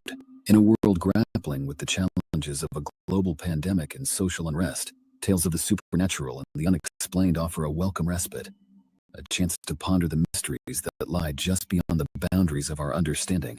And as the story of Ron Rice's encounters with the beast of Bray Road continues to unfold, one thing is certain: the legend of this enigmatic creature will continue to captivate the imaginations of people far and wide for years to come.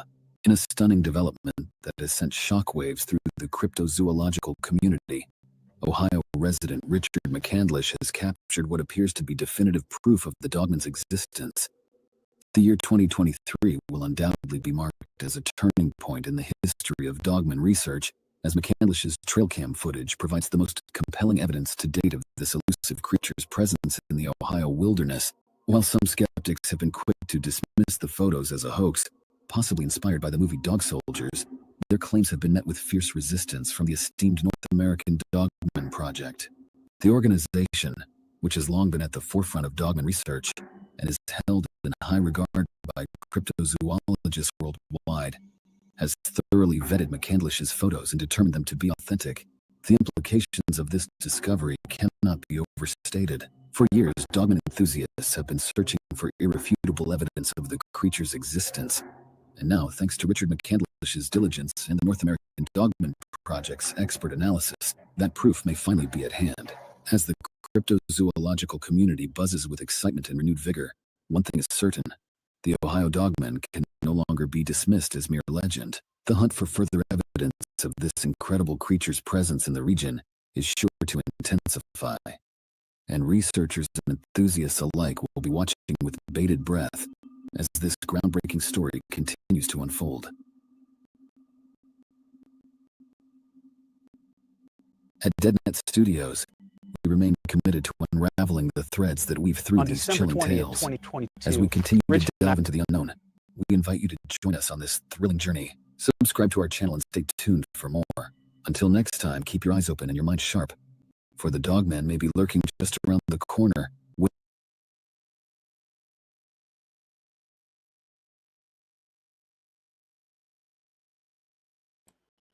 Spider Pig does whatever a Spider Pig does. Okay, so this is supposedly Rich McCandlish. Sorry, I can't ever say his last name. This is in Ohio here again, and this is what they were just talking about. Okay, let me show you.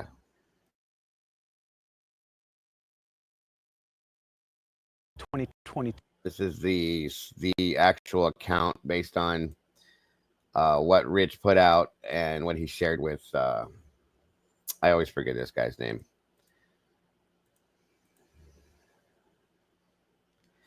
It does look like it, Lucy. Shut up. Rich and I were down investigating 20th, 2022.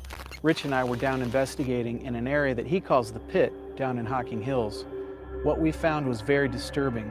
We found a deer kill unlike anything we had ever seen before. That's the Dogman track.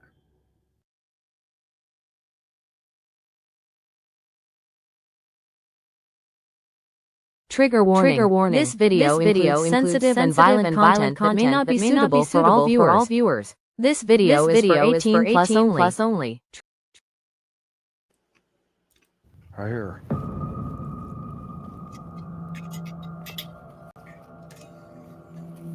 Look at that. How wide. His toes went down in. It was a vicious attack of some kind on that deer. And that wasn't coyotes, because if it was coyotes, see, Dave, if it was coyotes, no, I said, if you see coyotes, this whole area would be all matted down from dogs. You know what I mean? There'd be hundreds of dog prints around here, or coyote tracks. It ate that entire deer and left the innards. It ate the whole entire deer, bones and all. There's no bones except for that one piece of spine right there. I heard something like a rustling, big, something walking, and up there where those trees are, going across there to the creek, just on the other side of that, I heard, the quick, and then a rustling, and that's why I stopped. Maybe whatever got that deer is in front of us. I don't know. So we'll see. We'll see. I first went out and got a picture of a Dogman about 5 years ago. And I don't know where it came from. It was just there in the forest. Looking at me, I was looking at it. It didn't growl at me. It just showed me his teeth. And I raised his head up and sniffing, and it just took off. And then when I went back to the cabin, this thing followed me home. And it has clawed both of my trees. Took a frontal bite out of one of my trees. Jumped on the roof. And it took a frontal bite out of one of my other trees, right through the bark, right into the white meat of the tree. And to me, being a male species at the time, being out here alone, the only thing I was thinking of was like, he's either calling me out or saying, get out.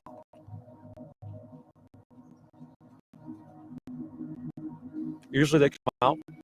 Usually the colder it is, the better they like it for some reason. January, February. And then they kick things up probably about around the end of the summer again. They come back. And, but this is really rare because, like today, they were here today. Fresh tracks today of a Dogman.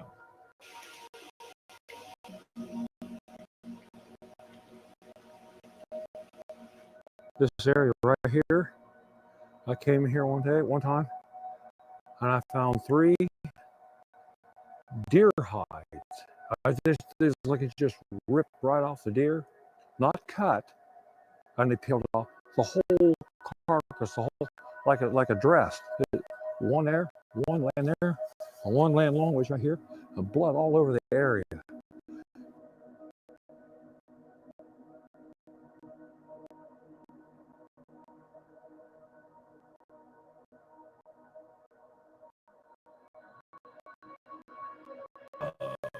The Dogman, same thing as the Bigfoot.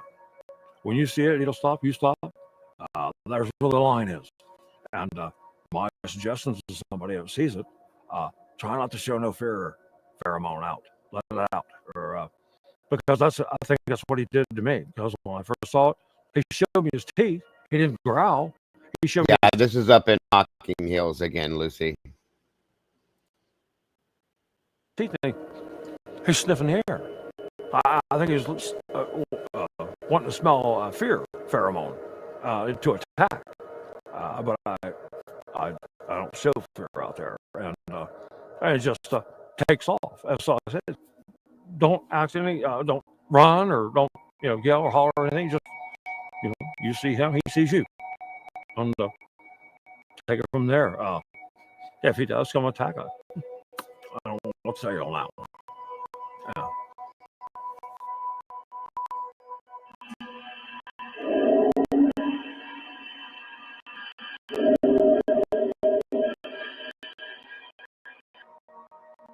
Thank you for watching this video, and we appreciate your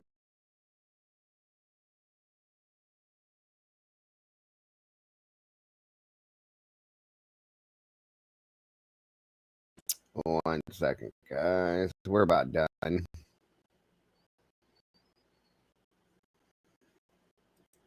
Hold on.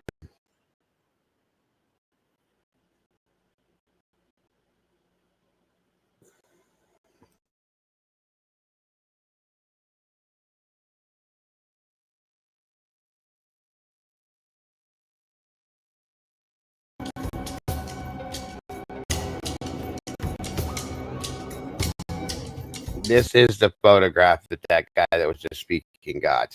And this is what he believes is out there in Hocking Hills, where he basically lives.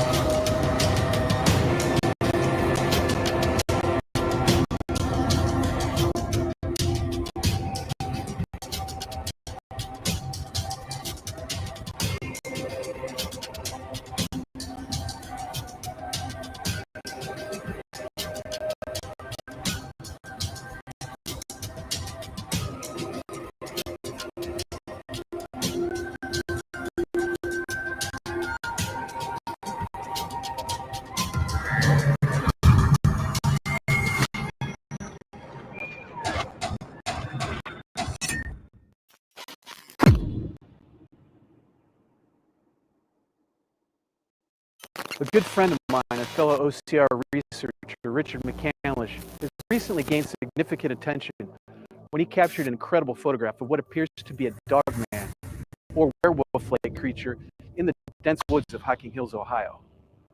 His photos were taken back in 2016, and now are getting the recognition they deserve.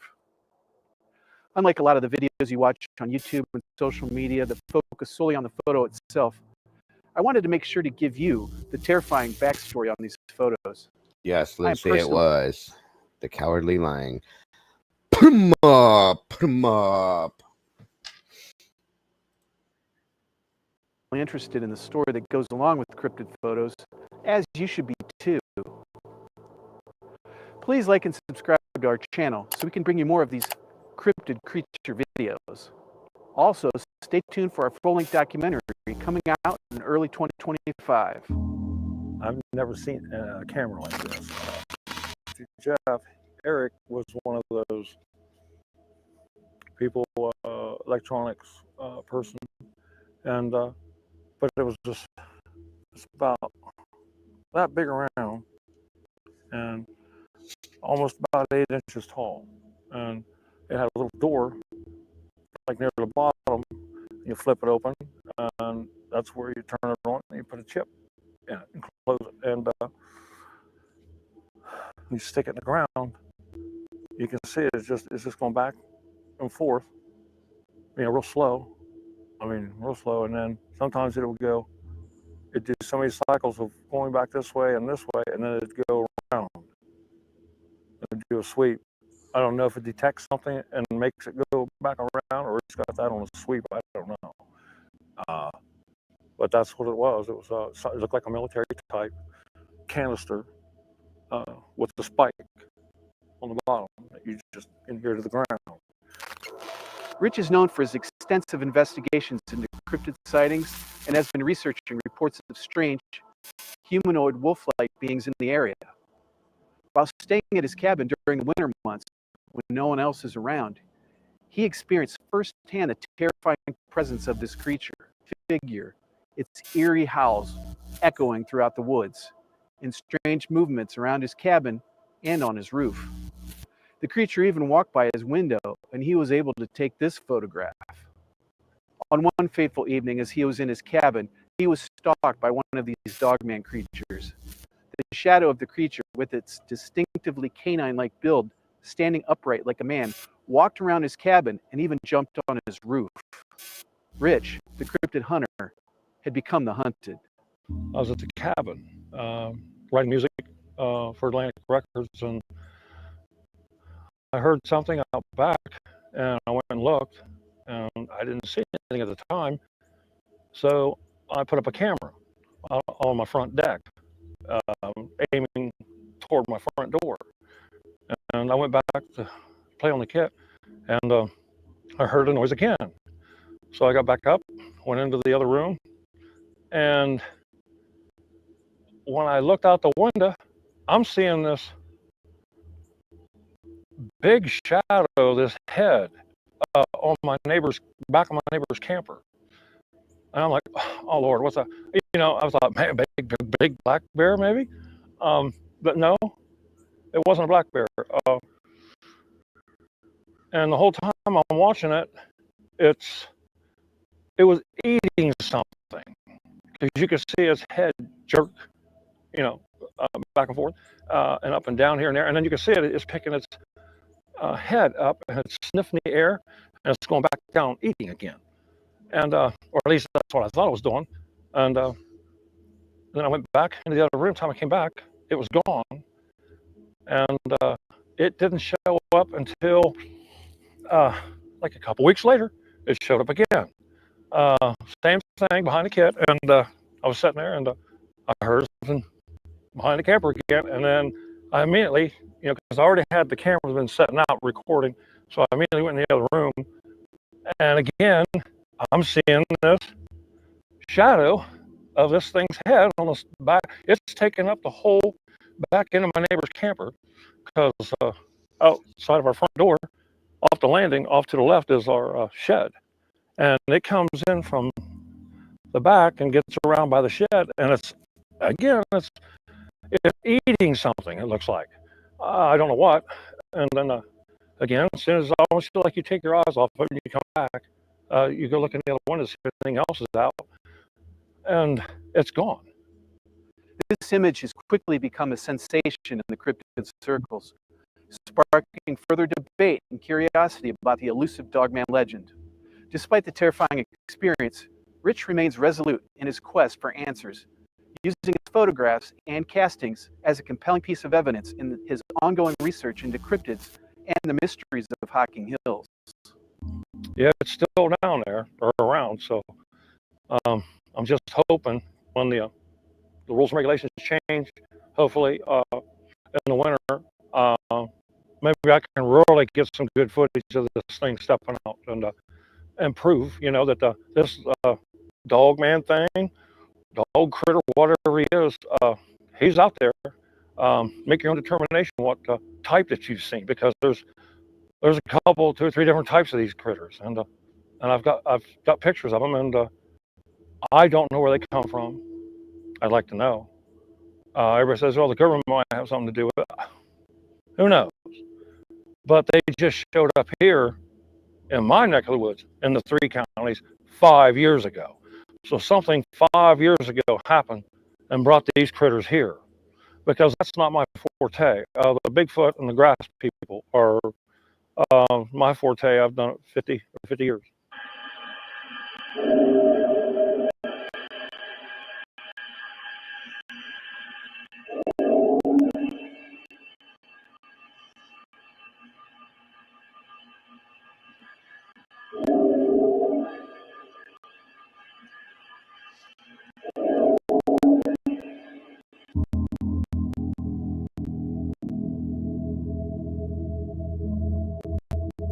Our Ohio Cryptid Researchers team is investigating multiple cryptid hotspots in the state of Ohio, documenting evidence and compiling research on these creatures. If you want to meet us in person or have a Dogman or Bigfoot story, please join us at the 2025 Beaver Creek. All right, folks. That's going to do it for tonight. So there we go. The Dogman, the Michigan Dogman, the Wisconsin Dogman, the Ohio Dogman. Bow, wow, wow. I would love to see a real deal, like in-person version of this thing, because I'm a skeptic, period. I don't believe in these things. Like I said, Alicia drove right past one, or one ran right past her in her car. So I will believe a little more, because she told me she saw it. And again, anybody that makes this up, well, why? The ridicule and the ignorance you're going to get for this, it makes no sense. So that's all I'm saying, guys. I hope you enjoyed it and got some kind of entertainment from it. I thought it was interesting and kind of fun. I appreciate you so very much, you guys. Hopefully I will see some of you guys for the morning show tomorrow morning. I'm going to go catch up on what's going on in the world tomorrow morning for the morning show, and I'd love to see you guys there. I don't think it was Bigfoot. I'm skeptical on Bigfoot too, but this is not a Bigfoot by any means. That's what he normally goes, out of the Ohio grass man. But anyway, just saying. I hope you guys have a great rest of your night. You get some sleep, and I appreciate you all being here, guys. Don't forget to love yourselves and love each other, folks. Don't change a thing. You guys are the beautiful people. Have a great night, folks. Good night. God bless. Much love to you all. I'll see you soon. Bye-bye.